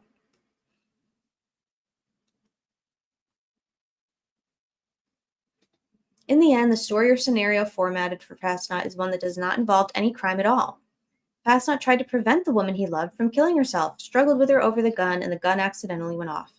By the time of Fastnot's final confession, he had been in police custody for approximately 12 hours.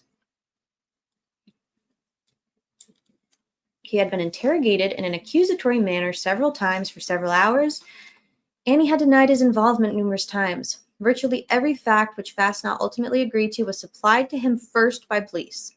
Fastnot provided the police with no information that led to the discovery of additional evidence or evidence unknown to the police.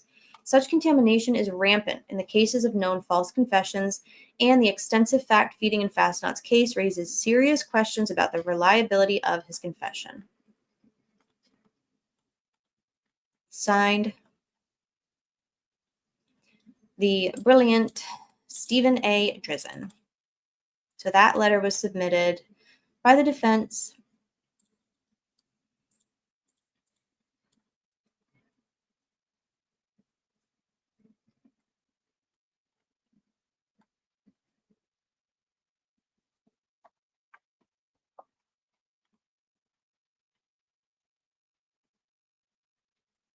And here is a list of witnesses that Mr. Fastnot was intending to call at a hearing or trial. Stephen Drizzen, false confession expert. John Nixon, ballistics crime scene expert, consulting, and any of the state's witnesses. So they planned to bring in their own ballistics expert, false confession expert,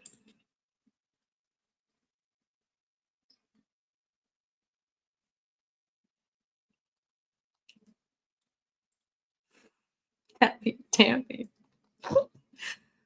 I still can't find Kelty. I've been trying really hard.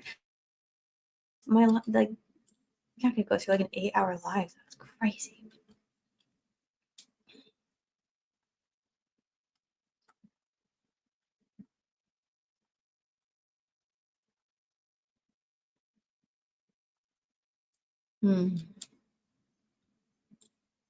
Yeah, so I do want to just show what sometimes happens. Hold on, y'all.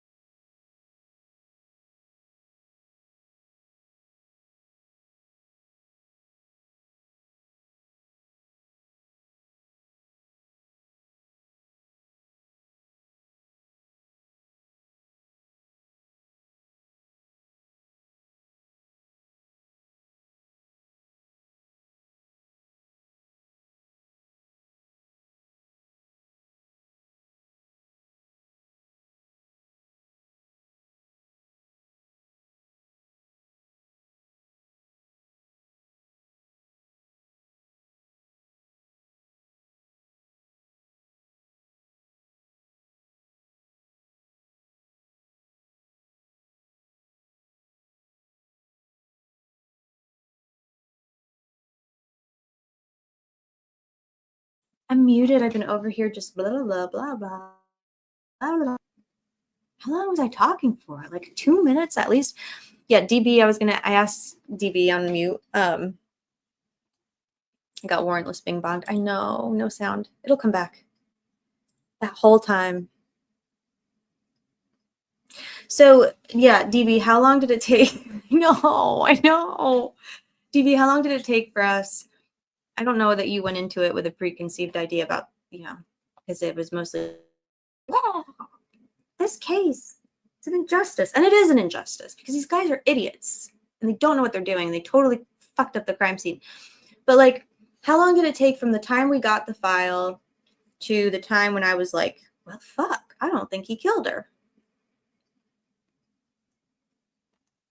Wasn't that long? I mean, called being open.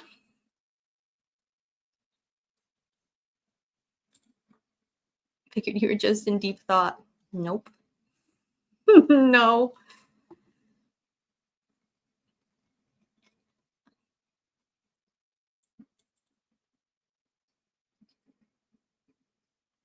Even when I'm objectively right, DB will be like, you think? But no, so DB, you were really interested in like the ballistic stuff. Yeah, that's totally how I talk. Oh my God, it's totally crazy. I thought that I was warrantless bing bonged because my service sucks. So yeah, by the time we went through everything, so this letter was really very concerning to me because it was immediately after. Yeah, the ballistics are confusing too. So basically, here's the case summary. I'm not going to go through the whole thing. It's really interesting, though. If anyone's interested in this case and like just following kind of how Carroll County does shit. So they wait 4 years. They get a grand jury indictment of this man.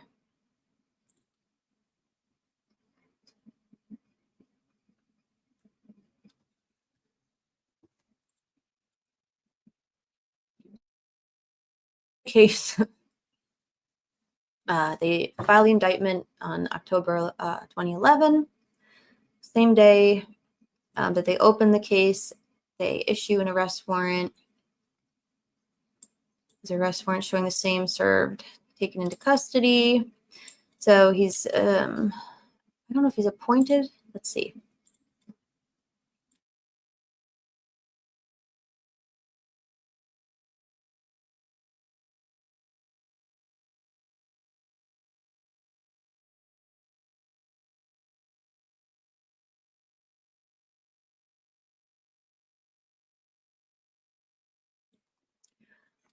So, State of Indiana appears by Robert Ives, prosecuting attorney. The defendant appears in person and by counsel Ross Thomas. Initial hearing is held. Defendant is advised of his right to counsel. Indictments against him and possible penalties. A plea of not guilty is entered. The court sets the following. Defendant is ordered to appear at said times. Failure to appear, blah, blah.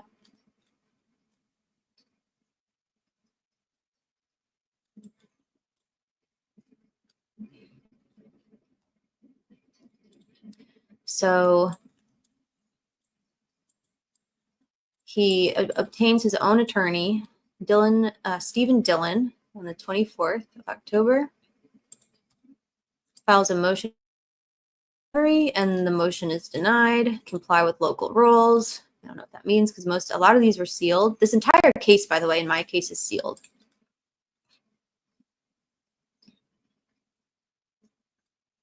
So it was hard. It was really hard to get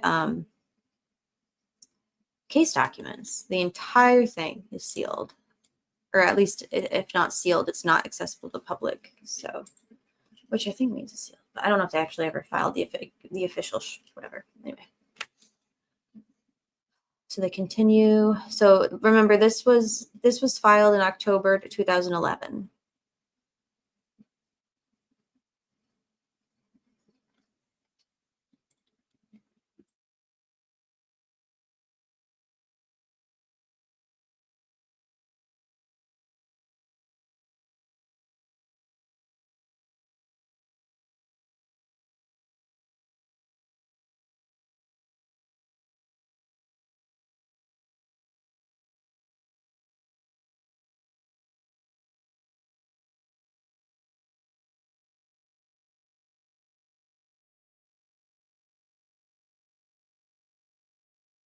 Lots of continuances.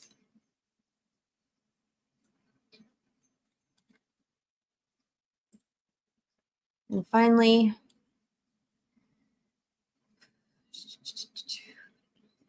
Dan and his attorney file response to court order discovery, motion to suppress filed, evidentiary hearing scheduled. By the way, the judge who originally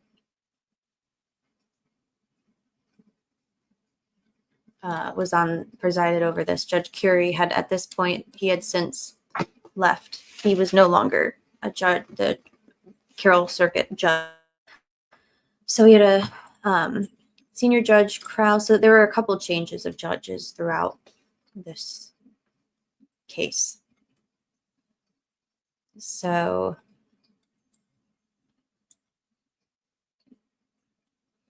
now we are at, so almost a year. Almost a year goes by with the state just doing continuances and discovery, fucking around. Finally, on September 7th, dun dun dun, 2012, it's not files. His new attorney, Zaki Ali, files an appearance, and this attorney fucks. Am I right, DB? This guy fucks. This guy took the case and he was like, all right, let's fucking go. Let's file some shit. You'll see at one point, this attorney literally filed like over a dozen motions in one day. That's how you fucking bury the state. Does he fuck as much as Reggie? I don't know. It's a good question. Good question. So he files an appearance, and then the same day he files a motion for continuance. And then he also files defendant's IRE 404B request, which is, what is 404B would be, 404 discovery is like discovery not directly related to the case, right? So like they would call it like former bad acts or like tangential. Zaki fucks full show. He said, who's Robert Ives? I don't know who Reggie is. No, I'm not on the inside of the inside joke, DB. Who's Reggie? Duh, I don't care. I mean, I care, but it's all right. So I don't know who is the judge at this point. It changes a lot. Hi, Christina. Good to see you.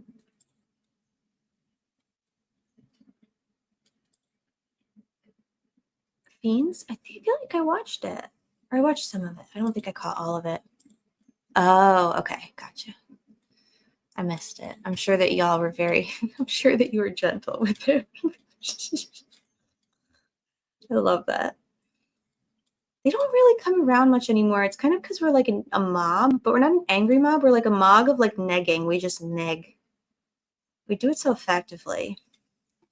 Okay. So remember, Zaki Ali for Dan Fastnot files his appearance on September 7th, 2012. On the same day, he files one motion of continuance. The court sua sponte continues the evidentiary hearing. He files an order. Oh, wait, no, this is an order from the judge granting motion for continuance. The court now grants that continuance, reschedules. Okay. Wrong day. So his Fastnot's previous attorney files his motion to withdraw. Motion to withdraw. He's like, all you other attorneys, all you other motherfuckers, get out of here. Zaki's like, this is my case now. Your mom was public. That's amazing.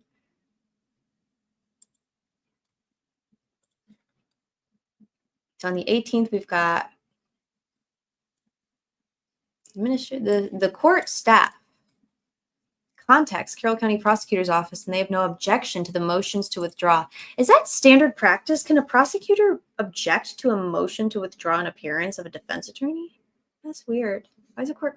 Maybe because there was no, like, I don't know, man. It's weird. Motion for continuance filed. We're almost at 1 year since Dan was arrested. So another motion to continue for continuance, Mr.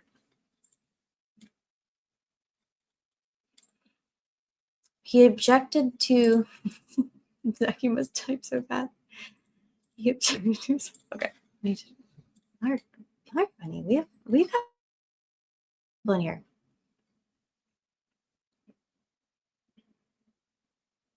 So they're supposed to have an suppression hearing on January 29th. But the court advises counsel it'll be unavailable for the suppression hearing, and it now vacates it. Counsel to contact the court to reschedule, if necessary. Mr. Aki said, what do you mean if necessary?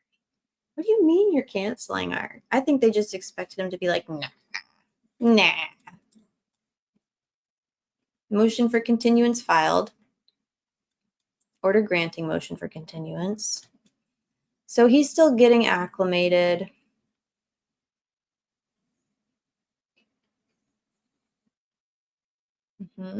Here we go. So motion to compel. Motion to compel production of samples of evidence for independent analysis filed. He's like, we are going to do our own testing. A month later, the state files its response to the defendant's motion to compel. And so, by the way, Benjamin Diener has entered the chat, ladies and gentlemen. Benjamin Diener. He's like, okay, we'll set a hearing for your motion to compel with 1 hour set aside. He schedules it. And then they file another motion for continuance. They have a pretrial conference, witness and or exhibit list filed, motion filed, defendant by counsel. Look at all these motions. Are you ready? Defendant by counsel files motion for specific discovery, motion for specific discovery, motion for specific discovery, motion for specific discovery, motion to suppress statements, motion for protective order prohibiting the parties, counsel, law enforcement officials, and court personnel information or releasing any extrajudicial statements by means of public communication, motion to select jury from a different county, motion to voir dire, motion for order and instruction authorizing jury determination of the voluntariness, reliability, and credibility of the confession, motion to disclose impeachment evidence of state's witness, possession of this, motion for jury to view scene of alleged offense, motion to exclude evidence of defendant's prior conviction, motion for separation of state's witnesses, motion in limine to preclude improper reference to the complaining witness as the victim, motion to exclude autopsy photographs and request for hearing, motion for individual voir dire and sequestration of jurors during voir dire. So 17. This motherfucker filed 17 motions. I sent you a link to Fiend. Okay. 17 motions. Here's my favorite one, though. This one's really good. Motion to disclose impeachment evidence. But this one is really, really important, and it probably pisses some people off. But look, Robert Ives literally didn't know what the fuck to do. He didn't. They were all legit. Yeah, I'm gonna pull. There's one in particular I'm gonna pull up. So, Mr.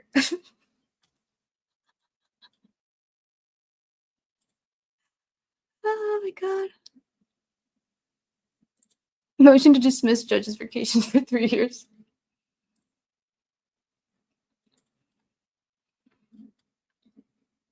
Yeah, so Mr. Zaki shows up. He files a motion in limine precluding improper reference to the complaining witness as the victim. Meaning, because the defense disagrees with the state's theory of the case, i.e. the defense does not agree that Tammy Birdsell was murdered or was the victim of a homicide or manslaughter, whatever, however you say it. They don't agree that she was killed by another person.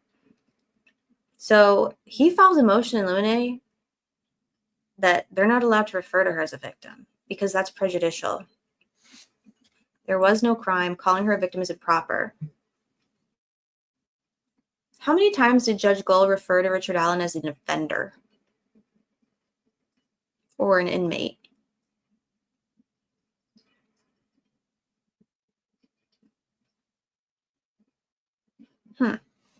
Interesting.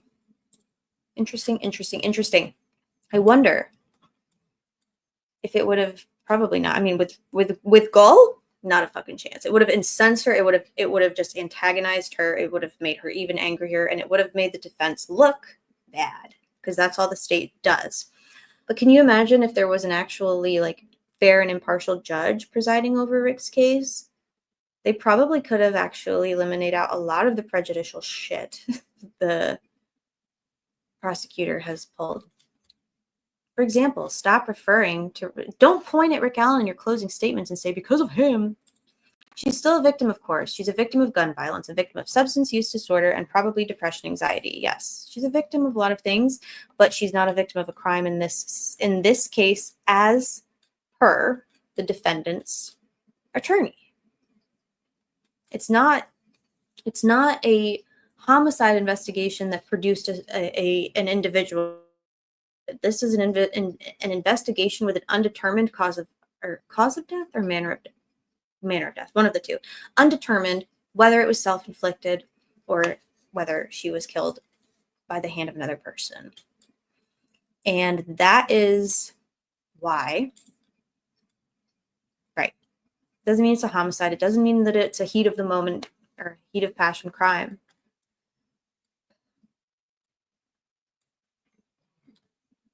So there you go. This is another one. Motion to exclude autopsy photographs. Why might they do that? Well, because they know how Tammy died. They know how Tammy died. She died from a contact gunshot wound.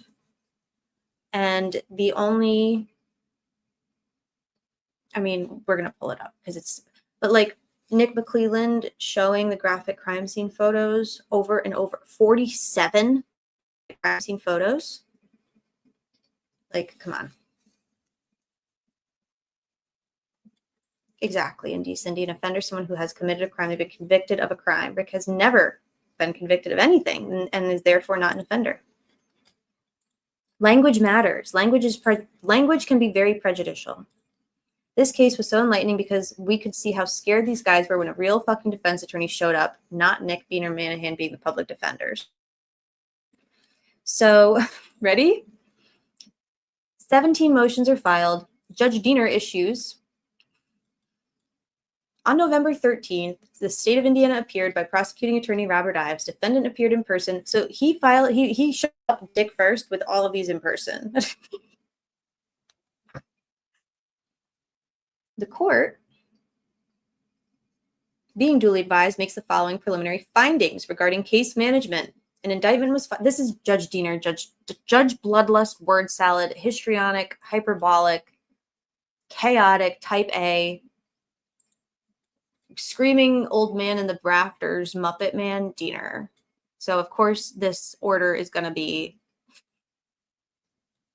insane, but he actually didn't do too bad in this case. Being duly advised, makes the following preliminary findings regarding case management. 1, an indictment was filed October 7th. 2, trial by jury was first set on February 13th.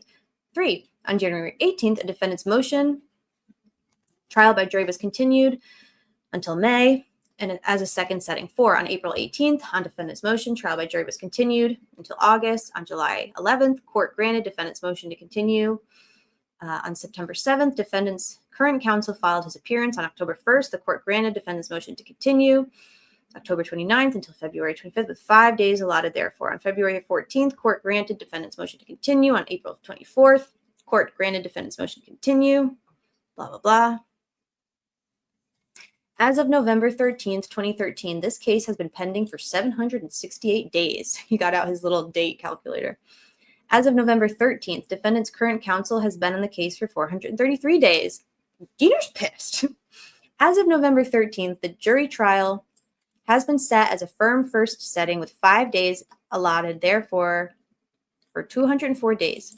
The court, being duly advised, having heard arguments of counsel, now finds and orders as follows. 1, on oral motion of defendant's counsel, the defendant's motion to suppress statements withdrawn from the record.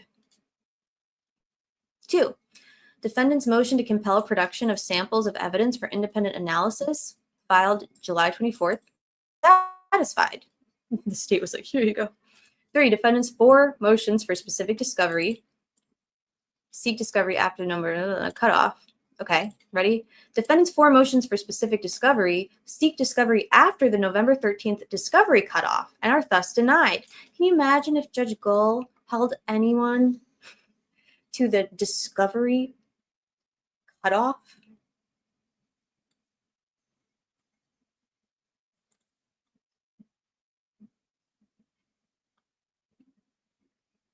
Maybe that's why I thought Freckled Joy hated me. There's another Angie. Because I was like, what the fuck? That's so out of pocket. Freckled and I are like, cool, we go way back. What was Diener's misconduct? I don't know. So much. He's a rabbit hole.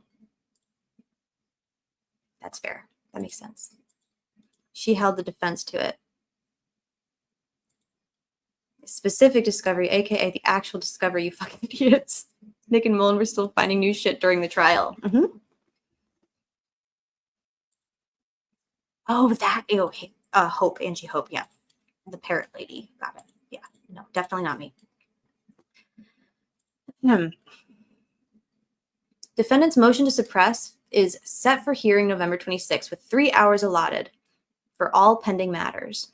Defendant's motion for protective order is granted. Defense counsel shall submit written form of order. Defendant's motion to select a jury from a different county is denied. The court advises counsel that it believes a fair and impartial jury can be selected. Defendant's motion for extended voir dire is premature. Defendant's motion for order and instruction. Blah, blah, blah, blah, blah, blah. Okay, so defendant's motion for order and instruction authorizing the jury to determine the voluntariness, reliability, and credibility of the confession is granted.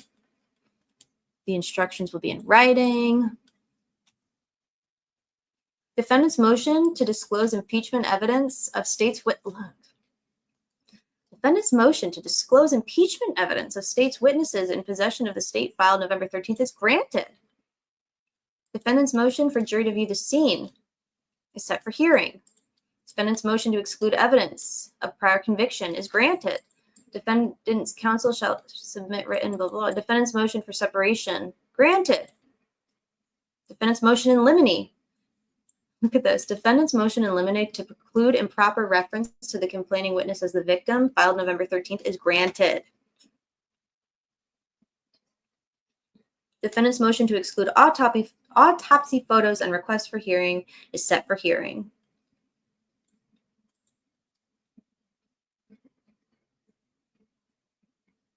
Defendant is ordered and directed to appear on both dates. Okay, so Diener gets through all those motions, sets a bunch for hearing, denies some, grants a bunch. And then on the 19th, defendant by counsel files third-party motion to produce Wabash Valley. Okay, so now they're getting into Tammy, evidence for Tammy. And of course, this made me mad initially.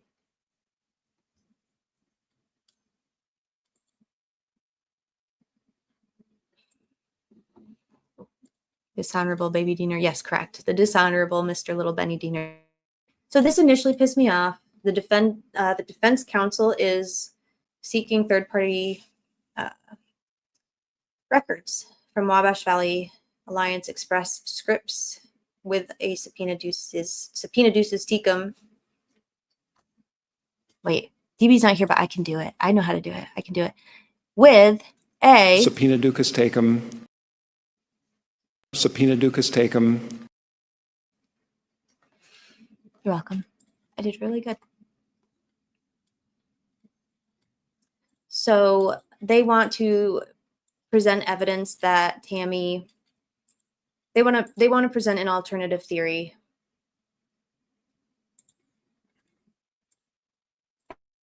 Thank you. An alternative theory as to how Tammy died. Meaning they're going to bring her past, her history, to the forefront, and they're going to raise her mental health diagnoses, her past suicidality, her medication, probably her past history of substance use. All of this is going to be probably fair game. As it, and DB said it great. It sucks. The defense should not have to do this because they shouldn't have fucking charged him. I feel this way about Rick.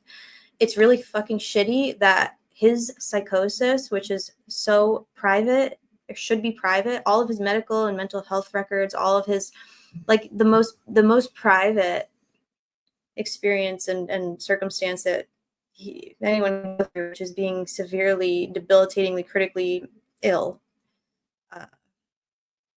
Now all of that is public because the state insisted on trying to admit all of these confessions, and the defense was had to disclose his private information, and it sucks. And it's like how it goes. It's really shitty, but it's important because we can't be arresting, charging, and convicting innocent people of crimes when there's no crime that has been committed, just because the police don't know how to do their fucking job and don't know how to investigate or acquire or preserve or analyze evidence, or they choose not to. You can't just arrest people and charge them so that your shitty investigation doesn't come to light. Like, you can't be doing that shit. All right. Now, y'all, they have a hearing scheduled for the 26th of November. And guess what? Now the state of Indiana is filing a motion for continuance. That's interesting. Robert Ives files a motion to continue. Grant it.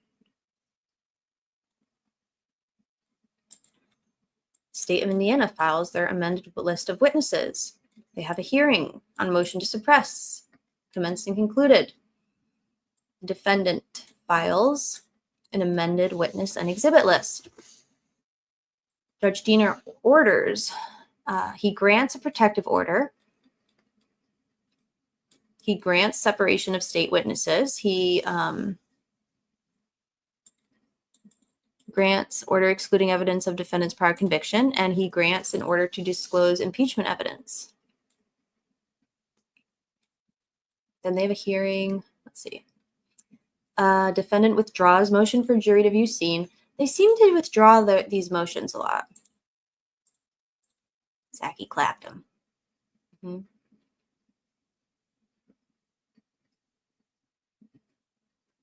I'm surprised that these sick fucks didn't just arrest her for killing herself. They hate mental illness. They're just hateful. They're just haters. Defendant's motion to suppress is submitted. Defendant submits memo in support of motion to suppress. To exclude unreliable statements, argument submitted. The court now takes it under advisement. Motion.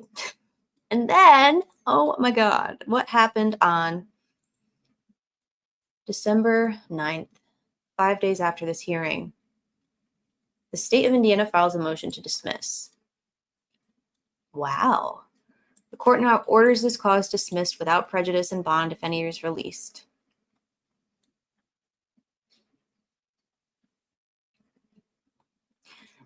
Six months later, the defendant, by counsel, files a motion for the return of his property. Give me my shit back. The state of Indiana files a report about it. The court finds the issues raised have been resolved. Should they remain, the court shall set hearing. What could have happened? Well,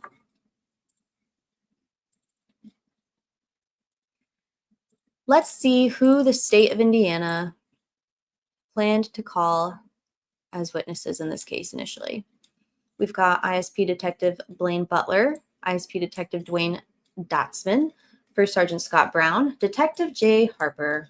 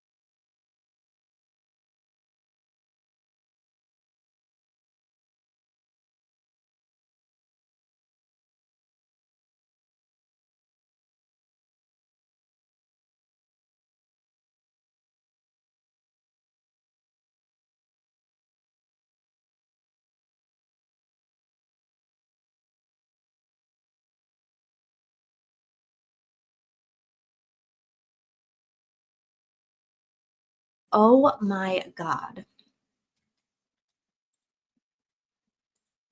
Y'all, it's bad. I talked so much. Oh my God, I just talked so much.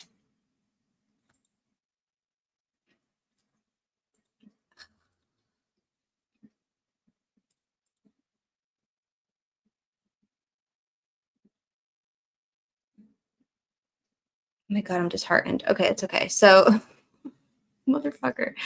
I don't think I ordered these. Yeah, you need like a life alert for me, except it's like a mute alert. Anyway, Mr. Fastnut hired private counsel both times. His first attorney actually wasn't bad. He wasn't a bad attorney. He was a good attorney. His first attorney is the attorney who acquired the Stephen Drizzen expert report. That was his first attorney, Stephen Dillon. So I mean, they were both good. It just goes to show how good. I know. How having a good attorney makes a big difference. Yeah. This guy's. There's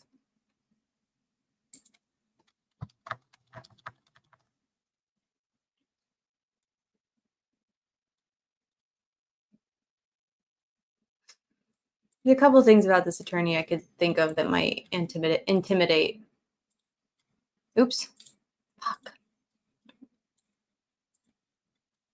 Oh my goodness. That's a good looking man. That's a good looking. You know what I'm thinking? He's not white. There you go. And he's hot. He's got a better suit. He's hot and he's fucking cool, dude. Yeah, and he was also like, here's 17 motions. Fetch. His title says aggressive defense attorney, and guess what? That's exactly what I think he is. Hey, truth seeker. Hey, I hope you're doing okay, crazy ass people in Delphi. My goodness. I hope you're okay. Stay away from everyone. Robert Ives was like, oh my God, I can't get owned by a black man in court in Carroll County. Good to see you, truth seeker. Please be careful. Please be careful. If anyone starts to fuck with you, just run in the opposite direction. It does not make you bitch. It makes you smart. Run in the other direction. Be like, you'll have to catch me first. You fucking trolls. And they can't, because all of them chain smoke menthol cigarettes. They can't run fast. So none of them have the lung capacity or the stamina to chase you. So you'll be fine. You'll be totally fine. As somebody who used to smoke menthol cigarettes, it's not a dig. It's just a fact. You can't run fast. I'm sorry, Miku. I'm trying, and I've got a few bodyguards. Good. Yes, and they assault people with poster guards. I chain chew. That doesn't count. Yeah, good. Good for you. It's okay. I love menthol too. Hey. It's like if I'm going to smoke, I'm going to smoke. You know what I'm saying? You know what I'm saying? Fucking, what are they called? American Spirit, fucking Camel. Get out of here. Give me the menthol shit. It's bad. It's bad. It's bad. It's bad. After I'm done with the cigarette, I want to feel like I have strep throat. That's what I want my cigarette to do. So, no judgment. What happened in the case? I'm on edge. Oh, sorry. Yeah, I'm doing a thing. So let's go to, I think actually, DB, I think you did order put these in order for me. Yeah, you did. Amazing. Y'all, baby girl.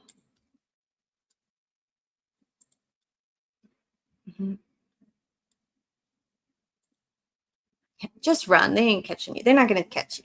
They're not going to catch you. We're going to get there, though. So, witness list we looked at. Here he is.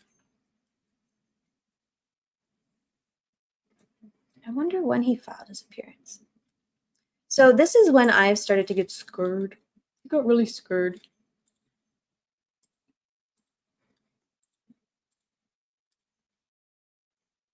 State of Indiana, by prosecuting attorney Robert Ives, moves the court for an order continuing the hearing by agreement of the parties for the reason that the defendant. Oh, okay. This continuance is not sought to delay the proceedings, and the parties will attempt to reschedule if necessary. They anticipate knowing whether or not it will be necessary. Okay, this is not when he got scared. But here's Mr. Zaki Ali, trial lawyer. Enclosed, please find pleadings to be filed with the court in regards to the above matter. Please show the same filed with the court and return a file-stamped copy of the same to our office in the enclosed self-addressed stamped envelope. This and then send me a copy of the file-stamped motions.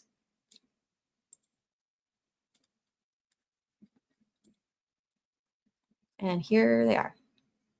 This is the motion that they sent to Wabash Valley for Miss Birdsell's records. They want the entire medical history with no omissions, including billing. This is look, y'all, this is aggressive. It's cutthroat, but the government is trying to do a government. They're trying to do an oppression. They want billing records, medication, prescription logs, telephone call records, correspondence, progress notes, notes of history and physical exams, radiology and other studies, lab reports, consultation notes, patient questionnaire forms, psychometric tests, and their interpretations and referral reports of other practitioners consulted, drug abuse treatment records that in other circumstances under HIPAA might be statutorily excluded are specifically included in this demand. They said, don't even think about citing HIPAA. They're like, we are way past HIPAA. Don't even try it because we're already past it. It sucks, y'all, but The complete historic record of patient medication dispensing to include prescription serial number, drug dose, number dispensed, prescriber name, code of drug, and if available, patient instructions. For a minimum of 4 years prior to her death. And if available, 10 years. You think the state was like, cool, we can do that, no problem. I think HIPAA still applies. Or maybe because she's deceased, it doesn't. HIPAA. But your medical records are still, well, I don't know. Good point you raise. I have questions about that. I need clarification, but regardless, they were like, give it to us. It's made in accordance with Trial Rule 34. You're advised that you as the person or entity to whom this request is directed are entitled to security against damages. We're not going to sue you if you give us what we asked for.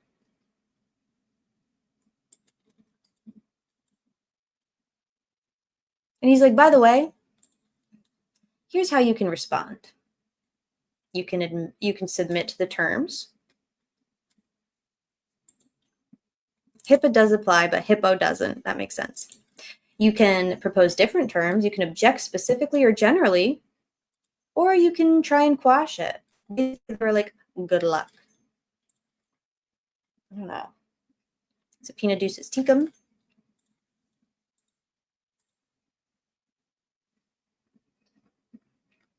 Subpoena ducis tecum. Subpoena duci tecum. Duci tecums.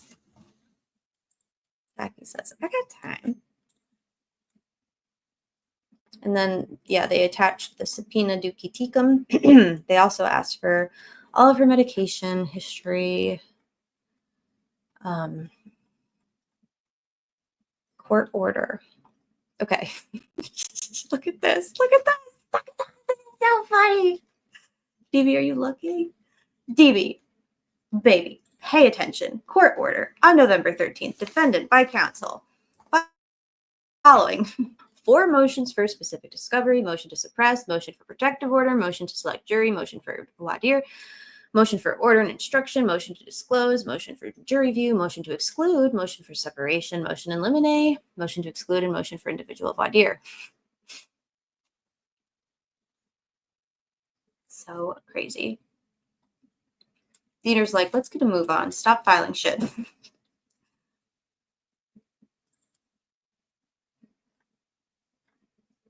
is the most work Diener had to do in weeks, months maybe.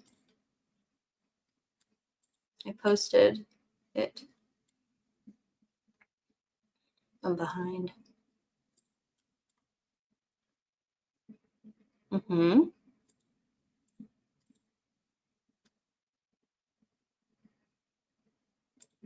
They opened the door to her records when charging him with murder. Yeah, I think so. Yeah, you literally did. You said, yeah, that and a lot of things.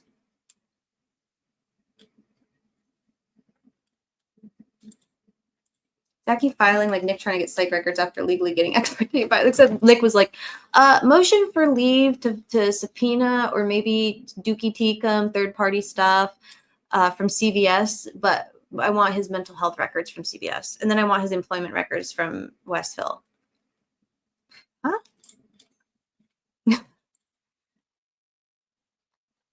I really want the motion. Okay, ready? Comes now. Defendant by counsel request the state of Indiana to disclose, and in the case of a tangible item, to produce. So they said, don't just give us the analysis. If you tested something, we want the something. If you tested a hair, we want the hair. If you tested a bullet casing, we want the bullet casing.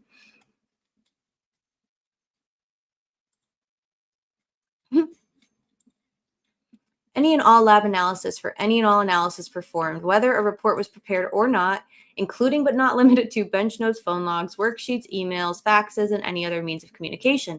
Any and all lab tests, including DNA results, and any and all results of gunshot residue analysis performed under this cause. And this is the point in the case where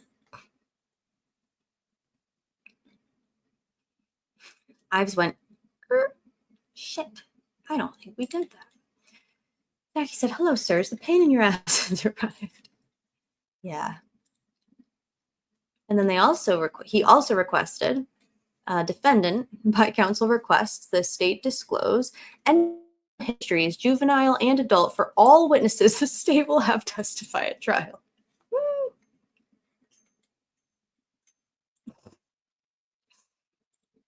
Any and all criminal histories, juvenile and adult, for Tammy Birdsell. Any and all pre-sentence investigation reports prepared in relation to all criminal cases involving Tammy as defendant. Any and all medical records for Tammy from that doctor and or Wabash Valley. I imagine that there was something specific they were seeking. This was probably something like pretty, I don't know, I would imagine relatively recent or in close like proximity to when Tammy died. But wait, there's more. Any and all cell phone records previously subpoenaed by and received by the state in relation to this case, specifically records from Telco Partnership for the cellular phone owned by Dustin Prater, as mentioned in the incident supplement page dated September 22, signed by Steve Mullen and reviewed by Tobe Blesenby on October 10th. Dustin Prater's Tammy's son. He said, "Excuse me, cell phone records, please." This, to me, looks like some pretty vigorous defense attorney advocacy. I'm freezing. I just realized that. What the fuck? Is this interesting to people? Because this is very interesting to me. Motion to suppress statements. On April, in response to an interrogation, the defendant gave a statement. He was in custody at the time. It is very interesting. Okay, good. Motion to compel the actual physical cell phone towers. I don't know. Me too. Pity? I don't know. Coercion? DB did a threat? Okay. So they are trying to suppress the false confessions of Dan Fastnot. That would be extra. You're right. Bring the towers to court. Take them apart. Okay. Dan's statement was involuntary and thus obtained in violation of. The statement sought to be suppressed for obtained as a result of psychological and mental coercion illegally directed against the defendant, and such statements were therefore involuntary. The statement sought to be suppressed for obtained as their product and as the direct and proximate result of confronting the accused with certain material misrepresentations of fact, known by the interrogator to be misrepresentations. Therefore, any and all communication, confessions, statements, admissions, or tests executed by the defendant were elicited in violation of his constitutional rights under all the amendments. Wherefore, the counsel respectfully requests a pretrial hearing to determine if the statements alleged were given involuntarily, and to suppress as evidence any and all communications, confessions, statements, admissions, tests, written or oral, made by him or her prior to, at the time of, or subsequent to his or her arrest. Yeah, where's Ashley? What did y'all do to Ashley? I hope she's okay. Anne's turning up the thermostat like... Hi, Love Hawk. It's good to see you. DB, our friends are starting, all of our friends are starting to trickle in. Maybe Ashley will trickle in. Thank you, Your Honor. You always keep such good order. Mullen couldn't find the towers to serve.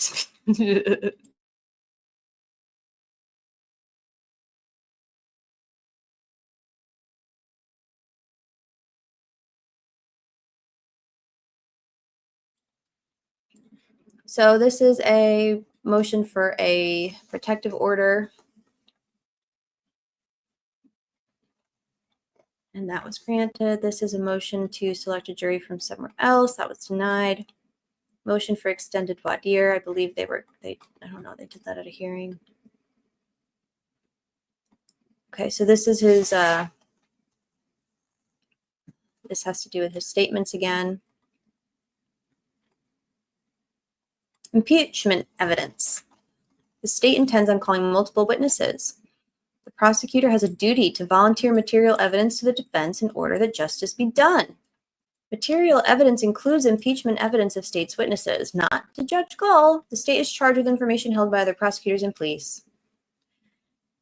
The state was responsible to disclose potentially exculpatory evidence, which was in possession of police regardless of whether the prosecutor was aware of the evidence.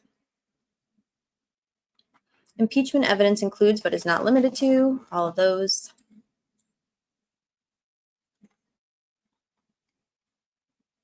It's so crazy how, like, Judge Gold just, like, does blanket denials of everything, even, like, really good stuff.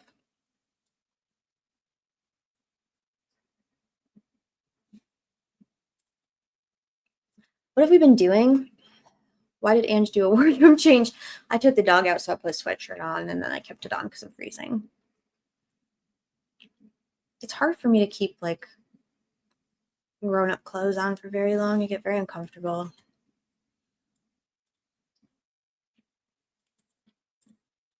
Ange put a black hoodie on because she seemed too corpse. True. Sitting in an aquarium. So they're going to motion to exclude his prior conviction, 404 evidence, separation of state's witnesses, unless you're Jerry Holman. Okay, this is good. Comes now the defendant. Request the state disclose. And in the case of a tangible item, produce the actual item in order to inspect and copy the following. The inspection records from the calibrations performed on the blood alcohol content data master located at the Carroll County Jail immediately before and after April 4th, 2007, and all inspection records between those two calibrations. Oh, did they have Mr. Fastnot do a breathalyzer exam test? Interesting. We want to know how often you get that fucking thing calibrated. Are you up to code? Are you in compliance?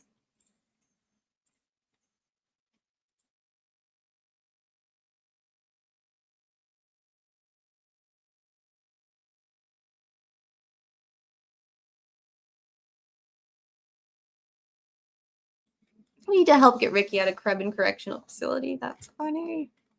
Criminality. Oh, man.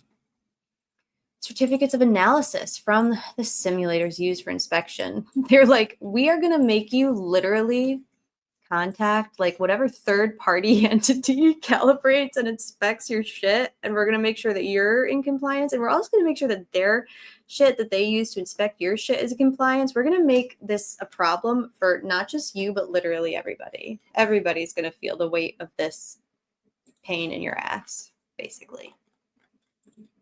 Pretty cool. Okay, this is the one of 27 pages. I don't know if I'm going to read all 27. This is very interesting, though. This is the motion in limine to preclude the improper reference to the complaining witness as the victim. Risky, risky, risky.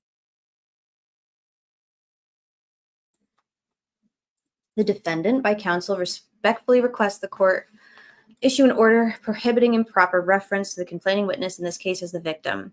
The use of the term victim improperly assumes the ultimate issue to be tried in this case. Period. Whether the complaining witness was the victim of the offense alleged to have been committed by the defendant. The word victim should not be used in a case where commission of a crime is in dispute. There you go. Further, the use of the term victim to refer to the complaining witness necessarily implies that the defendant is guilty. Just saying victim. Just saying victim.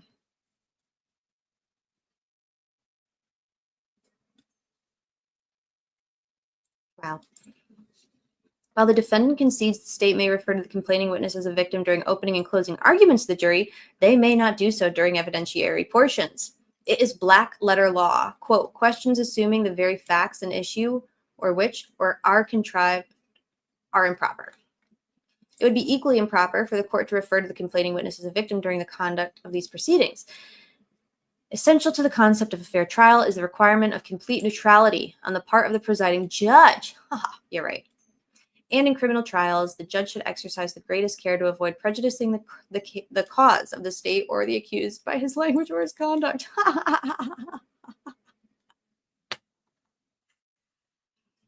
Imagine. Yeah, this lawyer's a boss. Yeah, he really is. He's a boss.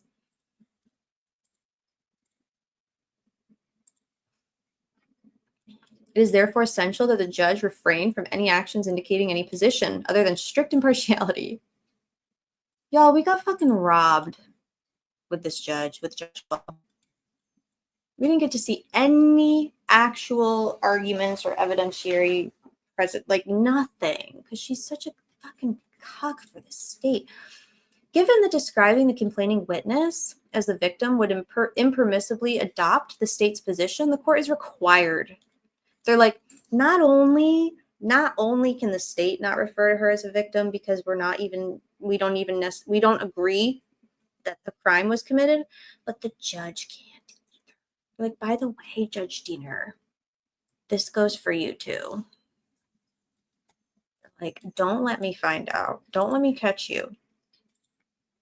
Guess what? Diener granted that. They also want to exclude the autopsy photos. The defendant's willing to stipulate to the identity of the victims and the fact and cause of death. Consequently, because the identity and the fact and cause of death are not in question, there's no need to present autopsy photos to the jury, as the prejudicial impact is greater than any probative value that it remains after the proffered stipulation. You can't just do a trauma blast. You can't just do a gore attack on the jury and the public just to like emotionally manipulate them. You can't be doing that, especially if there's nothing in question.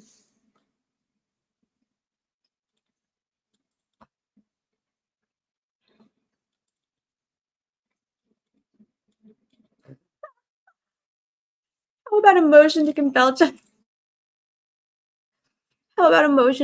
Judge Gold to submit DNA to be tested to prove she's even human? It's so true. Honestly, she's a lizard alien. Yeah. Autopsy photos are generally inadmissible if they show the body in an altered condition. When a body is altered for a photograph, jurors may impute the work of the examiner to the accused and render the defendant responsible for the cuts, incisions, and indignity of the autopsy. The use of autopsy photos has been disapproved in Loy v. State.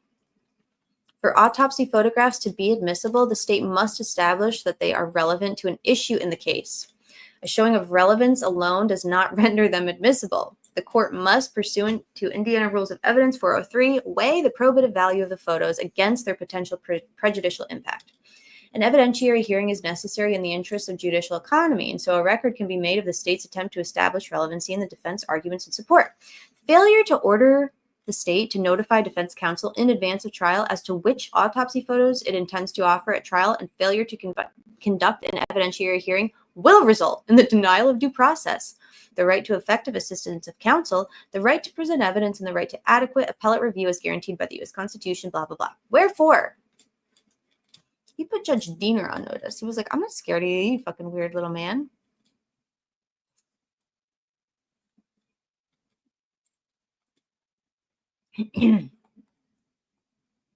Motion for individual voir dire, and he wanted these jurors sequestered during voir dire. Interesting.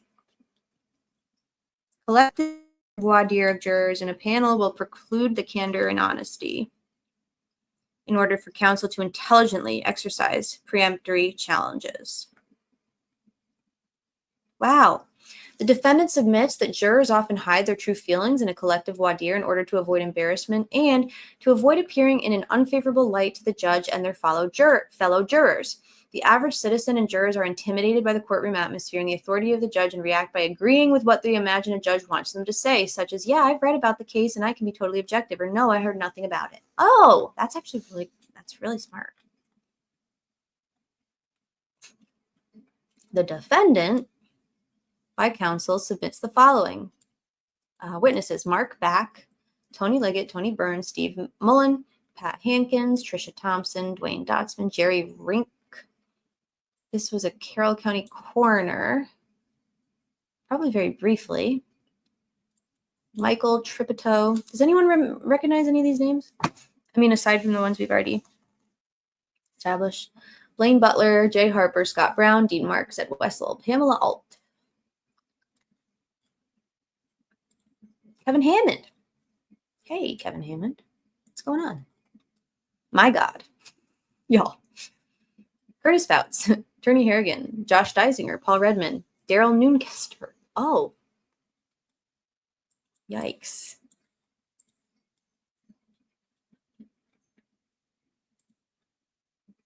Krebin behind the crime door. Yeah, because Kristen's not behind the Krebin door. She wishes.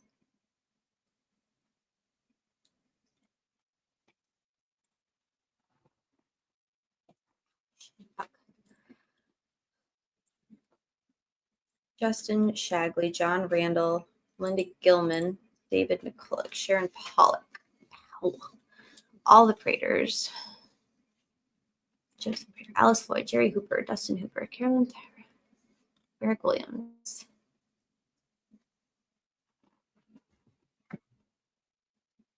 So many people. Oh my God.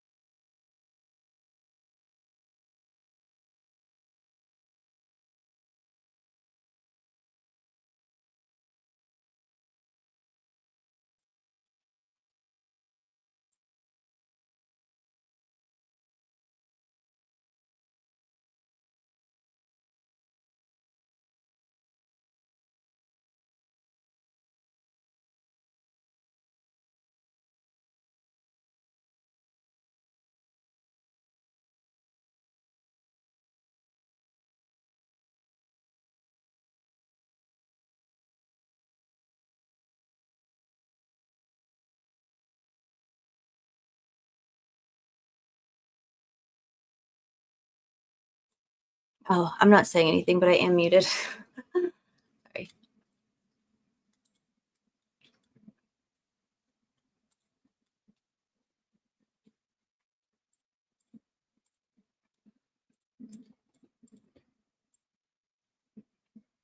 So they're asking, this is about the ballistics.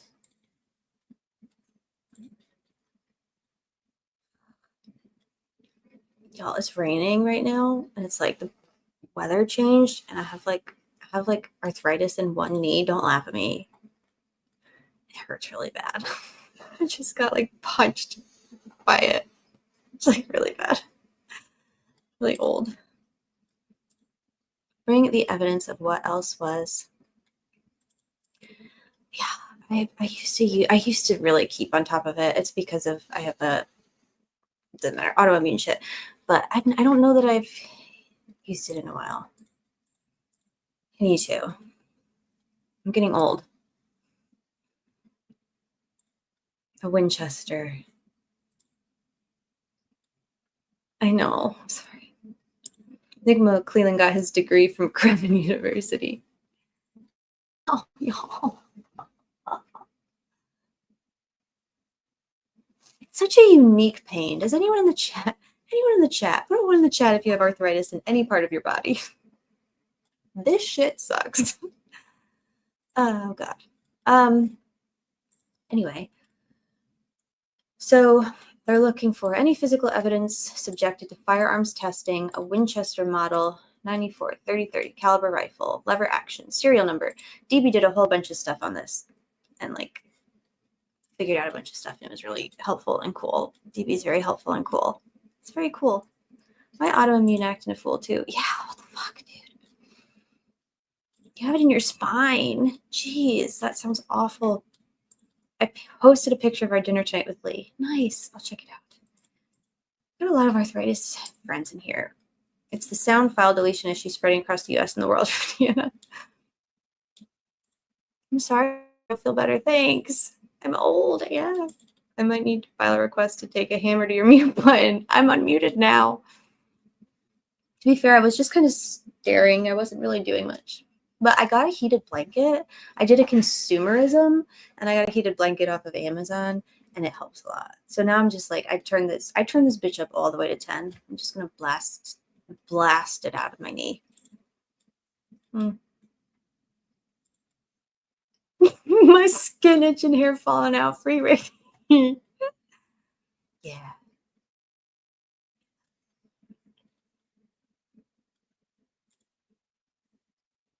And I really don't like heat, like heated rooms. Old as moonshiner getting a rheumatism in your rocking chair. Hey. Yeah, pretty much. They want any and all live ammunition, any and all ammunition components fired or unfired in any caliber, including any test fired. DB, rate this motion for motion to compel. Rate it, scale of 1 to 10.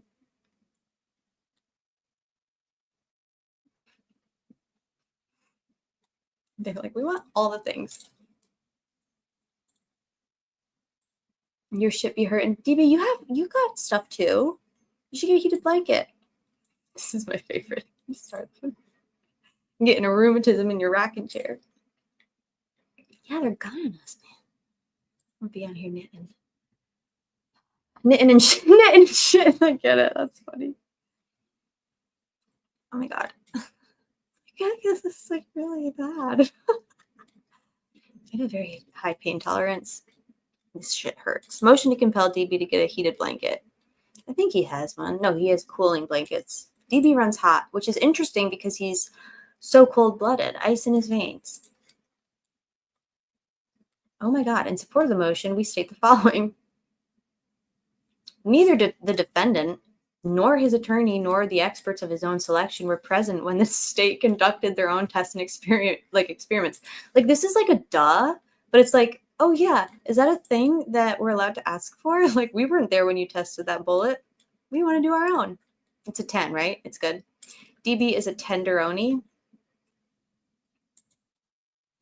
You need mittens. We'll get you some mittens. Good night, Truth Seeker. Be careful. Please. Yeah. And losers, man. Why does my throat hurt so bad? Am I dying? My throat is killing me. I did a lot of reading, though. I'm falling apart.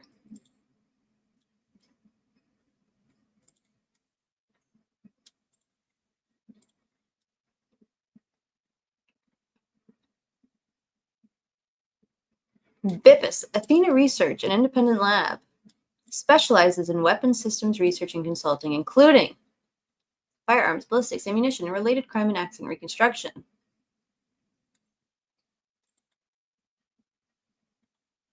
This guy's awesome.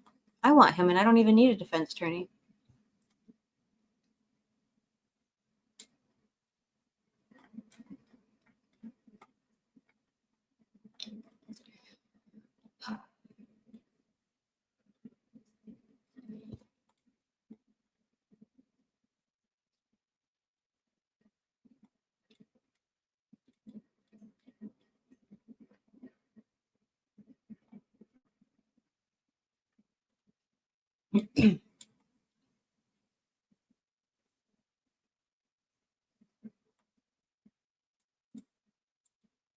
Oh, you know, he was calling. He had Robert Ives on speed dial. He's like, "Hey, Bobby, what's up?"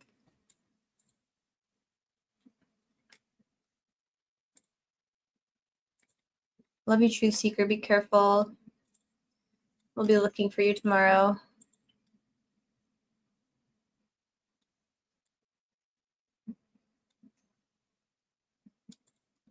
You're the best. Boots on the ground, eyes on the ground, ears on the ground. The best.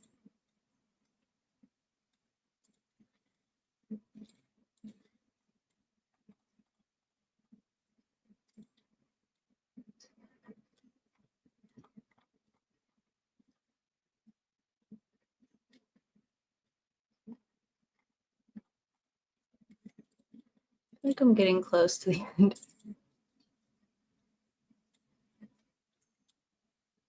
I read this one. Ariel.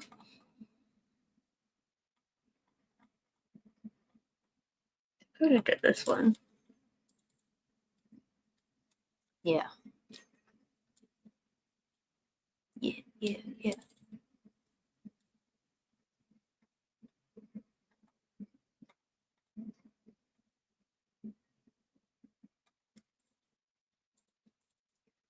Oh my God. Ouch. All right. Oh, okay. We're getting to the end. So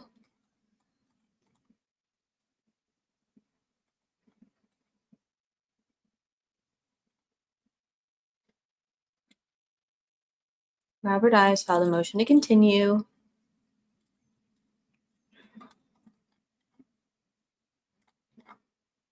Third-party records. What am I, where's this, Dookie Teakum. Maybe it goes out of order. I'm sorry, y'all. I don't even know what's happening anymore.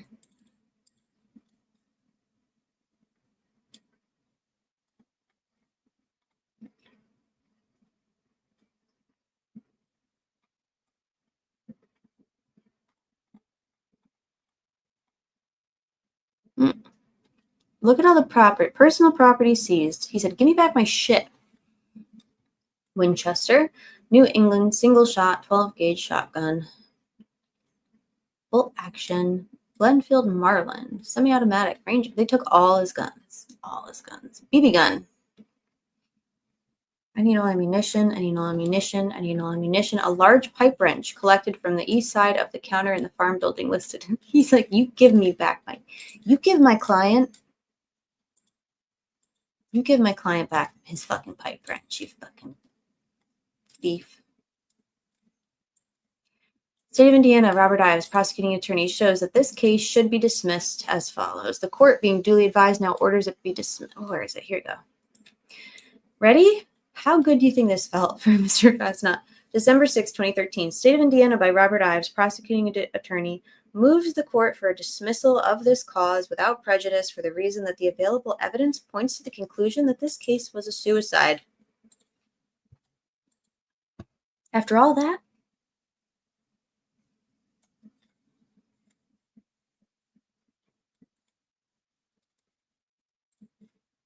wow.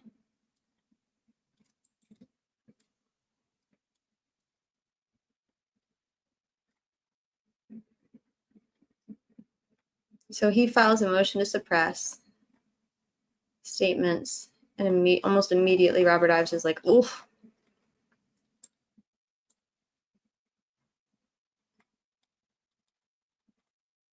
Although, to be fair, I don't think Rob Ives really did. I think he, okay, so he took it to a grand jury. Grand jury did what they do. Oh, the defendants amended witness and exhibit list. Okay, he's like, now we're fucking getting serious. I wonder if what specifically do you think made the state reconsider? It had to be just that they got evidence back, right? I swear I had a report. Do you remember? Report? of the gunpowder fucking whatever the fuck.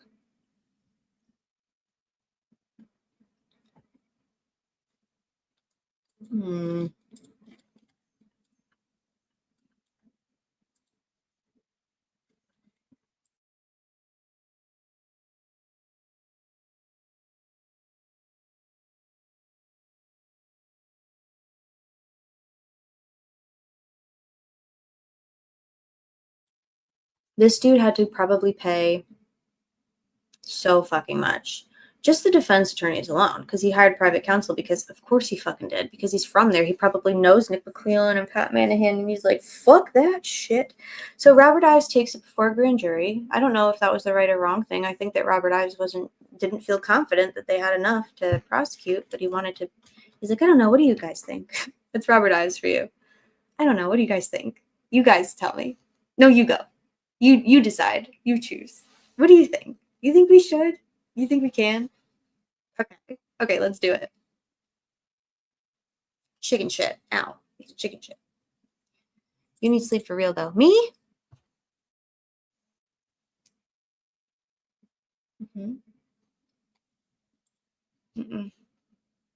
Nope. Sucks. Sucks to suck. This is why we need to be holding fucking law enforcement and prosecutors, like judges, prosecutors, law enforcement. We need to be holding them to a higher standard. Just being charged with a crime, just being detained. Rick Allen was pissed because they patted him down outside in public. Like,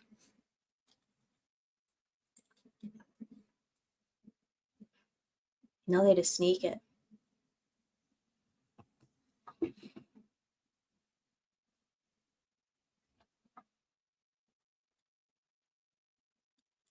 Hi, Shell. Welcome. I'll stay up forever.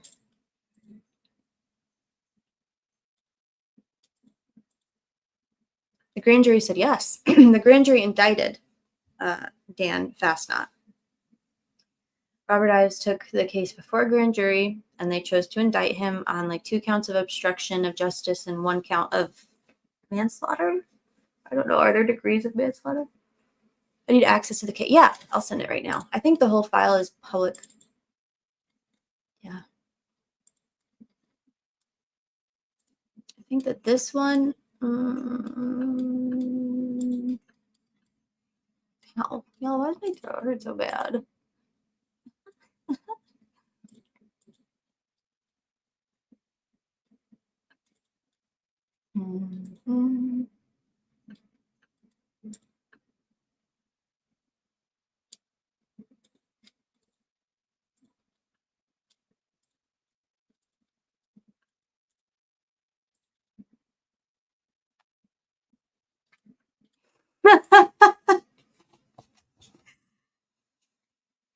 I can't find that one either. I need to clip things when I say them, like right when I say them. Did you drink water? Miku. I don't like drinking water, but I do have a water glass, and it actually has water in it. A lot of times I'll put like Coke Zero in it, but I try not to do that past like 7 p.m. anymore. It's water. This is why I'm not drinking it. It's boring.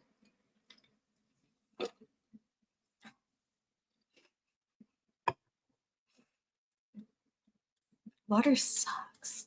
God, I hate it. At least make it fizzy, you know? At least do.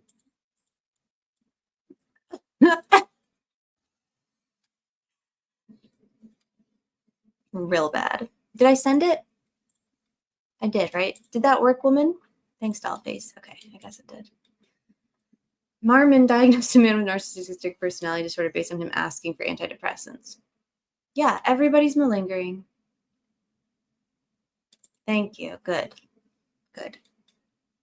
I would literally rather die of dehydration. I hate water. Same. Whole chat blow. Everyone in here is a mod. They need to stop feeding these officers after midnight. Water equals vodka and ice. Okay. Hey, Criminally Focused is our new friend. One in the chat for Criminally Focused and her super cute spectacles. Marmon reminds me of Garmin, which reminds me of geofencing. Coke Zero, that's some old stuff there. What do you mean? I don't get it. I have Kool-Aid squirt. Is that like the little bottles of like the you can put in water bottle? Kool-Aid squirt juice. We are twinsies. So true. So true. Crap and focus. So that was it, y'all. What do you think? I plan to go, DB helped transcribe Andrea's live where she goes through the interrogation. And I plan to do that, but like, I'm so tired. 5 hours and 20 minutes? What have I been talking about? Do y'all ever feel like that? What have I been talking about for 5 hours and 20 minutes? DB, how long were you even on here? An hour? 3 hours? 5? It's so long. Oh my God. Nancy Grace roasting. We didn't really roast Nancy. She kind of self-roasts. It is a really long stream. You gave us a college law lesson, but better. Cool. Good. Glad. I did send the file. How long were you? Ow.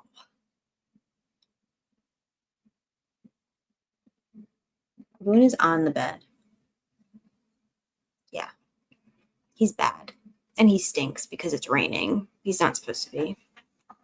Do y'all prefer weighted blankets? Heated blankets? And then I'm really going to go to bed. I think I'm going to do a snack though. I think I'm going to do a snack. I learned a lot and got some fresh rage fuel. Good. We didn't roast Nancy. Why didn't...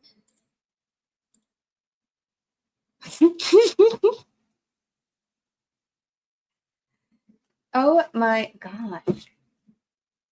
So true.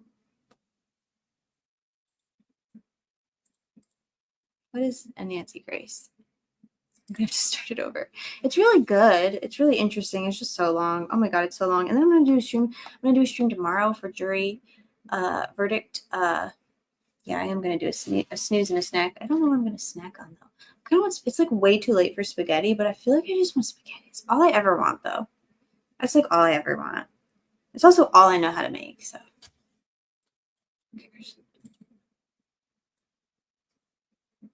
Sherpa. Sherpa sucks because I don't like the feeling.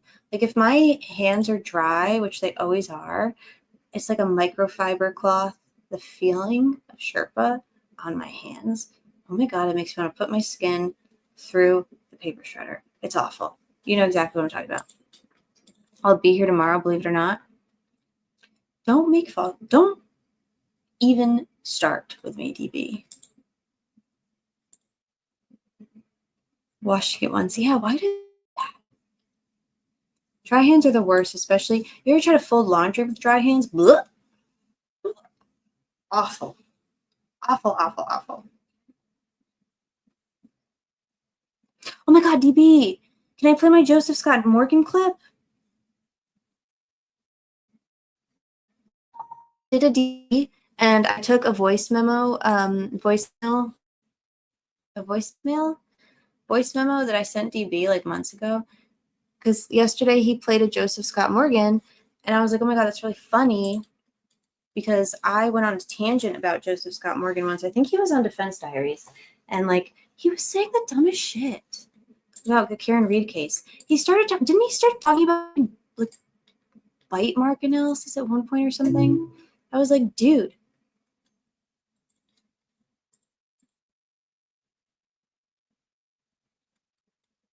I don't like that, DB. Don't like that.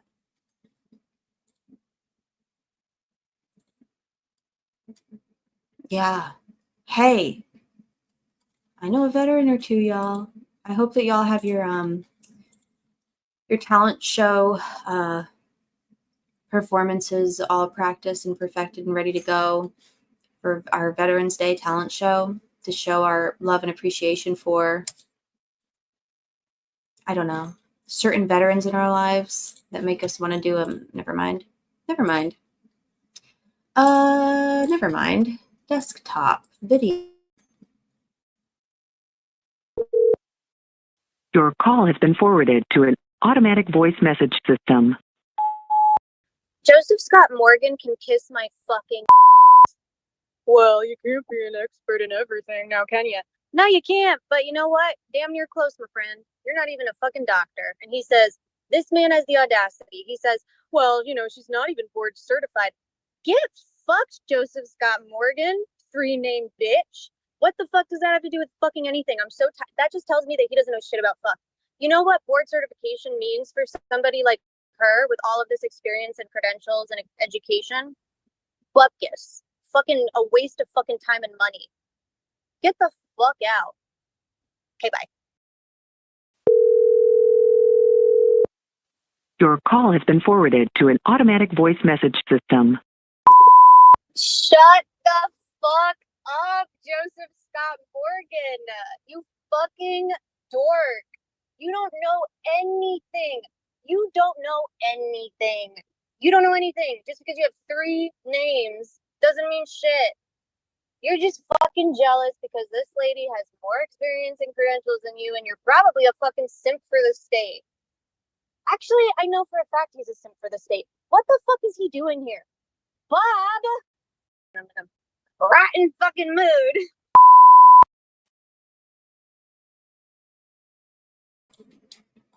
Normal. It's normal. I was gonna tweet it and tag him. Then I was like, don't. Bob. I say that like 5 times a day. Sometimes when Bob is on the ground doing an interview, I'm like, Bob.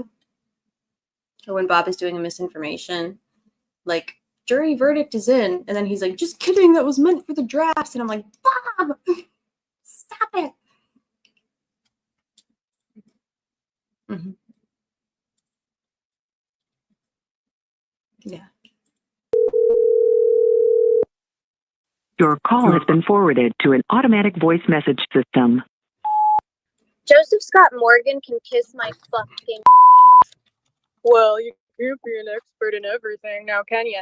No, you can't, but you know what? Damn near close, my friend. You're not even a fucking doctor. And he says, this man has the audacity. He says, well, you know, she's not even board certified.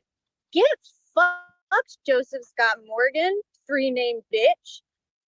Fuck does that have to do with fucking anything? I'm so tired. That just tells me that he doesn't know shit about fuck. You know what board certification means for somebody like her with all of this experience and credentials and education? Bupkis. Fucking a waste of fucking time and money. Get the fuck out. Okay, bye. Your call has been forwarded to an automatic voice message system.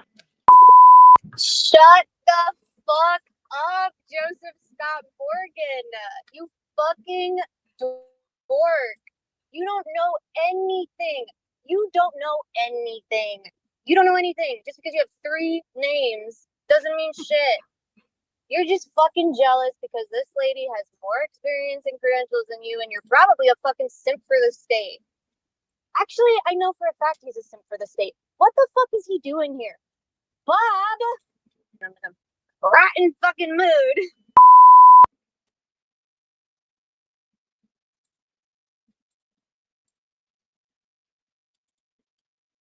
What's gonna happen tomorrow?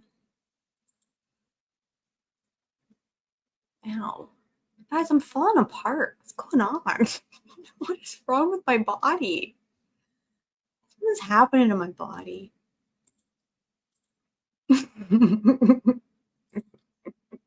Oh, fuck. Oh my god, you guys. I was eating, like, what are they called? Fuck. Kaylee gave me fucking jalapeno chips. And then I fucking, like, touched my eyeball. I got a fucking jalapeno chip in my eye. No. Hi, Pop Tarty. I love you. Goal will do. Jury override and make him guilty. Please don't say that. I sent a lot of rants.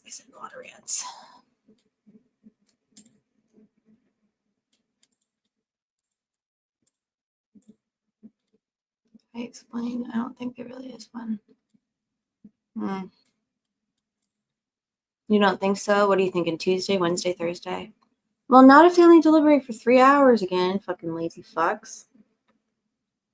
Couldn't even put in a full day. Really? Couldn't even put in a full day. Couldn't even get there at 9. Ridiculous. 10 o'clock? The day's over. The day is over. What are we doing? Why are we starting our day at 10 o'clock? Are you in your sophomore year of college? Are you a full ride hockey scholarship frat boy starting your day at 10 o'clock? What are you doing? Why are we starting our day at 10 o'clock? The day is over at 10 o'clock. At 10 o'clock, I've eaten like 4 times. What are we doing? Cayenne in the eye sucks. It was not good. It wasn't good. And it wasn't even that good of a snack either. It's hockey scholarship. I don't know. You know, they're from Canada. Yeah, but you're not a juror. No judgment. But if I'm on a jury, like court hours, why are we starting our day at 10 o'clock? And then we're okay. If you're going to start your day at 10 o'clock, if you're going to leave, if you're going to start your day at 1 o'clock in the afternoon, you ought to be ending your day at 9 p.m. Yeah, you better be ending your day at 9 p.m. I got no problem with that, Miku. I love that, in fact. I'm a fan. We all have different, but like do 8 hours of something. Do an 8 hour, at least a 7 hour. Or if you say you're going to stay until 4, but you finish at 3, that's fine. How about for appearance sake, don't fucking leave at 3:15. When you say you're going to stay at 4, fucking hang out for 20 minutes. Please. At least pretend like you're doing something.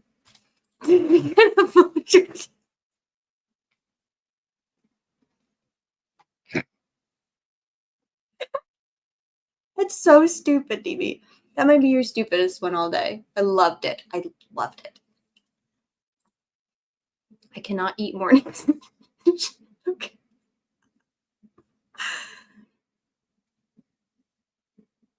I need to do like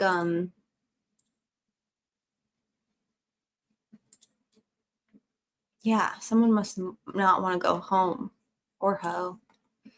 DB lucky sex college. So stupid.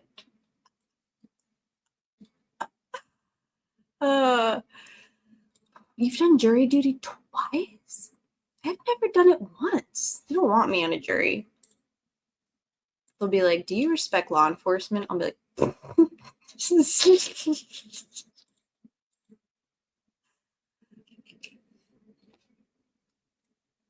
feel like she said that they requested it though, didn't they?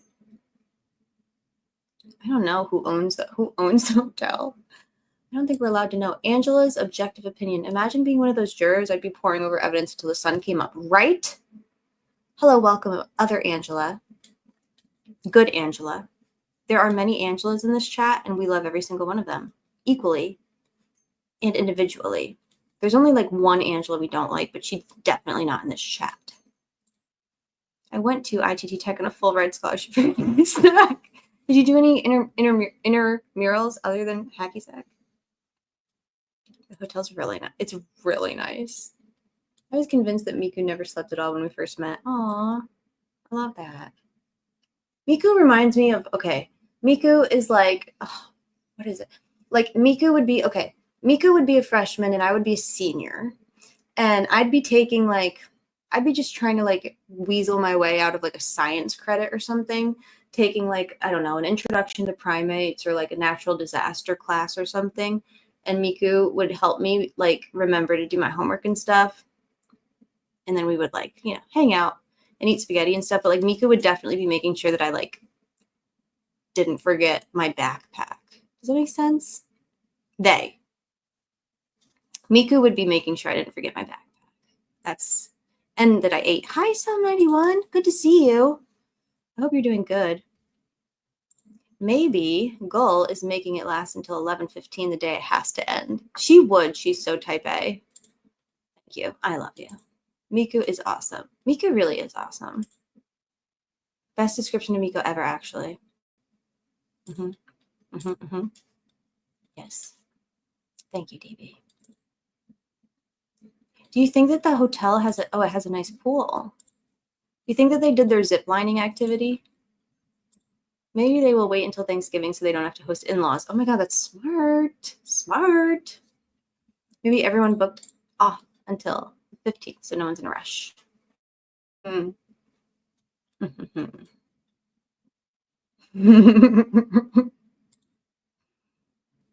Do you bake, Miku? Do you like to bake? I probably prefer baking over cooking. Rock and bowl. She paid for the hotel rooms to the 15th, so she's going to get her money worth. She would. Gull would definitely. I bet Jerry Holman could drink the whole hotel.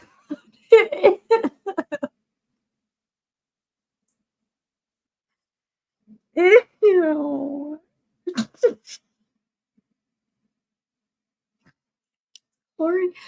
Chlorinated.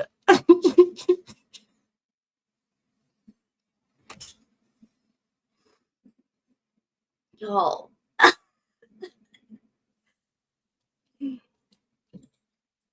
Baking is way harder, less margin for error. Really? Yeah, but the instructions are so clear.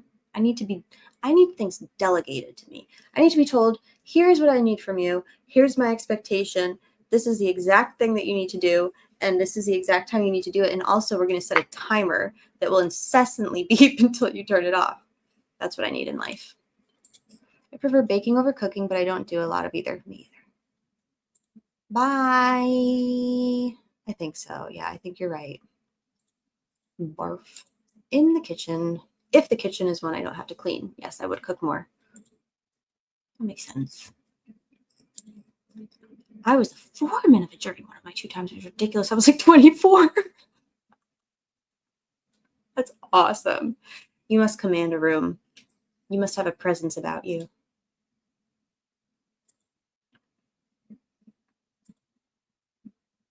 What is this emoji? Oh, it's disgusting. It's Holman drinking the hot tub water. I know it is. It definitely is Holman drinking the hot tub water. Yeah.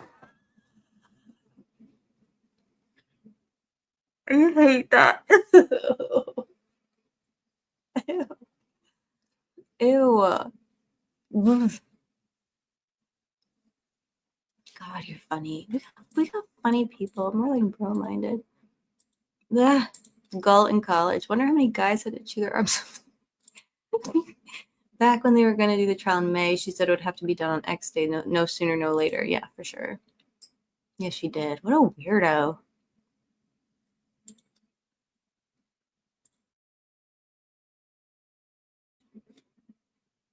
Wow. Weird. I subjected you. What is happening? My gross thought. Oh, that's okay. I think I'm gonna go to sleep. I don't know. I'm hungry though. I'm gonna eat a snack and go to sleep. We're gonna hang out again tomorrow, and we're gonna hopefully get some justice for Rick Allen. And then DB's gonna move Rick and Kathy into his house, into his mansion in Cyprus. And he's gonna cook for him. Did y'all know that DB is like a 5-star chef? He went to the Culinary Institute of America. Like, not even kidding. Will you watch the Fiend link, the whole thing? Do I have to watch the chat? Did you timestamp it for me? Can you timestamp it for me? I already did. Okay, well then I'll watch it. Where is it? Is it in the cord? Is it long? Is that what I said? Is it long?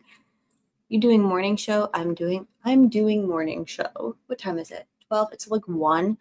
I probably need an average of like 5 to 6 hours of sleep a night. Some people need more than that. He's also an air traffic controller, but in his free time, he likes to create culinary masterpieces. Yeah, he went to the Culinary Institute of America just for fun. He didn't even need to. He just did it for fun.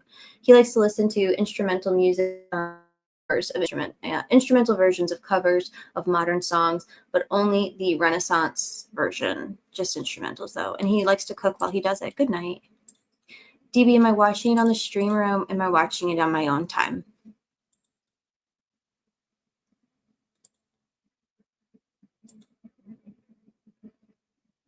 Pharmacy, public health. You know what? I could see you doing public health. OMG, DB loves me. What's not to love? Woman, you're ridiculous. DB, can you answer my question? Am I supposed to do it here or am I supposed to do it? Yeah, but I can't watch it there. Can you put it in the private chat? I got a lot of demands. You look like Andrea's little sis. Well, thanks. Andrea is fine AF. Stream. Okay, can you put it in private chat, sir?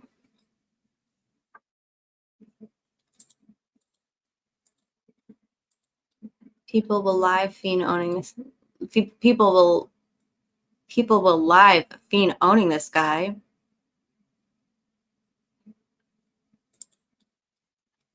Same. Well, not midly either, but like same.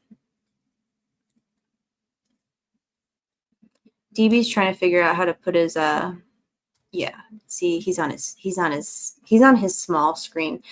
DB has shrunken down to his small screen, and it's really hard for him to do things on the small screen because his fingies don't operate like they used to. Because let's face it, y'all, we're all getting old. It's all right. I got arthritis. DB has fat fingies. It's okay. But he shared it, so now I can share it here. It happens.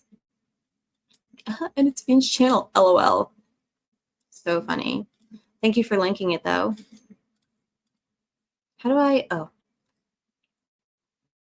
When DB finishes a snarky comment with LOL. It's like so me-coded. Like so me-coded. 48-minute mark. Hey, do I have to... DB, should I show the live chat, too? My arthritis has arthritis. I have an iPhone 16. I have an iPhone. I don't want to tell y'all. I don't want to show you what kind of iPhone I have. I'm not going to show you. It's not even a number. It's an XR. It's a 10.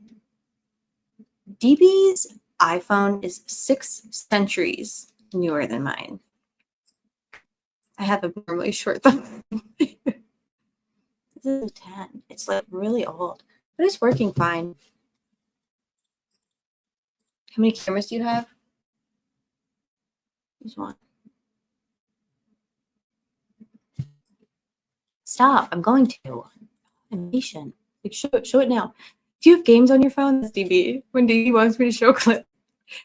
Do you have games on your phone? Do you have games on your phone? Can you ask me nicely, friend? Can you ask me nicely? Platonic friend? Thanks. 15 Pro Max. What's the difference between a 15 Pro Max and an XR? I had one like 5 years ago. I know. I have 2? Oh, yeah, facing. That's true. 48-minute mark. Here she goes. And the live chat. We got the live chat open now. Okay. I don't know if I need live chat, but I have it.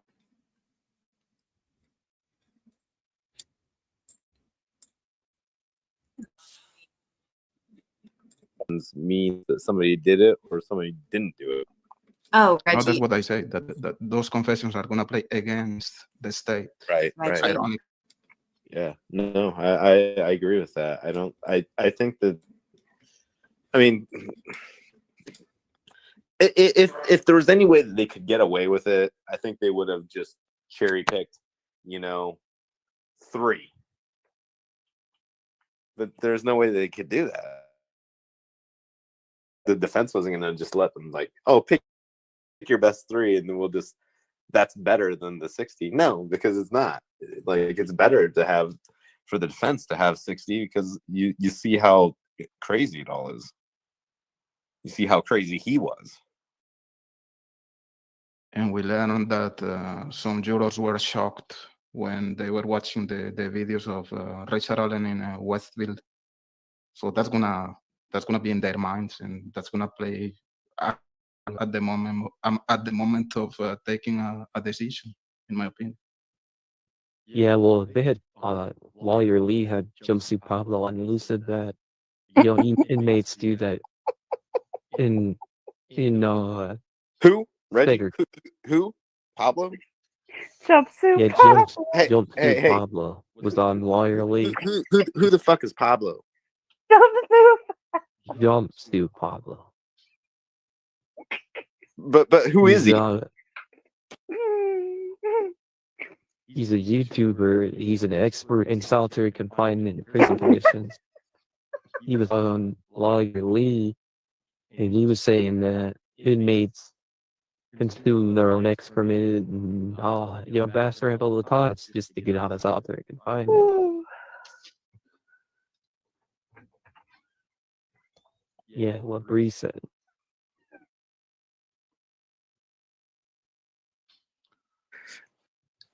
I mean, the thing I mean, about is that Richard Allen's never been in prison before. It's not like he that knows. you know of. He no. It seems like he's been in prison in his own mind. Right. Full time. He's not been in real he's been prison. tortured soul. He knows the lay of the land and what the tactics are. Like, and he's also not really communicating with anybody for someone to tell him, hey, here's what you should do. Like, that's not reality. Like, there wasn't I mean, anybody. you think that, but I think he's been very cunning. He's been plotting. This has all been by design, to just put some of the facts out there, just enough to seem crazy and manipulate. That's what he does. He manipulates. Have you ever listened to Sleuth Intuition? I don't know. I don't. Only listen to a couple. He only listen to a couple Belfry channels. I listen to this one guy that thinks he's basically a human teleprompter. He kind of reads comments and goes, yeah, that's what I'm saying. Richard Allen. He's in love with Dr. Monica Law. And, I really understand where he's coming from sometimes. Teresa says, I really like Jumpsuit Pablo. Very, very disappointing what I hear he said. I don't know Pablo from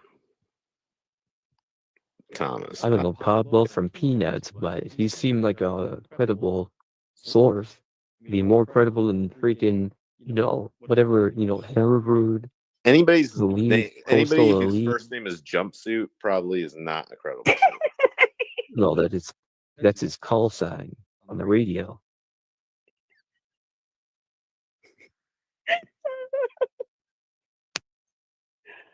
Oh my god. I wish I could share a screen. I would show you Pablo. Oh, I think I've seen his thumbnail or whatever, but Christian name Jumpsuit, right? Good Christian name. I think, or guys, what's gonna happen if the decision is a hung jury? What's the next step? It's more of a lack of a decision, really. Well, I mean, so initially, if they come back and there's we can't come to a decision, Judge Gull will probably send them back. And if they still can't come to a decision, she might be influential, being like, look, you really need to come to a decision. Or she might just be like, well, just go on. It's okay. Just keep doing what you're doing. Go back to work. If they come back again, which they probably will, you'll read them an Allen charge, which is basically kind of more of a streamlined deadline of look, you have to come to a decision. If you can't, I guess. The only Allen charge she's reading is 4 life sentences. Right. But yeah, so if I believe that if they come back after the Allen charge and they're still hung, that just he's gonna remain in custody, and the state will have to decide to recharge him, you know, which I don't know. Maybe they would think better of the charges that they're charging him with. I have no idea, but they would have to decide what they're going to do and either move forward or not. And, you know, they're going to have to consider the expense of that, and they're going to have to consider what. DP said, okay, that's enough. Okay. So bossy. That was good, DB. You sounded like a guys, I'm dying. You sounded like a pro guilter. What could I have possibly have done to hurt my body so bad? Okay, friends, I'm gonna go eat spaghetti. Although it's really late. Maybe I'll just do a cookie. I'll just do a cookie and go to sleep. Okay. See you tomorrow. Bye.